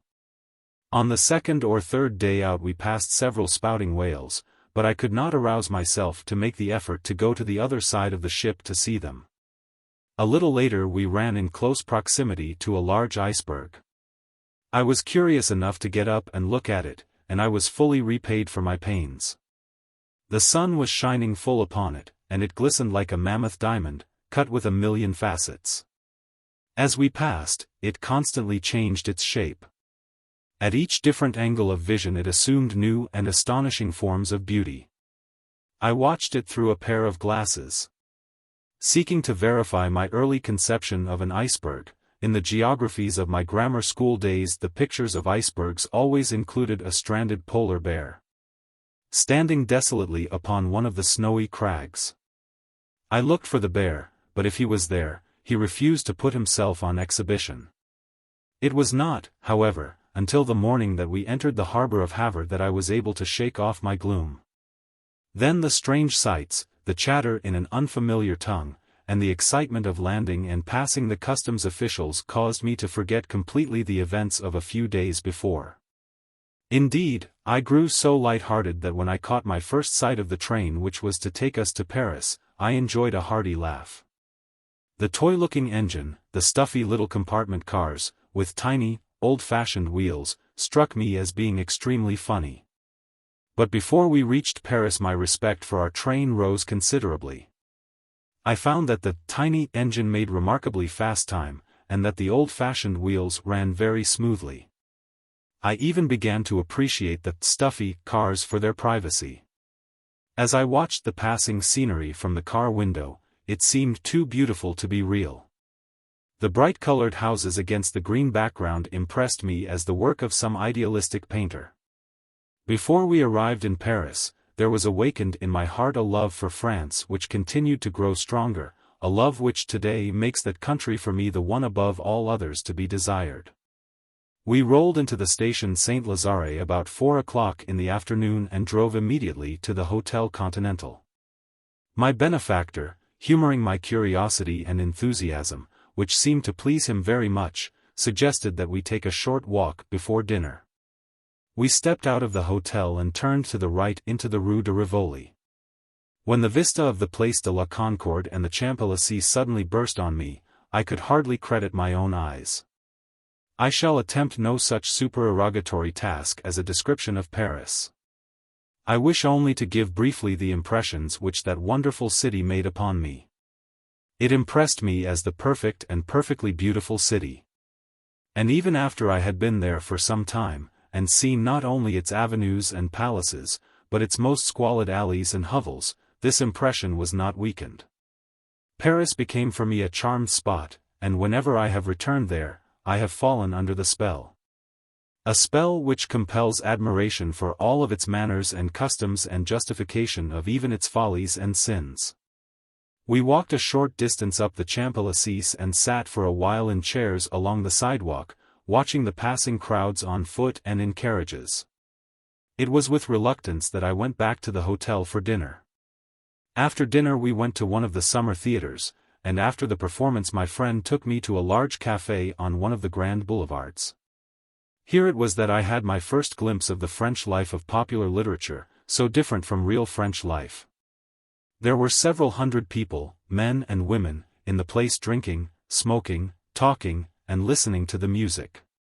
My millionaire friend and I took seats at a table, where we sat smoking and watching the crowd. It was not long before we were joined by 2 or 3 good-looking, well-dressed young women. My friend talked to them in French and bought drinks for the whole party. I tried to recall my high school French, but the effort availed me little. I could stammer out a few phrases, but, very naturally, could not understand a word that was said to me. We stayed at the café a couple of hours, then went back to the hotel. The next day we spent several hours in the shops and at the tailor's. I had no clothes except what I had been able to gather together at my benefactor's apartments the night before we sailed. He bought me the same kind of clothes which he himself wore, and that was the best, and he treated me in every way as he dressed me, as an equal, not as a servant. In fact, I don't think anyone could have guessed that such a relation existed. My duties were light and few, and he was a man full of life and vigor, who rather enjoyed doing things for himself. He kept me supplied with money far beyond what ordinary wages would have amounted to. For the first 2 weeks we were together almost constantly, seeing the sights old to him, but from which he seemed to get new pleasure in showing them to me. During the day we took in the places of interest, and at night the theaters and cafés. This sort of life appealed to me as ideal, and I asked him one day how long he intended to stay in Paris. He answered, "Oh, until I get tired of it." I could not understand how that could ever happen. As it was, including several short trips to the Mediterranean, to Spain, to Brussels, and to Ostend, we did remain there 14 or 15 months. We stayed at the Hotel Continental about 2 months of this time. Then my millionaire took apartments, hired a piano, and lived almost the same life he lived in New York. He entertained a great deal, some of the parties being a good deal more blasé than the New York ones. I played for the guests at all of them with an effect which to relate would be but a tiresome repetition to the reader. I played not only for the guests, but continued, as I used to do in New York, to play often for the host when he was alone. This man of the world, who grew weary of everything and was always searching for something new, appeared never to grow tired of my music. He seemed to take it as a drug. He fell into a habit which caused me no little annoyance. Sometimes he would come in during the early hours of the morning and, finding me in bed asleep, would wake me up and ask me to play something. This, so far as I can remember, was my only hardship during my whole stay with him in Europe. After the first few weeks spent in sightseeing, I had a great deal of time left to myself. My friend was often I did not know where. When not with him, I spent the day nosing about all the curious nooks and corners of Paris. Of this I never grew tired. At night I usually went to some theater, but always ended up at the big café on the grand boulevards. I wish the reader to know that it was not alone the gaiety which drew me there. Aside from that I had a laudable purpose. I had purchased an English-French conversational dictionary, and I went there every night to take a language lesson. I used to get 3 or 4 of the young women who frequented the place at a table and buy beer and cigarettes for them. In return I received my lesson. I got more than my money's worth, for they actually compelled me to speak the language. This, together with reading the papers every day, enabled me within a few months to express myself fairly well, and, before I left Paris, to have more than an ordinary command of French. Of course, every person who goes to Paris could not dare to learn French in this manner, but I can think of no easier or quicker way of doing it. The acquiring of another foreign language awoke me to the fact that with a little effort I could secure an added accomplishment as fine and as valuable as music. So I determined to make myself as much of a linguist as possible. I bought a Spanish newspaper every day in order to freshen my memory of that language, and, for French, devised what was, so far as I knew, an original system of study. I compiled a list which I termed 300 necessary words. These I thoroughly committed to memory, also the conjugation of the verbs which were included in the list. I studied these words over and over, much as children of a couple of generations ago studied the alphabet. I also practiced a set of phrases like the following: how? What did you say? What does the word mean? I understand all you say except.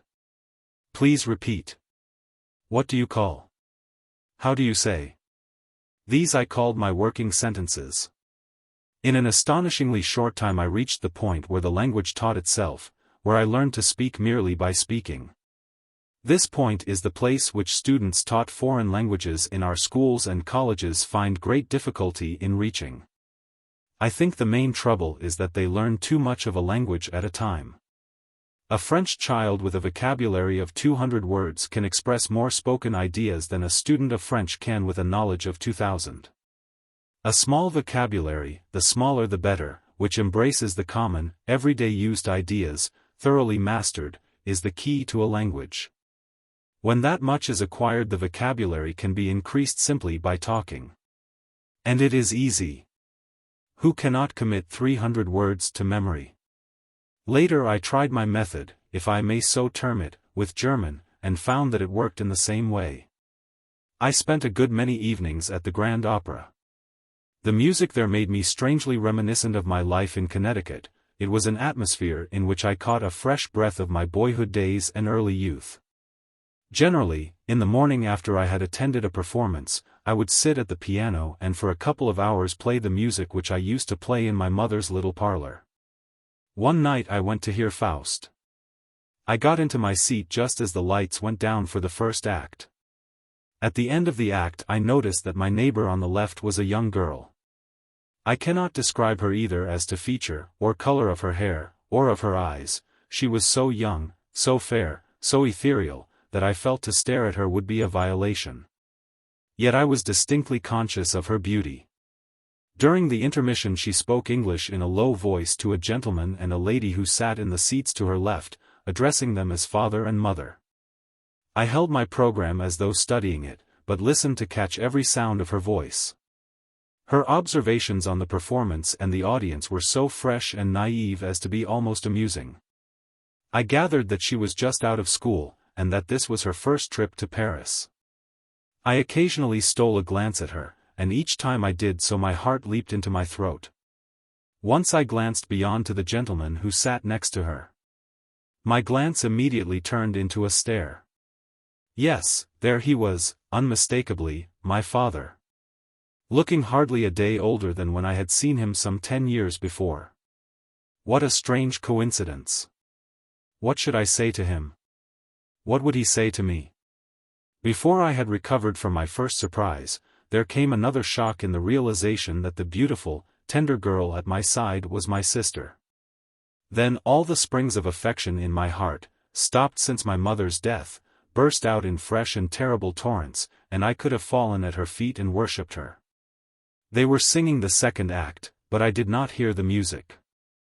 Slowly the desolate loneliness of my position became clear to me. I knew that I could not speak, but I would have given a part of my life to touch her hand with mine and call her sister. I sat through the opera until I could stand it no longer. I felt that I was suffocating. Valentine's love seemed like mockery, and I felt an almost uncontrollable impulse to rise up and scream to the audience, here in your very midst, is a tragedy, a real tragedy. This impulse grew so strong that I became afraid of myself, and in the darkness of one of the scenes I stumbled out of the theater. I walked aimlessly about for an hour or so, my feelings divided between a desire to weep and a desire to curse. I finally took a cab and went from café to café, and for one of the very few times in my life drank myself into a stupor. It was unwelcome news for me when my benefactor, I could not think of him as employer, informed me that he was at last tired of Paris. This news gave me, I think, a passing doubt as to his sanity. I had enjoyed life in Paris, and, taking all things into consideration, enjoyed it wholesomely. One thing which greatly contributed to my enjoyment was the fact that I was an American. Americans are immensely popular in Paris. And this is not due solely to the fact that they spend lots of money there, for they spend just as much or more in London, and in the latter city they are merely tolerated because they do spend. The Londoner seems to think that Americans are people whose only claim to be classed as civilized is that they have money, and the regrettable thing about that is that the money is not English. But the French are more logical and freer from prejudices than the British, so the difference of attitude is easily explained. Only once in Paris did I have cause to blush for my American citizenship. I had become quite friendly with a young man from Luxembourg whom I had met at the big café. He was a stolid, slow-witted fellow, but, as we say, with a heart of gold. He and I grew attached to each other and were together frequently. He was a great admirer of the United States and never grew tired of talking to me about the country and asking for information. It was his intention to try his fortune there some day. One night he asked me in a tone of voice which indicated that he expected an authoritative denial of an ugly rumor, did they really burn a man alive in the United States? I never knew what I stammered out to him as an answer. I should have felt relieved if I could even have said to him, well, only one. When we arrived in London, my sadness at leaving Paris was turned into despair. After my long stay in the French capital, huge, ponderous, massive London seemed to me as ugly a thing as man could contrive to make. I thought of Paris as a beauty spot on the face of the earth, and of London as a big freckle. But soon London's massiveness, I might say its very ugliness, began to impress me. I began to experience that sense of grandeur which one feels when he looks at a great mountain or a mighty river. Beside London, Paris becomes a toy, a pretty plaything. And I must own that before I left the world's metropolis I discovered much there that was beautiful. The beauty in and about London is entirely different from that in and about Paris. And I could not but admit that the beauty of the French city seemed handmade, artificial, as though set up for the photographer's camera, everything nicely adjusted so as not to spoil the picture. While that of the English city was rugged, natural, and fresh. How these two cities typify the two peoples who built them. Even the sound of their names expresses a certain racial difference. Paris is the concrete expression of the gaiety, regard for symmetry, love of art, and, I might well add, of the morality of the French people. London stands for the conservatism, the solidarity, the utilitarianism, and, I might well add, the hypocrisy of the Anglo-Saxon. It may sound odd to speak of the morality of the French, if not of the hypocrisy of the English, but this seeming paradox impresses me as a deep truth. I saw many things in Paris which were immoral according to English standards, but the absence of hypocrisy, the absence of the spirit to do the thing if it might only be done in secret, robbed these very immoralities of the damning influence of the same evils in London. I have walked along the terrace cafés of Paris and seen hundreds of men and women sipping their wine and beer, without observing a sign of drunkenness. As they drank, they chatted and laughed and watched the passing crowds. The drinking seemed to be a secondary thing. This I have witnessed, not only in the cafés along the grand boulevards, but in the out-of-the-way places patronized by the working classes. In London I have seen in the pubs men and women crowded in stuffy little compartments, drinking seemingly only for the pleasure of swallowing as much as they could hold. I have seen their women from 18 to 80, some in tatters, and some clutching babes in their arms, drinking the heavy English alesh and whiskies served to them by women. In the whole scene, not one ray of brightness, not one flash of gaiety, only maudlin joviality or grim despair. And I have thought, if some men and women will drink, and it is certain that some will, is it not better that they do so under the open sky, in the fresh air, than huddled together in some close, smoky room? There is a sort of frankness about the evils of Paris which robs them of much of the seductiveness of things forbidden. And with that frankness goes a certain cleanliness of thought belonging to things not hidden. London will do whatever Paris does, provided exterior morals are not shocked. As a result, Paris has the appearance only of being the more immoral city. The difference may be summed up in this: Paris practices its sins as lightly as it does its religion, while London practices both very seriously. I should not neglect to mention what impressed me most forcibly during my stay in London. It was not St. Paul's nor the British Museum nor Westminster Abbey. It was nothing more or less than the simple phrase, "Thank you," or sometimes more elaborated, "Thank you very kindly, sir." I was continually surprised by the varied uses to which it was put. And, strange to say, its use as an expression of politeness seemed more limited than any other. One night I was in a cheap music hall and accidentally bumped into a waiter who was carrying a tray load of beer, almost bringing him to several shillings worth of grief. To my amazement he righted himself and said, "Thank ye, sir," and left me wondering whether he meant that he thanked me for not completely spilling his beer, or that he would thank me for keeping out of his way. I also found cause to wonder upon what ground the English accuse Americans of corrupting the language by introducing slang words. I think I heard more and more different kinds of slang during my few weeks' stay in London than in my whole tenderloin life in New York. But I suppose the English feel that the language is theirs, and that they may do with it as they please without at the same time allowing that privilege to others. My millionaire was not so long in growing tired of London as of Paris. After a stay of 6 or 8 weeks we went across into Holland. Amsterdam was a great surprise to me. I had always thought of Venice as the city of canals, but it had never entered my mind that I should find similar conditions in a Dutch town.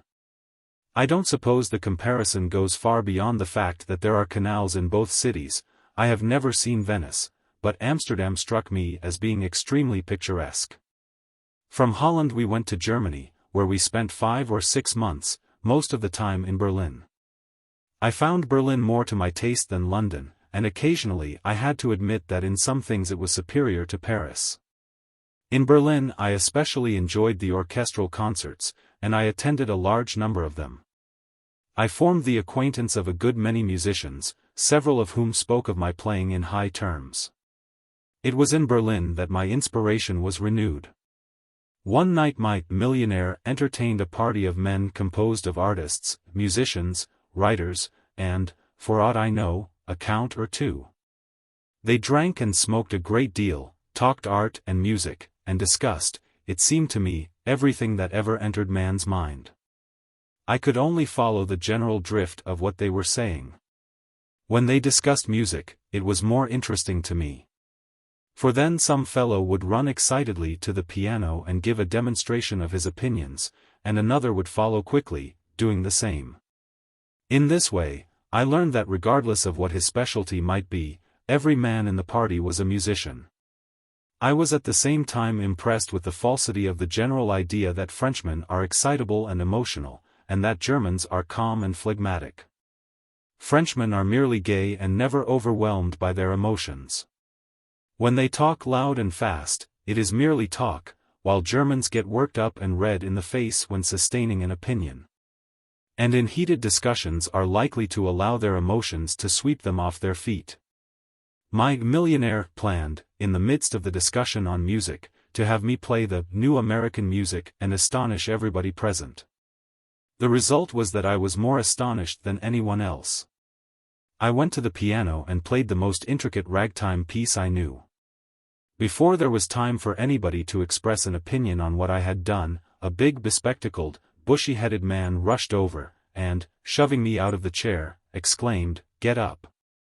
Get up!" He seated himself at the piano, and, taking the theme of my ragtime, played it through first in straight chords, then varied and developed it through every known musical form. I sat amazed. I had been turning classic music into ragtime, a comparatively easy task, and this man had taken ragtime and made it classic. The thought came across me like a flash, it can be done, why can't I do it? From that moment my mind was made up. I clearly saw the way of carrying out the ambition I had formed when a boy. I now lost interest in our trip. I thought, here I am a man, no longer a boy, and what am I doing but wasting my time and abusing my talent? What use am I making of my gifts? What future have I before me following my present course? These thoughts made me feel remorseful and put me in a fever to get to work, to begin to do something. Of course I know now that I was not wasting time, that there was nothing I could have done at that age which would have benefited me more than going to Europe as I did. The desire to begin work grew stronger each day. I could think of nothing else.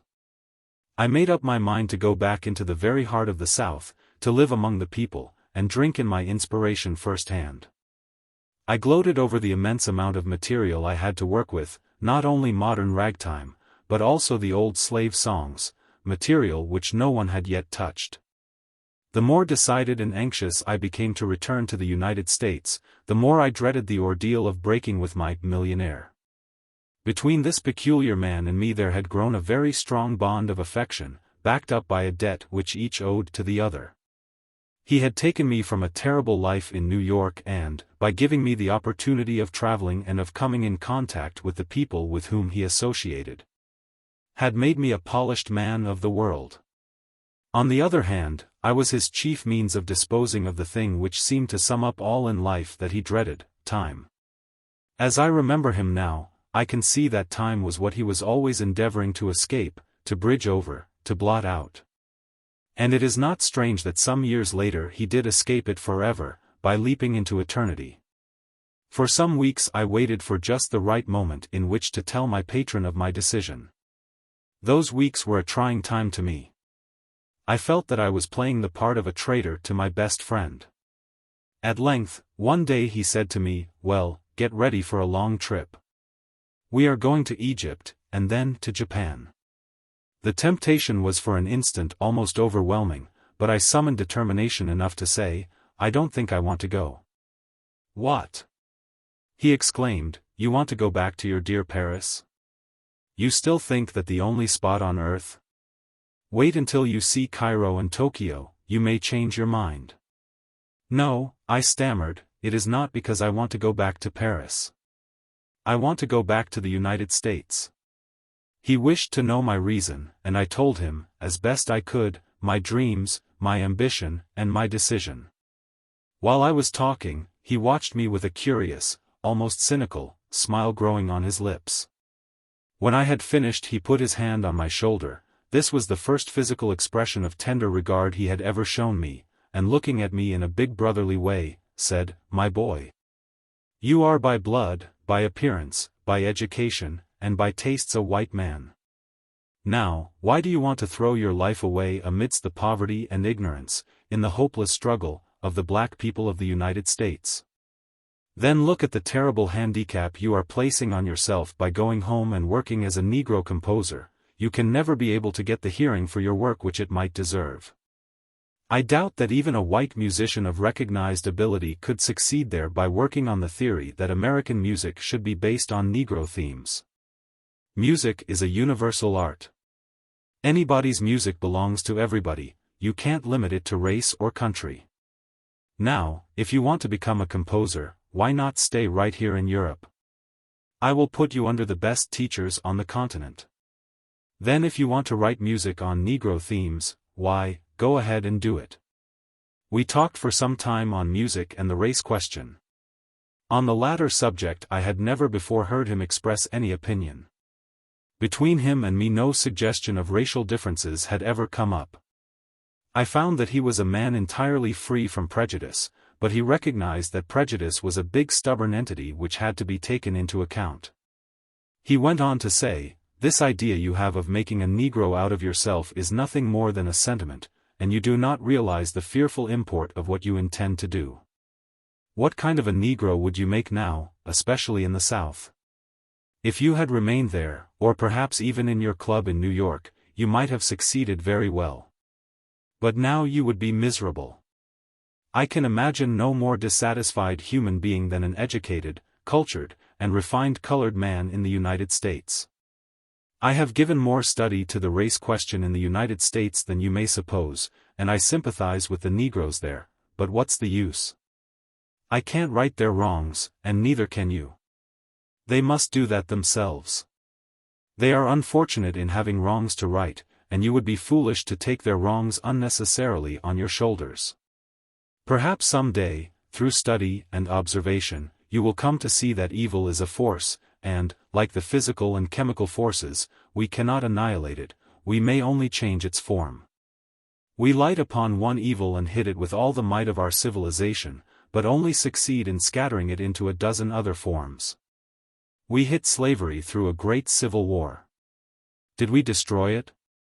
No, we only changed it into hatred between sections of the country, in the South, into political corruption and chicanery, the degradation of the blacks through peonage, unjust laws, unfair and cruel treatment, and the degradation of the whites by their resorting to these practices, the paralyzation of the public conscience, and the ever-overhanging dread of what the future may bring. Modern civilization hit ignorance of the masses through the means of popular education. What has it done but turn ignorance into anarchy, socialism, strikes, hatred between poor and rich, and universal discontent? In like manner, modern philanthropy hit at suffering and disease through asylums and hospitals. It prolongs the sufferers' lives, it is true, but is at the same time sending down strains of insanity and weakness into future generations. My philosophy of life is this: make yourself as happy as possible, and try to make those happy whose lives come in touch with yours. But to attempt to right the wrongs and ease the sufferings of the world in general is a waste of effort. You had just as well try to bail the Atlantic by pouring the water into the Pacific. This tremendous flow of serious talk from a man I was accustomed to see either gay or taciturn so surprised and overwhelmed me that I could not frame a reply. He left me thinking over what he had said. Whatever was the soundness of his logic or the moral tone of his philosophy, his argument greatly impressed me. I could see, in spite of the absolute selfishness upon which it was based, that there was reason and common sense in it. I began to analyze my own motives, and found that they, too, were very largely mixed with selfishness. Was it more a desire to help those I considered my people, or more a desire to distinguish myself, which was leading me back to the United States? That is a question I have never definitely answered.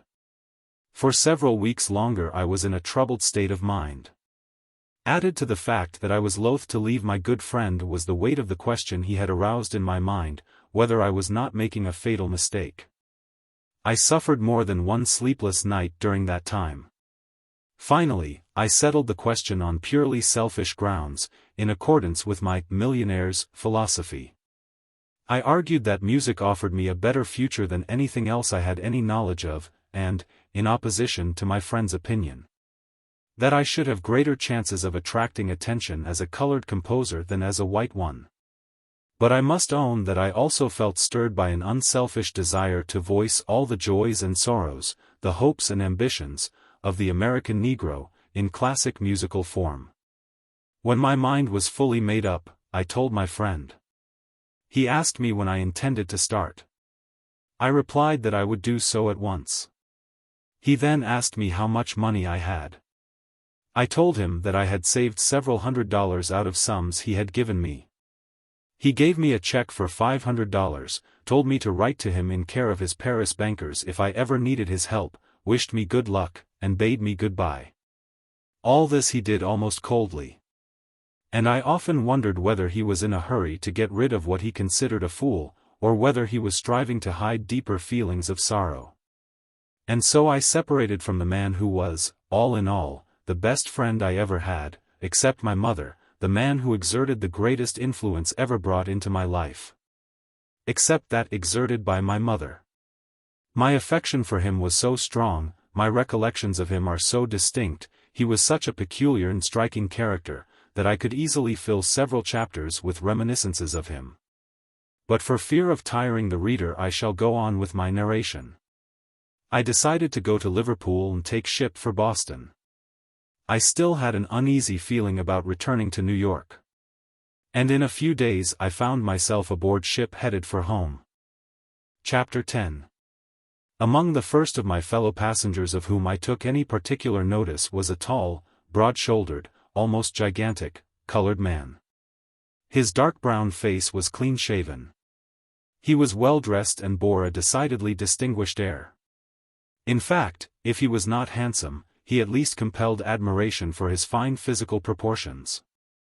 He attracted general attention as he strode the deck in a sort of majestic loneliness. I became curious to know who he was and determined to strike up an acquaintance with him at the first opportune moment. The chance came a day or two later. He was sitting in the smoking room, with a cigar in his mouth which had gone out, reading a novel. I sat down beside him and, offering him a fresh cigar, said, "You don't mind my telling you something unpleasant, do you?" He looked at me with a smile, accepted the proffered cigar, and replied in a voice which comported perfectly with his size and appearance. "I think my curiosity overcomes any objections I might have." "Well," I said, "have you noticed that the man who sat at your right in the saloon during the first meal has not sat there since?" He frowned slightly without answering my question. "Well," I continued, "he asked the steward to remove him, and not only that, he attempted to persuade a number of the passengers to protest against your presence in the dining saloon." The big man at my side took a long draw from his cigar, threw his head back, and slowly blew a great cloud of smoke toward the ceiling. Then turning to me he said, "Do you know, I don't object to anyone's having prejudices so long as those prejudices don't interfere with my personal liberty. Now, the man you are speaking of had a perfect right to change his seat if I in any way interfered with his appetite or his digestion. I should have no reason to complain if he removed to the farthest corner of the saloon, or even if he got off the ship. But when his prejudice attempts to move me 1 foot, 1 inch, out of the place where I am comfortably located, then I object." On the word "object," he brought his great fist down on the table in front of us with such a crash that everyone in the room turned to look. We both covered up the slight embarrassment with a laugh and strolled out on the deck. We walked the deck for an hour or more, discussing different phases of the Negro question. In referring to the race I used the personal pronoun we. My companion made no comment about it, nor evinced any surprise, except to raise his eyebrows slightly the first time he caught the significance of the word. He was the broadest-minded colored man I have ever talked with on the Negro question. He even went so far as to sympathize with and offer excuses for some white Southern points of view. I asked him what were his main reasons for being so hopeful. He replied, "In spite of all that is written, said, and done, this great, big, incontrovertible fact stands out: the Negro is progressing. And that disproves all the arguments in the world that he is incapable of progress. I was born in slavery, and at emancipation was set adrift a ragged, penniless bit of humanity. I have seen the Negro in every grade, and I know what I am talking about. Our detractors point to the increase of crime as evidence against us. Certainly we have progressed in crime as in other things. What less could be expected? And yet, in this respect, we are far from the point which has been reached by the more highly civilized white race. As we continue to progress, crime among us will gradually lose much of its brutal, vulgar, I might say healthy, aspect, and become more delicate, refined, and subtle. Then it will be less shocking and noticeable, although more dangerous to society." Then dropping his tone of irony, he continued with some show of eloquence, "But, above all, when I am discouraged and disheartened, I have this to fall back on: if there is a principle of right in the world, which finally prevails, and I believe that there is.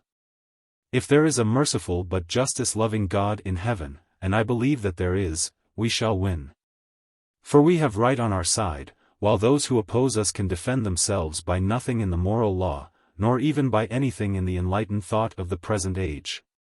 For several days, together with other topics, we discussed the race problem, not only of the United States, but as it affected native Africans and Jews.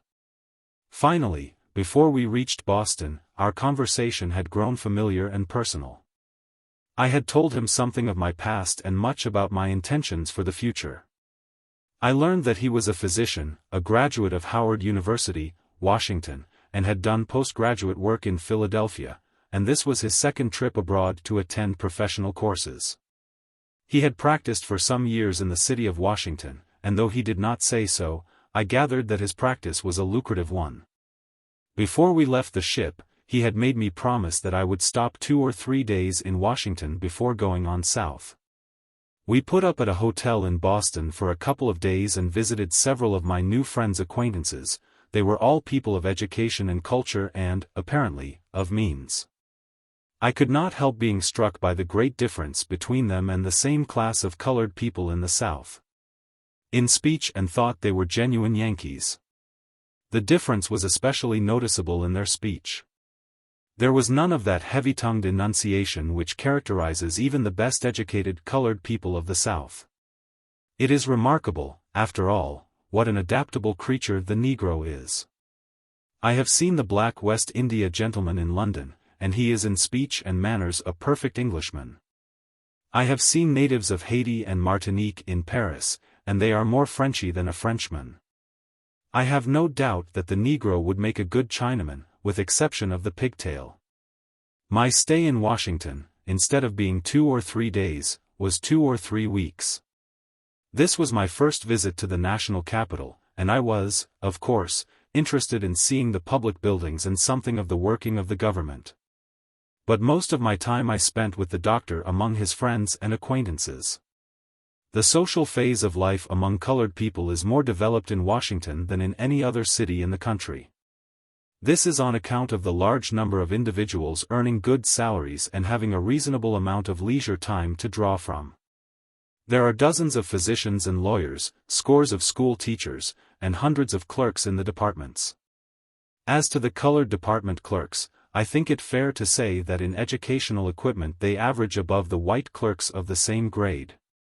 For, whereas a colored college graduate will seek such a job, the white university man goes into one of the many higher vocations which are open to him. In a previous chapter one spoke of social life among colored people, so there is no need to take it up again here. But there is one thing I did not mention: among Negroes themselves there is the peculiar inconsistency of a color question. Its existence is rarely admitted and hardly ever mentioned. It may not be too strong a statement to say that the greater portion of the race is unconscious of its influence, yet this influence, though silent, is constant. It is evidenced most plainly in marriage selection. Thus the black men generally marry women fairer than themselves. While, on the other hand, the dark women of stronger mental endowment are very often married to light-complexioned men. The effect is a tendency toward lighter complexions, especially among the more active elements in the race. Some might claim that this is a tacit admission of colored people among themselves of their own inferiority judged by the color line. I do not think so. What I have termed an inconsistency is, after all, most natural. It is, in fact, a tendency in accordance with what might be called an economic necessity. So far as racial differences go, the United States puts a greater premium on color, or, better, lack of color, than upon anything else in the world. To paraphrase, have a white skin, and all things else may be added unto you. I have seen advertisements in newspapers for waiters, bellboys, or elevator men, which read, "Light-colored man wanted." It is this tremendous pressure which the sentiment of the country exerts that is operating on the race. There is involved not only the question of higher opportunity, but often the question of earning a livelihood, and so I say it is not strange, but a natural tendency. Nor is it any more a sacrifice of self-respect that a black man should give to his children every advantage he can which complexion of the skin carries than that the new or vulgar rich should purchase for their children the advantages which ancestry, aristocracy, and social position carry. I once heard a colored man sum it up in these words: "It's no disgrace to be black, but it's often very inconvenient." Washington shows the Negro not only at his best, but also at his worst. As I drove around with the doctor, he commented rather harshly on those of the latter class which we saw. He remarked, "You see those lazy, loafing, good-for-nothing darkies. They're not worth digging graves for. yet they are the ones who create impressions of the race for the casual observer. It's because they are always in evidence on the street corners, while the rest of us are hard at work. And you know, a dozen loafing darkies make a bigger crowd and a worse impression in this country than 50 white men of the same class. But they ought not to represent the race. We are the race, and the race ought to be judged by us, not by them. Every race and every nation should be judged by the best it has been able to produce, not by the worst. The recollection of my stay in Washington is a pleasure to me now. In company with the doctor I visited Howard University, the public schools, the excellent colored hospital, with which he was in some way connected, if I remember correctly, and many comfortable and even elegant homes. It was with some reluctance that I continued my journey south. The doctor was very kind in giving me letters to people in Richmond and Nashville when I told him that I intended to stop in both of these cities. In Richmond, a man who was then editing a very creditable colored newspaper gave me a great deal of his time and made my stay there of 3 or 4 days very pleasant. In Nashville I spent a whole day at Fisk University, the home of the Jubilee Singers, and was more than repaid for my time. Among my letters of introduction was one to a very prosperous physician. He drove me about the city and introduced me to a number of people. From Nashville I went to Atlanta, where I stayed long enough to gratify an old desire to see Atlanta University again. I then continued my journey to Macon. During the trip from Nashville to Atlanta I went into the smoking compartment of the car to smoke a cigar. I was traveling in a Pullman, not because of an abundance of funds, but because through my experience with my millionaire, a certain amount of comfort and luxury had become a necessity to me whenever it was obtainable. When I entered the car, I found only a couple of men there, but in a half hour there were half a dozen or more. From the general conversation I learned that a fat Jewish-looking man was a cigar manufacturer, and was experimenting in growing Havana tobacco in Florida. That a slender bespectacled young man was from Ohio and a professor in some state institution in Alabama. That a white-mustached, well-dressed man was an old Union soldier who had fought through the Civil War. And that a tall, raw-boned, red-faced man, who seemed bent on leaving nobody in ignorance of the fact that he was from Texas, was a cotton planter. In the North men may ride together for hours in a smoker, and unless they are acquainted with each other never exchange a word. In the South men thrown together in such manner are friends in 15 minutes. There is always present a warm-hearted cordiality which will melt down the most frigid reserve. It may be because Southerners are very much like Frenchmen in that they must talk, and not only must they talk, but they must express their opinions. The talk in the car was for a while miscellaneous, on the weather, crops, business prospects. The old Union soldier had invested capital in Atlanta, and he predicted that that city would soon be one of the greatest in the country. Finally the conversation drifted to politics, then, as a natural sequence, turned upon the Negro question. In the discussion of the race question the diplomacy of the Jew was something to be admired. He had the faculty of agreeing with everybody without losing his allegiance to any side. He knew that to sanction Negro oppression would be to sanction Jewish oppression and would expose him to a shot along that line from the old soldier, who stood firmly on the ground of equal rights and opportunity to all men. Yet long traditions and business instincts told him, when in Rome, to act as a Roman. Altogether his position was a delicate one, and I gave him credit for the skill he displayed in maintaining it. The young professor was apologetic. He had had the same views as the GR man. But a year in the South had opened his eyes, and he had to confess that the problem could hardly be handled any better than it was being handled by the Southern whites.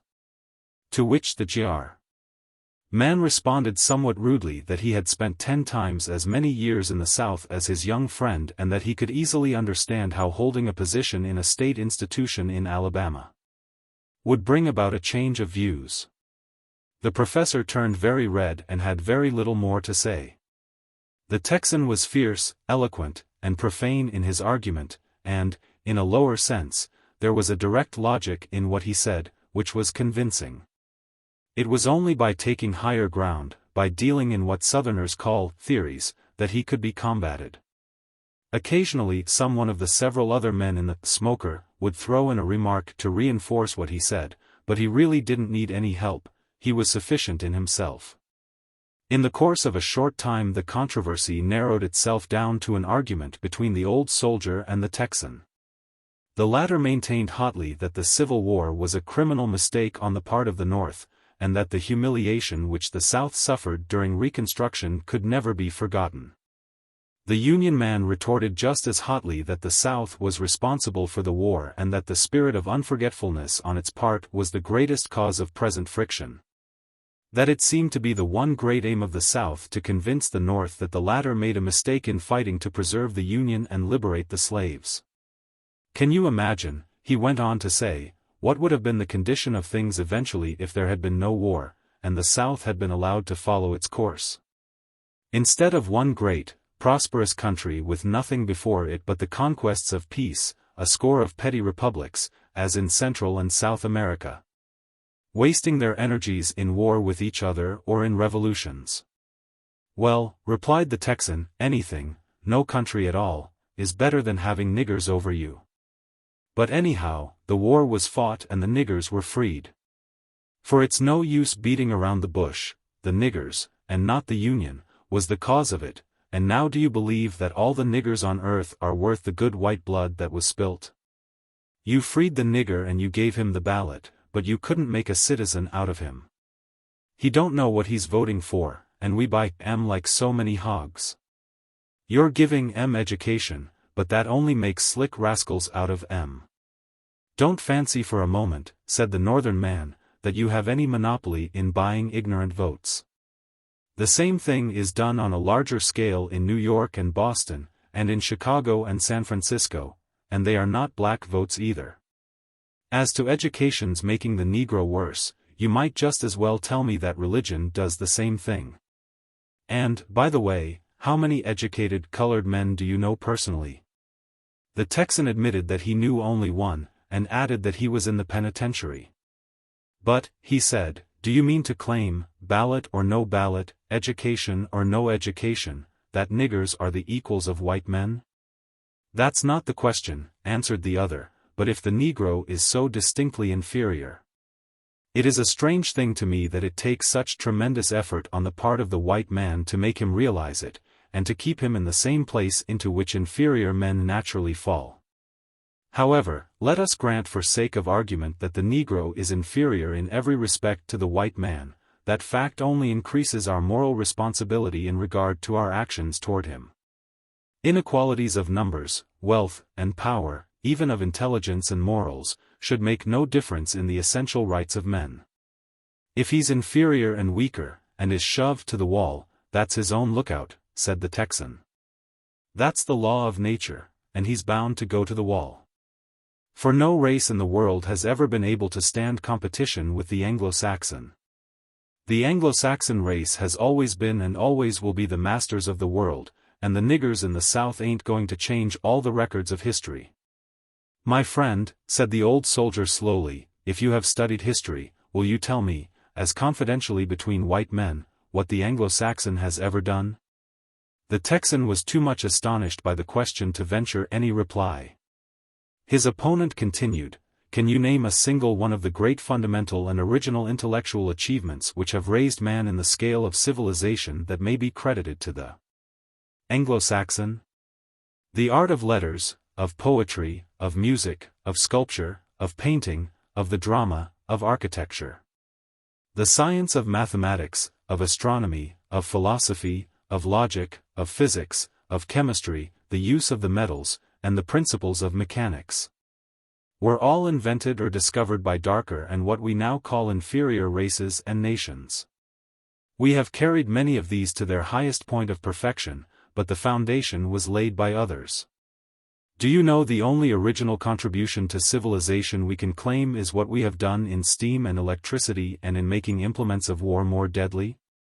And there we worked largely on principles which we did not discover. Why, we didn't even originate the religion we use. We are a great race, the greatest in the world today, but we ought to remember that we are standing on a pile of past races, and enjoy our position with a little less show of arrogance. We are simply having our turn at the game, and we were a long time getting to it. After all, racial supremacy is merely a matter of dates in history. The man here who belongs to what is, all in all, the greatest race the world ever produced, is almost ashamed to own it. If the Anglo-Saxon is the source of everything good and great in the human race from the beginning, why wasn't the German forest the birthplace of civilization? The Texan was somewhat disconcerted, for the argument had passed a little beyond his limits, but he swung it back to where he was sure of his ground by saying, "All that may be true. But it hasn't got much to do with us and the niggers here in the South. We've got M here, and we've got M to live with, and it's a question of white man or nigger, no middle ground. You want us to treat niggers as equals. Do you want to see them sitting around in our parlors? Do you want to see a mulatto South? To bring it right home to you, would you let your daughter marry a nigger? No, I wouldn't consent to my daughter's marrying a nigger, but that doesn't prevent my treating a black man fairly. And I don't see what fair treatment has to do with niggers sitting around in your parlors. They can't come there unless they're invited. Out of all the white men I know, only 100 or so have the privilege of sitting around in my parlor. As to the mulatto South, if you Southerners have one boast that is stronger than another, it is your women. You put them on a pinnacle of purity and virtue and bow down in a chivalric worship before them. Yet you talk and act as though, should you treat the Negro fairly and take the anti-intermarriage laws off your statute books, these same women would rush into the arms of black lovers and husbands. It's a wonder to me that they don't rise up and resent the insult. Colonel, said the Texan, as he reached into his handbag and brought out a large flask of whiskey, you might argue from now until hell freezes over, and you might convince me that you're right. But you'll never convince me that I'm wrong. All you say sounds very good, but it's got nothing to do with facts. You can say what men ought to be, but they ain't that, so there you are. Down here in the South we're up against facts, and we're meeting them like facts. We don't believe the nigger is or ever will be the equal of the white man, and we ain't going to treat him as an equal. I'll be damned if we will. Have a drink. Everybody except the professor partook of the generous Texan's flask, and the argument closed in a general laugh and good feeling. I went back into the main part of the car with the conversation on my mind.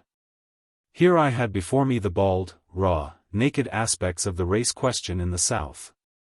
And, in consideration of the step I was just taking, it was far from encouraging.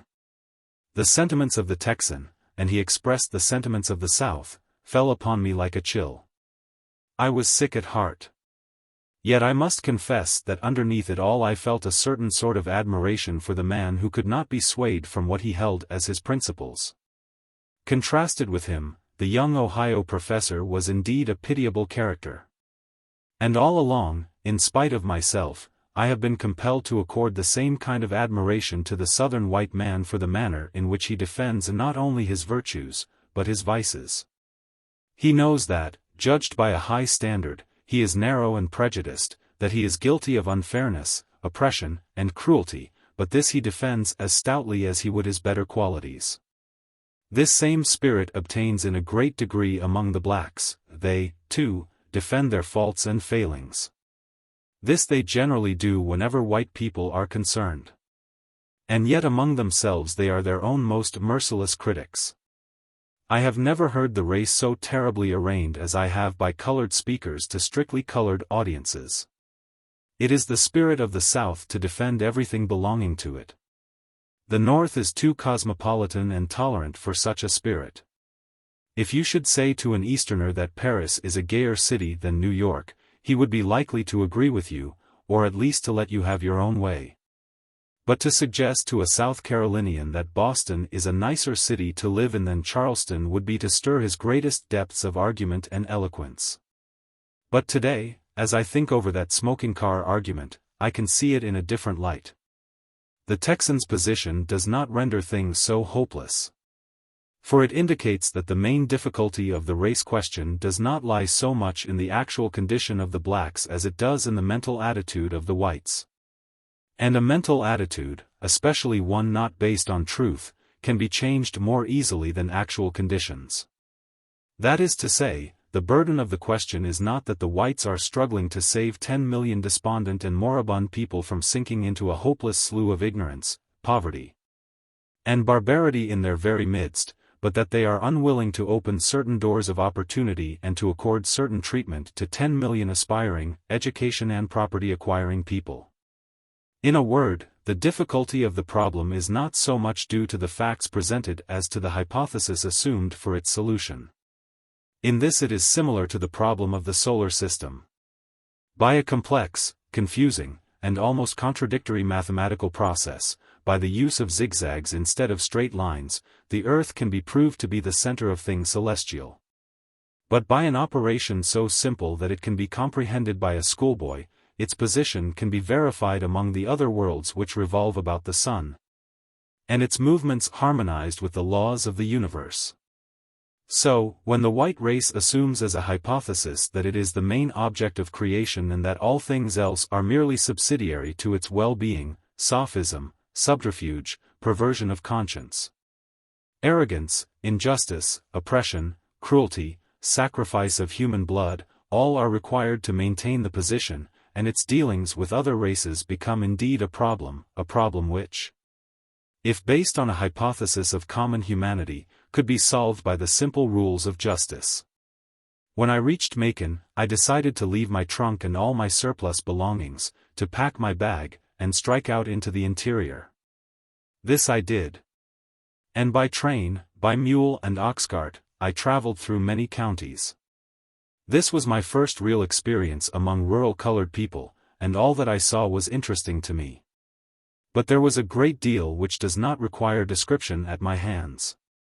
For log cabins and plantations and dialect-speaking darkies are perhaps better known in American literature than any other single picture of our national life. Indeed, they form an ideal and exclusive literary concept of the American Negro to such an extent that it is almost impossible to get the reading public to recognize him in any other setting. So I shall endeavor to avoid giving the reader any already overworked and hackneyed descriptions. This generally accepted literary ideal of the American Negro constitutes what is really an obstacle in the way of the thoughtful and progressive element of the race.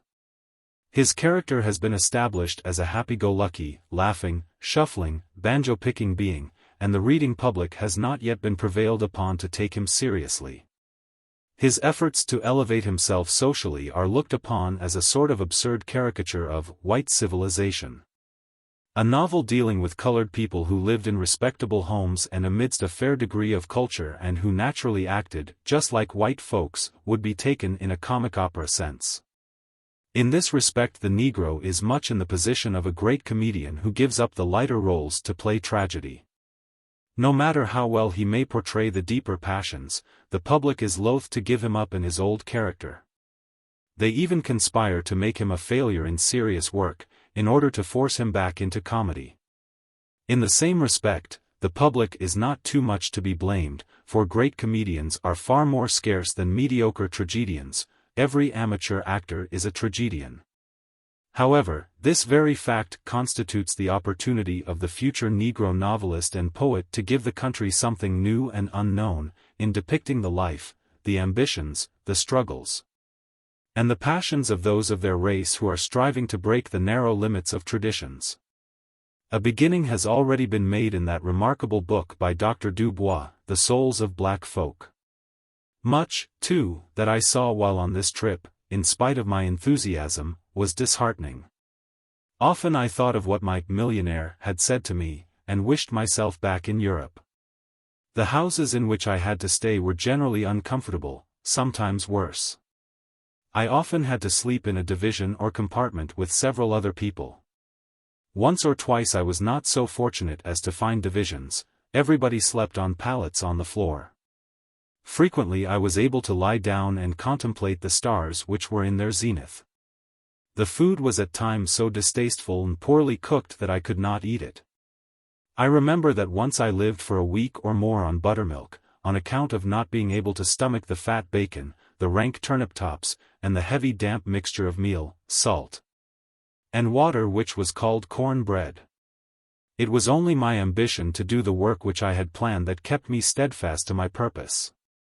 Occasionally I would meet with some signs of progress and uplift in even one of these backwood settlements, houses built of boards, with windows, and divided into rooms. Decent food, and a fair standard of living.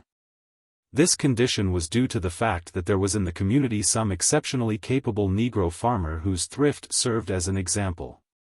As I went about among these dull, simple people, the great majority of them hard-working, in their relations with the white submissive, faithful, and often affectionate, negatively content with their lot, and contrasted them with those of the race who had been quickened by the forces of thought, I could not but appreciate the logic of the position held by those Southern leaders who have been bold enough to proclaim against the education of the Negro.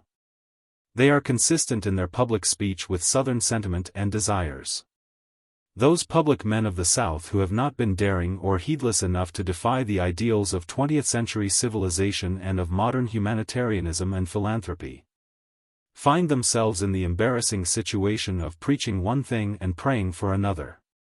They are in the position of the fashionable woman who is compelled by the laws of polite society to say to her dearest enemy, "How happy I am to see you." And yet in this respect how perplexing is Southern character. For, in opposition to the above, it may be said that the claim of the Southern whites, that they love the Negro better than the Northern whites do, is in a manner true. Northern white people love the Negro in a sort of abstract way, as a race, through a sense of justice, charity, and philanthropy, they will liberally assist in his elevation. A number of them have heroically spent their lives in this effort, and just here I wish to say that when the colored people reach the monument-building stage, they should not forget the men and women who went south after the war and founded schools for them. Yet, generally speaking, they have no particular liking for individuals of the race. Southern white people despise the Negro as a race, and will do nothing to aid in his elevation as such. But for certain individuals they have a strong affection, and are helpful to them in many ways. With these individual members of the race they live on terms of the greatest intimacy. They entrust to them their children, their family treasures, and their family secrets. In trouble they often go to them for comfort and counsel, in sickness they often rely upon their care. This affectionate relation between the Southern whites and those blacks who come into close touch with them has not been overdrawn even in fiction. This perplexity of Southern character extends even to the mixture of the races. That is spoken of as though it were dreaded worse than smallpox, leprosy, or the plague. Yet, when I was in Jacksonville, I knew several prominent families there with large colored branches, which went by the same name and were known and acknowledged as blood relatives. And what is more, there seemed to exist between these black brothers and sisters and uncles and aunts a decidedly friendly feeling. I said above that Southern whites would do nothing for the Negro as a race. I know the South claims that it has spent millions for the education of the blacks, and that it has of its own free will shouldered this awful burden. It seems to be forgetful of the fact that these millions have been taken from the public tax funds for education, and that the law of political economy which recognizes the landowner as the one who really pays the taxes is not tenable.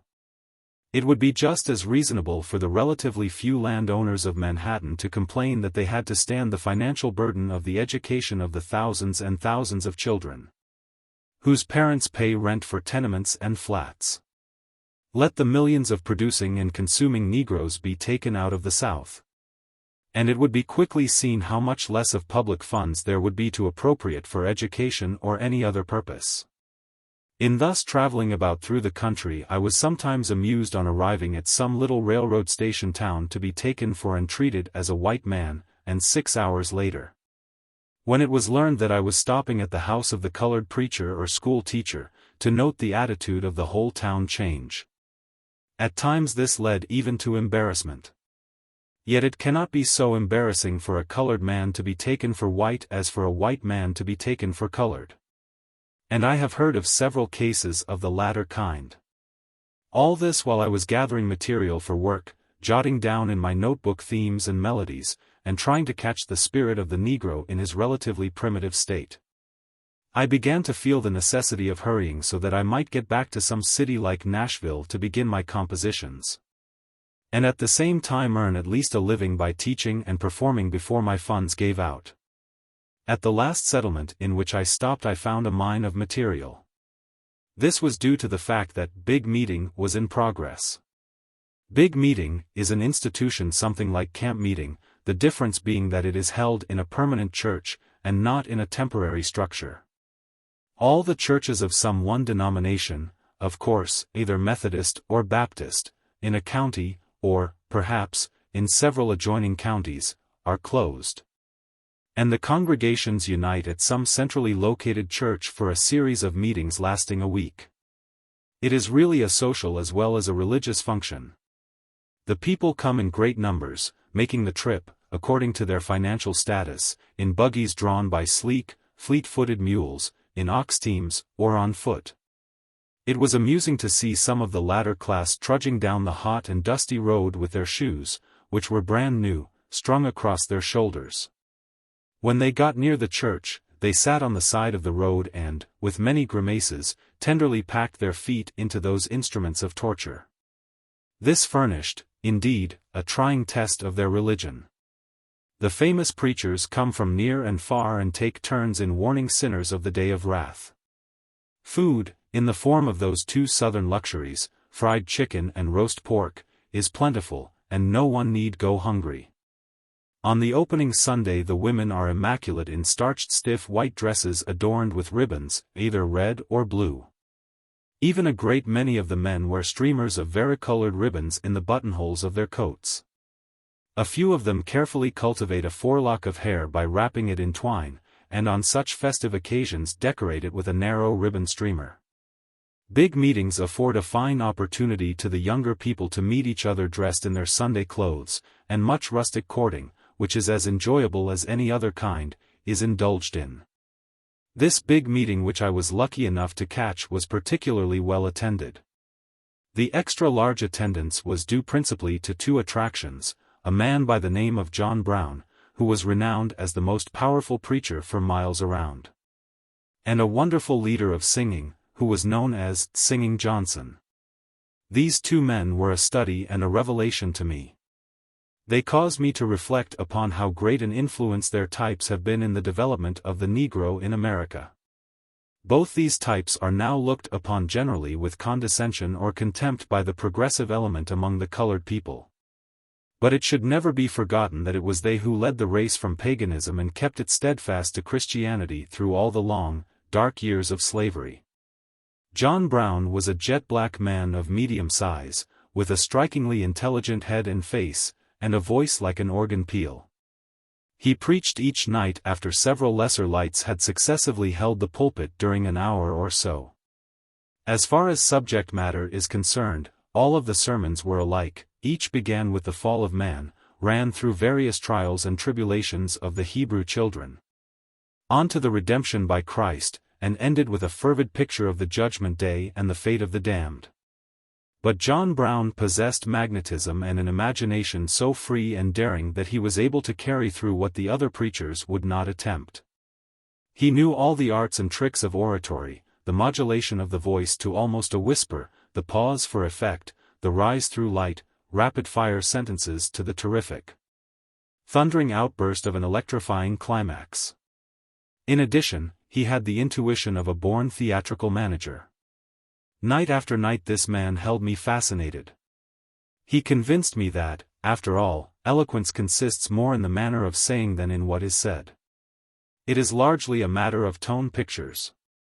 The most striking example of John Brown's magnetism and imagination was his Heavenly March. I shall never forget how it impressed me when I heard it. He opened his sermon in the usual way. Then, proclaiming to his listeners that he was going to take them on the heavenly march, he seized the Bible under his arm and began to pace up and down the pulpit platform. The congregation immediately began with their feet a tramp, tramp, tramp, in time with the preacher's march in the pulpit, all the while singing in an undertone a hymn about marching to Zion. Suddenly he cried, "Halt!" Every foot stopped with the precision of a company of well-drilled soldiers, and the singing ceased. The morning star had been reached. Here the preacher described the beauties of that celestial body. Then the march, the tramp, tramp, tramp, and the singing were again taken up. Another halt. They had reached the evening star. And so on, past the sun and moon, the intensity of religious emotion all the time increasing, along the Milky Way, on up to the gates of heaven. Here the halt was longer, and the preacher described at length the gates and walls of the New Jerusalem. Then he took his hearers through the pearly gates, along the golden streets, pointing out the glories of the city, pausing occasionally to greet some patriarchal members of the church. Well known to most of his listeners in life, who had had the tears wiped from their eyes, were clad in robes of spotless white, with crowns of gold upon their heads and harps within their hands. And ended his march before the great white throne. To the reader this may sound ridiculous, but listened to under the circumstances, it was highly and effectively dramatic. I was a more or less sophisticated and non-religious man of the world, but the torrent of the preacher's words, moving with the rhythm and glowing with the eloquence of primitive poetry, swept me along, and I, too, felt like joining in the shouts of Amen. Hallelujah. John Brown's powers in describing the delights of heaven were no greater than those in depicting the horrors of hell. I saw great, strapping fellows trembling and weeping like children at the mourner's bench. His warnings to sinners were truly terrible. I shall never forget one expression that he used, which for originality and aptness could not be excelled. In my opinion, it is more graphic and, for us, far more expressive than St. Paul's, "It is hard to kick against the pricks." He struck the attitude of a pugilist and thundered out, "Young man, yo arms too short to box with God." As interesting as was John Brown to me, the other man, singing Johnson, was more so. He was a small, dark brown, one-eyed man, with a clear, strong, high-pitched voice, a leader of singing, a maker of songs, a man who could improvise at the moment lines to fit the occasion. Not so striking a figure as John Brown, but, at big meetings, equally important. It is indispensable to the success of the singing, when the congregation is a large one made up of people from different communities, to have someone with a strong voice who knows just what hymn to sing and when to sing it, who can pitch it in the right key, and who has all the leading lines committed to memory. Sometimes it devolves upon the leader to sing down a long-winded or uninteresting speaker. Committing to memory the leading lines of all the Negro spiritual songs is no easy task, for they run up into the hundreds. But the accomplished leader must know them all, because the congregation sings only the refrains and repeats.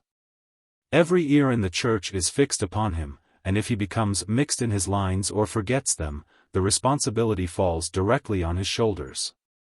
For example, most of these hymns are constructed to be sung in the following manner. Leader, swing low, sweet chariot. Congregation, coming for to carry me home. Leader, swing low, sweet chariot. Congregation, coming for to carry me home. Leader, I look over yonder, what do I see? Congregation, coming for to carry me home. Leader, two little angels coming after me. Congregation, coming for to carry me home, etc., etc., etc. The solitary and plaintive voice of the leader is answered by a sound like the roll of the sea, producing a most curious effect. In only a few of these songs do the leader and the congregation start off together. Such a song is the well-known "Steal Away to Jesus." The leader and the congregation begin. Steal away, steal away. Steal away to Jesus. Steal away home. I ain't got long to stay here. Then the leader alone. My Lord, he calls me. He calls me by the thunder. The trumpet sounds within my soul. Then all together. I ain't got long to stay here. The leader and the congregation again take up the opening refrain, then the leader sings 3 more leading lines alone, and so on almost ad infinitum. It will be seen that even here most of the work falls upon the leader, for the congregation sings the same lines over and over, while his memory and ingenuity are taxed to keep the songs going. Generally the parts taken up by the congregation are sung in a 3-part harmony, the women singing the soprano and a transposed tenor, the men with high voices singing the melody, and those with low voices a thundering bass. In a few of these songs, however, the leading part is sung in unison by the whole congregation, down to the last line, which is harmonized. The effect of this is intensely thrilling. Such a hymn is, "Go Down, Moses." It stirs the heart like a trumpet call. Singing Johnson was an ideal leader, and his services were in great demand. He spent his time going about the country from one church to another. He received his support in much the same way as the preachers, part of a collection, food and lodging. All of his leisure time he devoted to originating new words and melodies and new lines for old songs. He always sang with his eyes, or, to be more exact, his eye, closed, indicating the tempo by swinging his head to and fro. He was a great judge of the proper hymn to sing at a particular moment. And I noticed several times, when the preacher reached a certain climax, or expressed a certain sentiment, that Johnson broke in with a line or two of some appropriate hymn. The speaker understood and would pause until the singing ceased. As I listened to the singing of these songs, the wonder of their production grew upon me more and more. How did the men who originated them manage to do it? The sentiments are easily accounted for, they are mostly taken from the Bible, but the melodies, where did they come from? Some of them so weirdly sweet, and others so wonderfully strong. Take, for instance, "Go Down, Moses." I doubt that there is a stronger theme in the whole musical literature of the world. And so many of these songs contain more than mere melody, there is sounded in them that elusive undertone, the note in music which is not heard with the ears. I sat often with the tears rolling down my cheeks and my heart melted within me. Any musical person who has never heard a Negro congregation under the spell of religious fervor sing these old songs has missed one of the most thrilling emotions which the human heart may experience. Anyone who without shedding tears can listen to Negroes sing, "Nobody knows the trouble I see, nobody knows but Jesus," must indeed have a heart of stone. As yet, the Negroes themselves do not fully appreciate these old slave songs. The educated classes are rather ashamed of them and prefer to sing hymns from books. This feeling is natural. They are still too close to the conditions under which the songs were produced, but the day will come when this slave music will be the most treasured heritage of the American Negro. At the close of the big meeting, I left the settlement where it was being held, full of enthusiasm. I was in that frame of mind which, in the artistic temperament, amounts to inspiration. I was now ready and anxious to get to some place where I might settle down to work, and give expression to the ideas which were teeming in my head. But I strayed into another deviation from my path of life as I had it marked out, which led me upon an entirely different road. Instead of going to the nearest and most convenient railroad station, I accepted the invitation of a young man who had been present the closing Sunday at the meeting to drive with him some miles farther to the town in which he taught school, and there take the train. My conversation with this young man as we drove along through the country was extremely interesting. He had been a student in one of the Negro colleges, strange coincidence, in the very college, as I learned through him, in which Shiny was now a professor. I was, of course, curious to hear about my boyhood friend, and had it not been vacation time, and that I was not sure that I should find him, I should have gone out of my way to pay him a visit. But I determined to write to him as soon as the school opened. My companion talked to me about his work among the people, of his hopes and his discouragements. He was tremendously in earnest. I might say, too much so. In fact, it may be said that the majority of intelligent colored people are, in some degree, too much in earnest over the race question. They assume and carry so much that their progress is at times impeded, and they are unable to see things in their proper proportions. In many instances a slight exercise of the sense of humor would save much anxiety of soul. Anyone who marks the general tone of editorials in colored newspapers is apt to be impressed with this idea.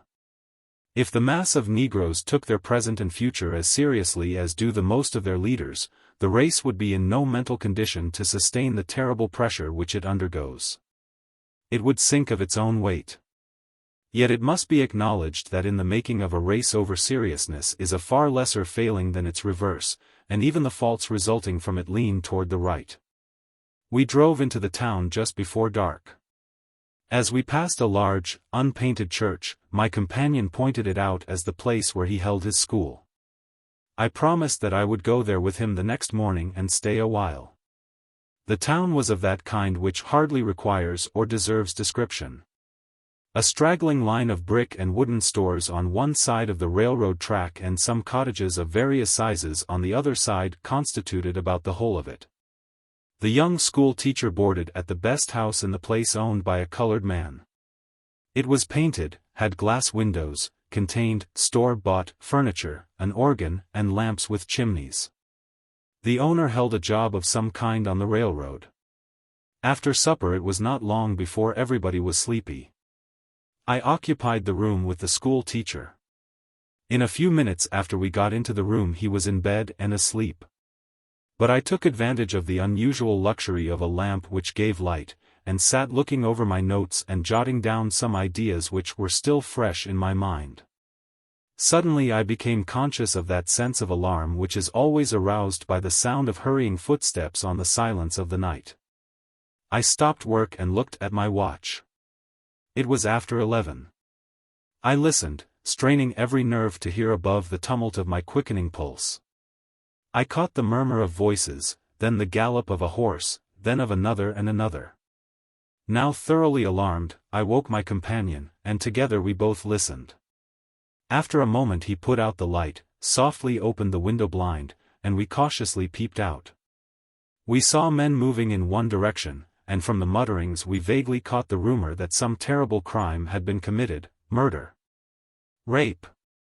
I put on my coat and hat. My friend did all in his power to dissuade me from venturing out, but it was impossible for me to remain in the house under such tense excitement. My nerves would not have stood it. Perhaps what bravery I exercised in going out was due to the fact that I felt sure my identity as a colored man had not yet become known in the town. I went out and, following the drift, reached the railroad station. There was gathered there a crowd of men, all white, and others were steadily arriving, seemingly from all the surrounding country. How did the news spread so quickly? I watched these men moving under the yellow glare of the kerosene lamps about the station, stern, comparatively silent, all of them armed, some of them in boots and spurs, fierce, determined men. I had come to know the type well, blond, tall and lean, with ragged mustache and beard, and glittering gray eyes. At the first suggestion of daylight they began to disperse in groups, going in several directions. There was no extra noise or excitement, no loud talking, only swift, sharp words of command given by those who seemed to be accepted as leaders by mutual understanding. In fact, the impression made upon me was that everything was being done in quite an orderly manner.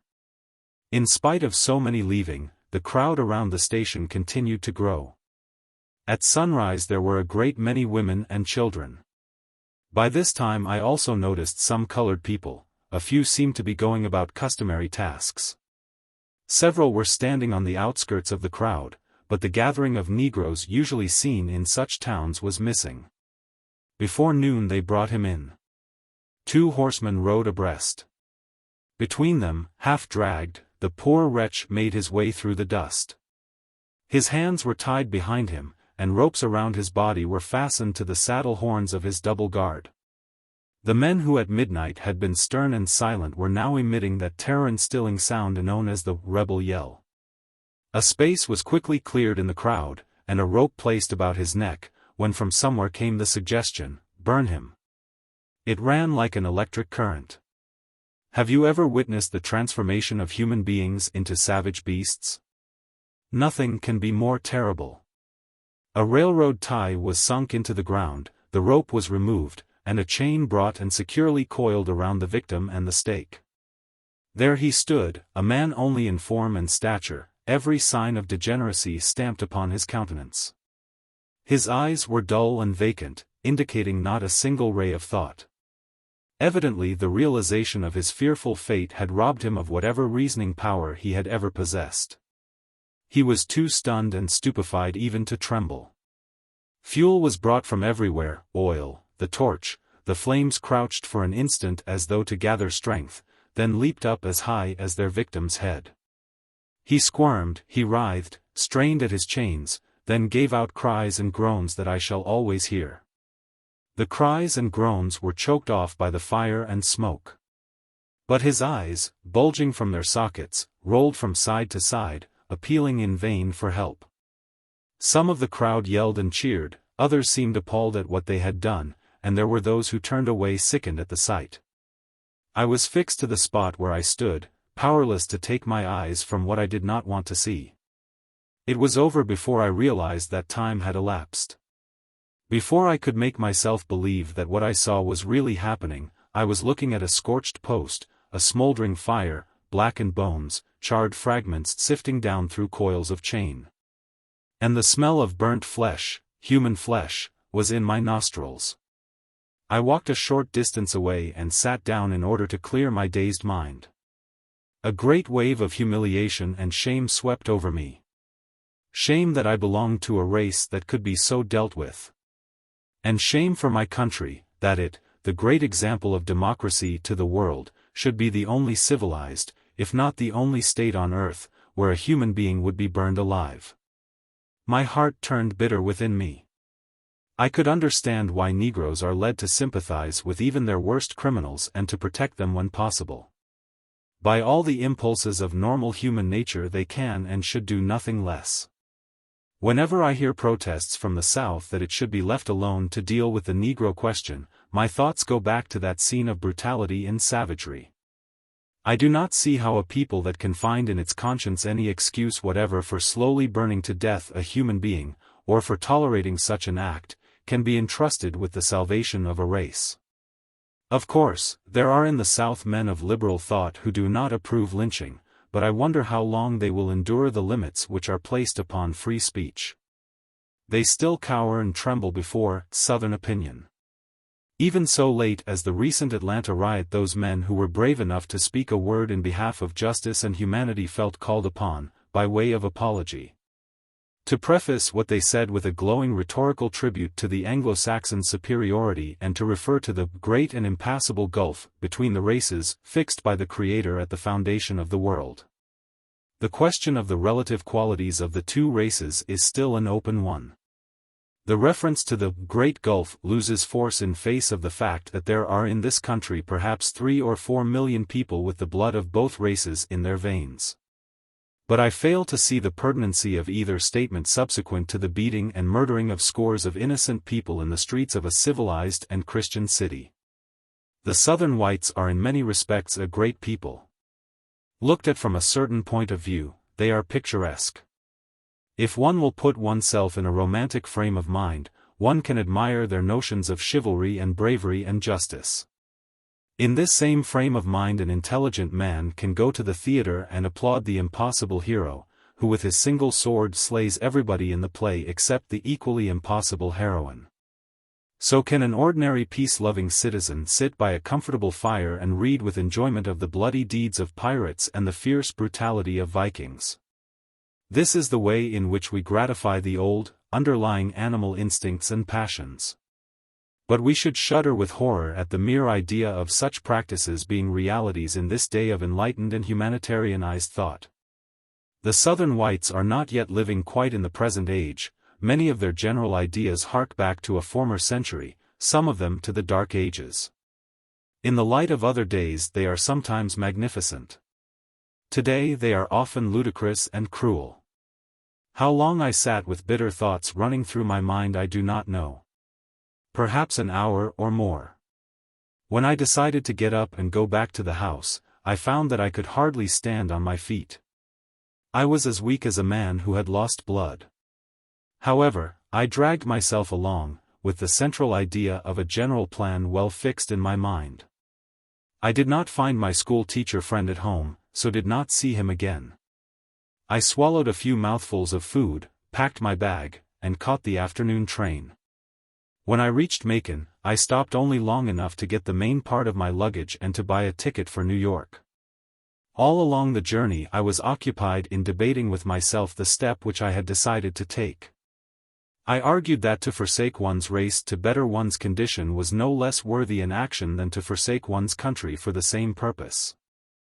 I finally made up my mind that I would neither disclaim the black race nor claim the white race, but that I would change my name, raise a mustache, and let the world take me for what it would.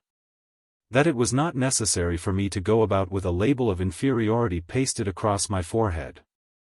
All the while I understood that it was not discouragement or fear or search for a larger field of action and opportunity that was driving me out of the Negro race. I knew that it was shame, unbearable shame. Shame at being identified with a people that could with impunity be treated worse than animals.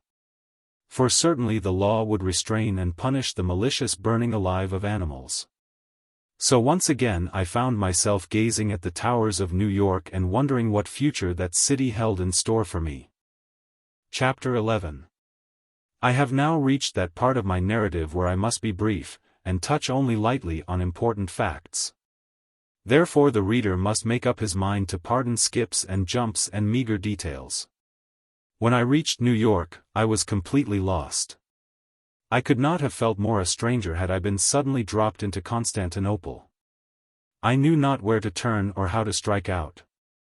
I was so oppressed by a feeling of loneliness that the temptation to visit my old home in Connecticut was well-nigh irresistible. I reasoned, however, that unless I found my old music teacher, should be, after so many years of absence, as much of a stranger there as in New York. And, furthermore, that in view of the step which I had decided to take, such a visit would be injudicious. I remembered, too, that I had some property there in the shape of a piano and a few books, but decided that it would not be worth what it might cost me to take possession. By reason of the fact that my living expenses in the South had been very small, I still had nearly $400 of my capital left. In contemplation of this, my natural and acquired bohemian tastes asserted themselves, and I decided to have a couple of weeks' good time before worrying seriously about the future. I went to Coney Island and the other resorts, took in the pre-season shows along Broadway, and ate at first-class restaurants. But I shunned the old 6th Avenue district as though it were pest-infected.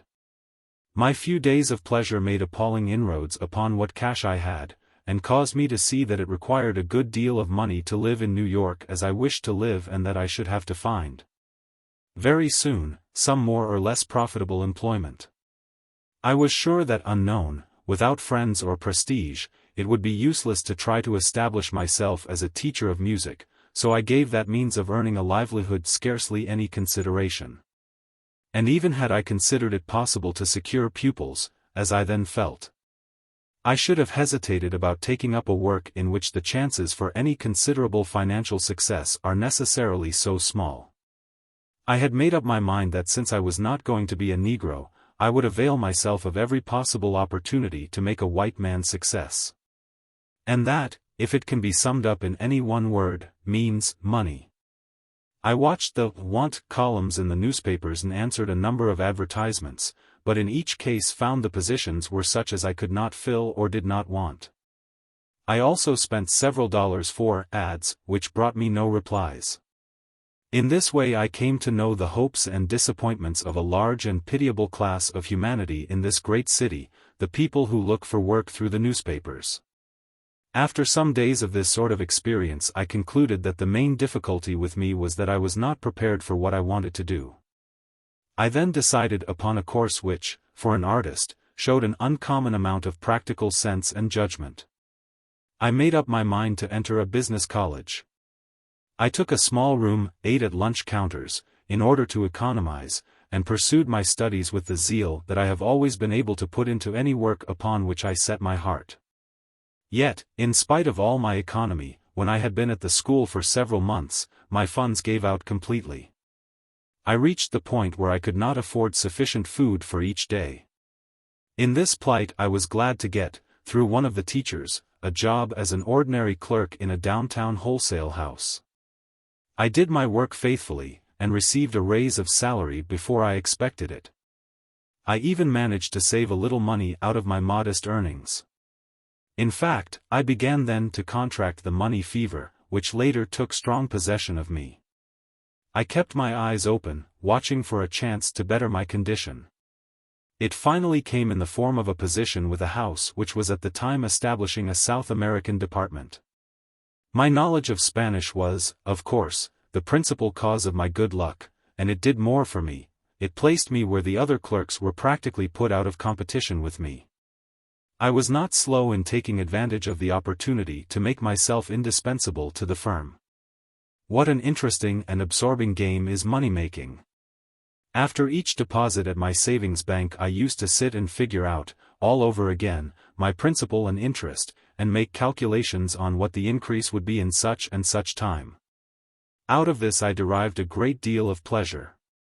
I denied myself as much as possible in order to swell my savings. As much as I enjoyed smoking, I limited myself to an occasional cigar, and that was generally of a variety which in my old days at the club was known as a Henry Mudd. Drinking I cut out altogether, but that was no great sacrifice. The day on which I was able to figure up $1,000 marked an epoch in my life. And this was not because I had never before had money. In my gambling days and while I was with my millionaire, I handled sums running high up into the hundreds. But they had come to me like fairy godmother's gifts, and at a time when my conception of money was that it was made only to spend. Here, on the other hand, was $1,000 which I had earned by days of honest and patient work, $1,000 which I had carefully watched grow from the first dollar. And I experienced, in owning them, a pride and satisfaction which to me was an entirely new sensation. As my capital went over the $1,000 mark, I was puzzled to know what to do with it, how to put it to the most advantageous use. I turned down first one scheme and then another, as though they had been devised for the sole purpose of gobbling up my money. I finally listened to a friend who advised me to put all I had in New York real estate, and under his guidance I took equity in a piece of property on which stood a rickety old tenement house. I did not regret following this friend's advice, for in something like 6 months I disposed of my equity for more than double my investment. From that time on I devoted myself to the study of New York real estate and watched for opportunities to make similar investments. In spite of 2 or 3 speculations which did not turn out well, I have been remarkably successful. Today I am the owner and part owner of several flat houses. I have changed my place of employment 4 times since returning to New York, and each change has been a decided advancement. Concerning the position which I now hold I shall say nothing except that it pays extremely well. As my outlook on the world grew brighter, I began to mingle in the social circles of the men with whom I came in contact. And gradually, by a process of elimination, I reached a grade of society of no small degree of culture. My appearance was always good and my ability to play on the piano, especially ragtime, which was then at the height of its vogue, made me a welcome guest. The anomaly of my social position often appealed strongly to my sense of humor. I frequently smiled inwardly at some remark not altogether complimentary to people of color. And more than once I felt like declaiming, "I am a colored man. Do I not disprove the theory that 1 drop of Negro blood renders a man unfit?" Many a night when I returned to my room after an enjoyable evening, I laughed heartily over what struck me as the capital joke I was playing. Then I met her, and what I had regarded as a joke was gradually changed into the most serious question of my life.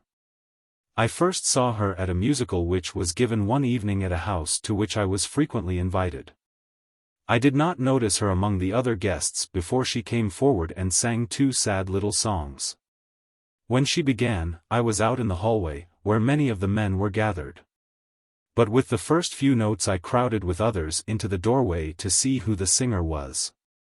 When I saw the girl, the surprise which I had felt at the first sound of her voice was heightened.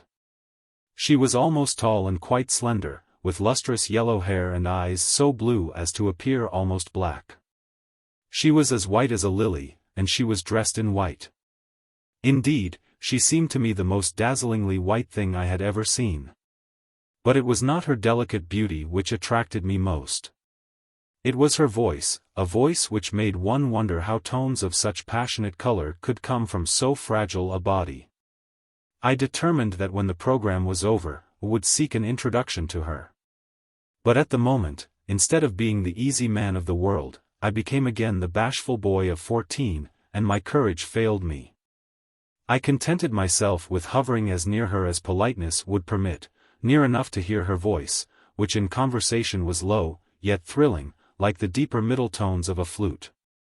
I watched the men gather round her talking and laughing in an easy manner, and wondered how it was possible for them to do it. But destiny, my special destiny, was at work. I was standing near, talking with affected gaiety to several young ladies, who, however, must have remarked my preoccupation. For my second sense of hearing was alert to what was being said by the group of which the girl in white was the center, when I heard her say, "I think his playing of Chopin is exquisite." And one of my friends in the group replied, "You haven't met him?" "Allow me," then turning to me, "Old man, when you have a moment I wish you to meet Miss." I don't know what she said to me or what I said to her. I can remember that I tried to be clever, and experienced a growing conviction that I was making myself appear more and more idiotic. I am certain, too, that, in spite of my Italian-like complexion, I was as red as a beet. Instead of taking the car, I walked home. I needed the air and exercise as a sort of sedative. I am not sure whether my troubled condition of mind was due to the fact that I had been struck by love or to the feeling that I had made a bad impression upon her. As the weeks went by, and when I had met her several more times, I came to know that I was seriously in love. And then began for me days of worry, for I had more than the usual doubts and fears of a young man in love to contend with. Up to this time I had assumed and played my role as a white man with a certain degree of nonchalance, a carelessness as to the outcome, which made the whole thing more amusing to me than serious. But now I ceased to regard being a white man as a sort of practical joke. My acting had called for mere external effects. Now I began to doubt my ability to play the part. I watched her to see if she was scrutinizing me, to see if she was looking for anything in me which made me differ from the other men she knew. In place of an old inward feeling of superiority over many of my friends, I began to doubt myself. I began even to wonder if I really was like the men I associated with. If there was not, after all, an indefinable something which marked a difference. But, in spite of my doubts and timidity, my affair progressed, and I finally felt sufficiently encouraged to decide to ask her to marry me.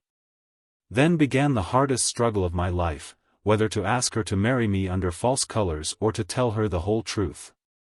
My sense of what was exigent made me feel there was no necessity of saying anything, but my inborn sense of honor rebelled at even indirect deception in this case. But however much I moralized on the question, I found it more and more difficult to reach the point of confession. The dread that I might lose her took possession of me each time I sought to speak, and rendered it impossible for me to do so. That moral courage requires more than physical courage is no mere poetic fancy. I am sure I should have found it easier to take the place of a gladiator, no matter how fierce the Numidian lion, than to tell that slender girl that I had Negro blood in my veins. The fact which I had at times wished to cry out, I now wished to hide forever. During this time we were drawn together a great deal by the mutual bond of music. She loved to hear me play Chopin and was herself far from being a poor performer of his compositions. I think I carried her every new song that was published which I thought suitable to her voice, and played the accompaniment for her. Over these songs we were like two innocent children with new toys. She had never been anything but innocent. But my innocence was a transformation wrought by my love for her, love which melted away my cynicism and whitened my sullied soul and gave me back the wholesome dreams of my boyhood. There is nothing better in all the world that a man can do for his moral welfare than to love a good woman. My artistic temperament also underwent an awakening. I spent many hours at my piano, playing over old and new composers. I also wrote several little pieces in a more or less Chopinesque style, which I dedicated to her. And so the weeks and months went by. Often words of love trembled on my lips, but I dared not utter them, because I knew they would have to be followed by other words which I had not the courage to frame.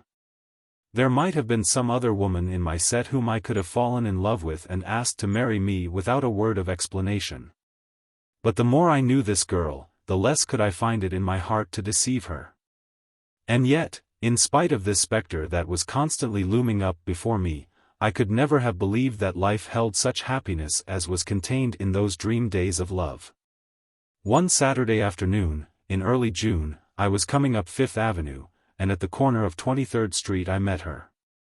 She had been shopping. We stopped to chat for a moment, and I suggested that we spend half an hour at the Eden Museum. We were standing leaning on the rail in front of a group of figures, more interested in what we had to say to each other than in the group. When my attention became fixed upon a man who stood at my side studying his catalogue. It took me only an instant to recognize in him my old friend, Shiny. My first impulse was to change my position at once. As quick as a flash I considered all the risks I might run in speaking to him, and most especially the delicate question of introducing him to her. I confess that in my embarrassment and confusion I felt small and mean. But before I could decide what to do, he looked around at me and, after an instant, quietly asked, "Pardon me. But isn't this?" The nobler part in me responded to the sound of his voice, and I took his hand in a hearty clasp. Whatever fears I had felt were quickly banished, for he seemed, at a glance, to divine my situation, and let drop no word that would have aroused suspicion as to the truth. With a slight misgiving I presented him to her and was again relieved of fear. She received the introduction in her usual gracious manner, and without the least hesitancy or embarrassment joined in the conversation. An amusing part about the introduction was that I was upon the point of introducing him as Shiny, and stammered a second or two before I could recall his name. We chatted for some 15 minutes. He was spending his vacation north, with the intention of doing 4 or 6 weeks' work in one of the summer schools. He was also going to take a bride back with him in the fall. He asked me about myself, but in so diplomatic a way that I found no difficulty in answering him. The polish of his language and the unpedantic manner in which he revealed his culture greatly impressed her, and after we had left the museum she showed it by questioning me about him. I was surprised at the amount of interest a refined black man could arouse. Even after changes in the conversation she reverted several times to the subject of Shiny. Whether it was more than mere curiosity I could not tell, but I was convinced that she herself knew very little about prejudice. Just why it should have done so I do not know, but somehow the Shiny incident gave me encouragement and confidence to cast the die of my fate. I reasoned, however, that since I wanted to marry her only, and since it concerned her alone, I would divulge my secret to no one else, not even her parents. One evening a few days afterwards at her home, we were going over some new songs and compositions when she asked me, as she often did, to play the 13th Nocturne. When I began, she drew a chair near to my right and sat leaning with her elbow on the end of the piano, her chin resting on her hand, and her eyes reflecting the emotions which the music awoke in her. An impulse which I could not control rushed over me, a wave of exultation. The music under my fingers sank almost to a whisper, and calling her for the first time by her Christian name. But without daring to look at her, I said, "I love you, I love you, I love you." My fingers were trembling so that I ceased playing. I felt her hand creep to mine, and when I looked at her, her eyes were glistening with tears. I understood, and could scarcely resist the longing to take her in my arms, but I remembered that which has been the sacrificial altar of so much happiness, duty. And bending over her hand in mine, I said, "Yes, I love you, but there is something more, too, that I must tell you." Then I told her, in what words I do not know, the truth. I felt her hand grow cold, and when I looked up, she was gazing at me with a wild, fixed stare as though I was some object she had never seen. Under the strange light in her eyes I felt that I was growing black and thick-featured and crimp-haired. She appeared not to have comprehended what I had said. Her lips trembled and she attempted to say something to me, but the words stuck in her throat. Then, dropping her head on the piano, she began to weep with great sobs that shook her frail body. I tried to console her, and blurted out incoherent words of love, but this seemed only to increase her distress, and when I left her she was still weeping. When I got into the street, I felt very much as I did the night after meeting my father and sister at the opera in Paris, even a similar desperate inclination to get drunk. But my self-control was stronger. This was the only time in my life that I ever felt absolute regret at being colored, that I cursed the drops of African blood in my veins and wished that I were really white. When I reached my rooms, I sat and smoked several cigars while I tried to think out the significance of what had occurred. I reviewed the whole history of our acquaintance, recalled each smile she had given me, each word she had said to me that nourished my hope. I went over the scene we had just gone through, trying to draw from it what was in my favor and what was against me. I was rewarded by feeling confident that she loved me, but I could not estimate what was the effect upon her of my confession. At last, nervous and unhappy, I wrote her a letter, which I dropped into the mailbox before going to bed, in which I said, "I understand even better than you. And so I suffer even more than you. But why should either of us suffer for what neither of us is to blame? If there is any blame, it belongs to me, and I can only make the old, yet strongest plea that can be offered: I love you, and I know that my love, my great love, infinitely overbalances that blame and blots it out. What is it that stands in the way of our happiness? It is not what you feel or what I feel, it is not what you are or what I am. It is what others feel and are. But, oh! Is that a fair price?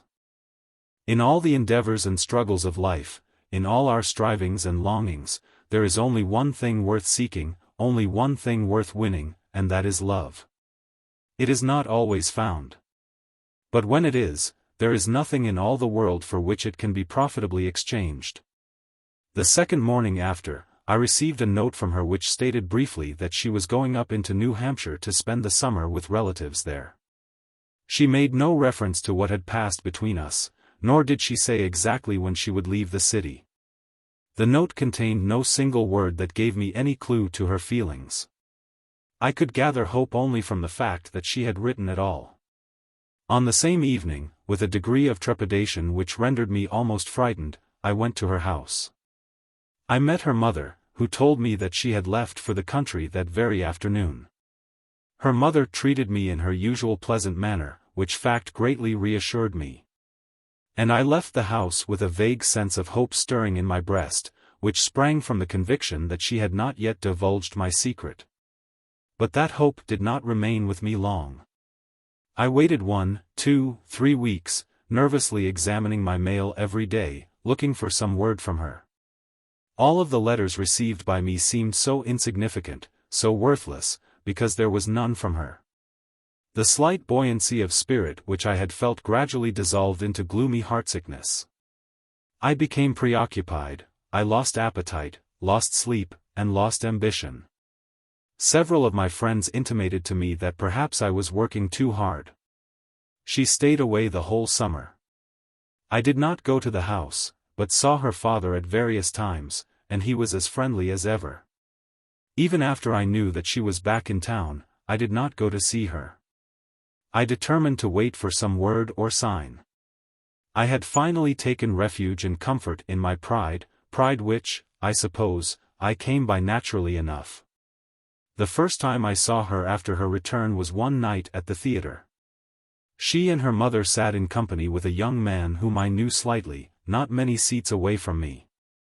Never did she appear more beautiful, and yet, it may have been my fancy, she seemed a trifle paler, and there was a suggestion of haggardness in her countenance. But that only heightened her beauty. The very delicacy of her charm melted down the strength of my pride. My situation made me feel weak and powerless, like a man trying with his bare hands to break the iron bars of his prison cell. When the performance was over, I hurried out and placed myself where, unobserved, I could see her as she passed out. The haughtiness of spirit in which I had sought relief was all gone, and I was willing and ready to undergo any humiliation. Shortly afterward we met at a progressive card party, and during the evening we were thrown together at one of the tables as partners. This was really our first meeting since the eventful night at her house. Strangely enough, in spite of our mutual nervousness, we won every trick of the game, and one of our opponents jokingly quoted the old saw, "Lucky at cards, unlucky in love." Our eyes met, and I am sure that in the momentary glance my whole soul went out to her in one great plea. She lowered her eyes and uttered a nervous little laugh. During the rest of the game I fully merited the unexpressed and expressed abuse of my various partners. For my eyes followed her wherever she was, and I played whatever card my fingers happened to touch. Later in the evening she went to the piano and began to play very softly, as to herself, the opening bars of the 13th Nocturne. I felt that the psychic moment of my life had come, a moment which, if lost, could never be called back.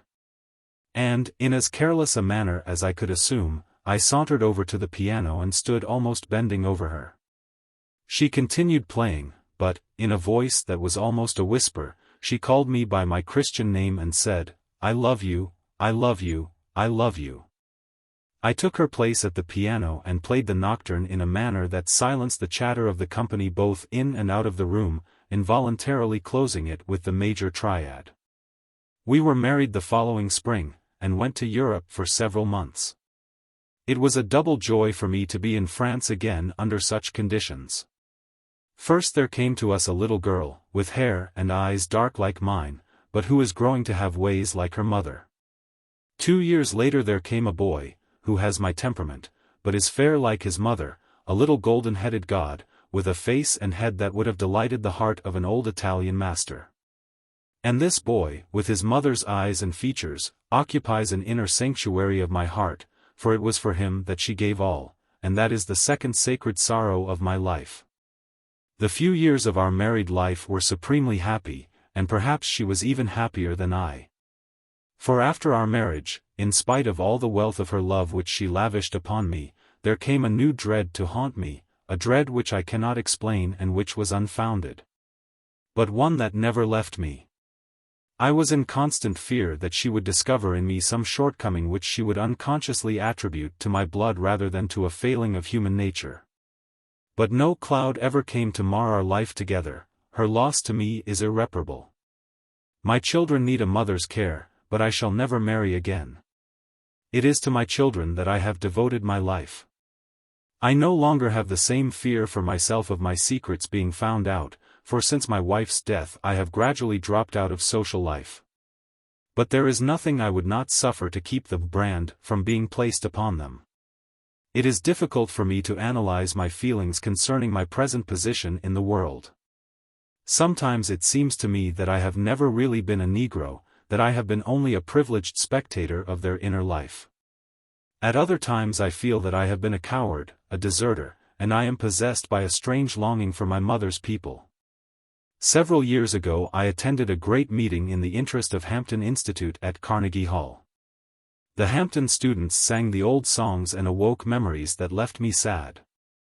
Among the speakers were R.C. Ogden, ex-ambassador Choate, and Mark Twain, but the greatest interest of the audience was centered in Booker T. Washington, and not because he so much surpassed the others in eloquence, but because of what he represented with so much earnestness and faith.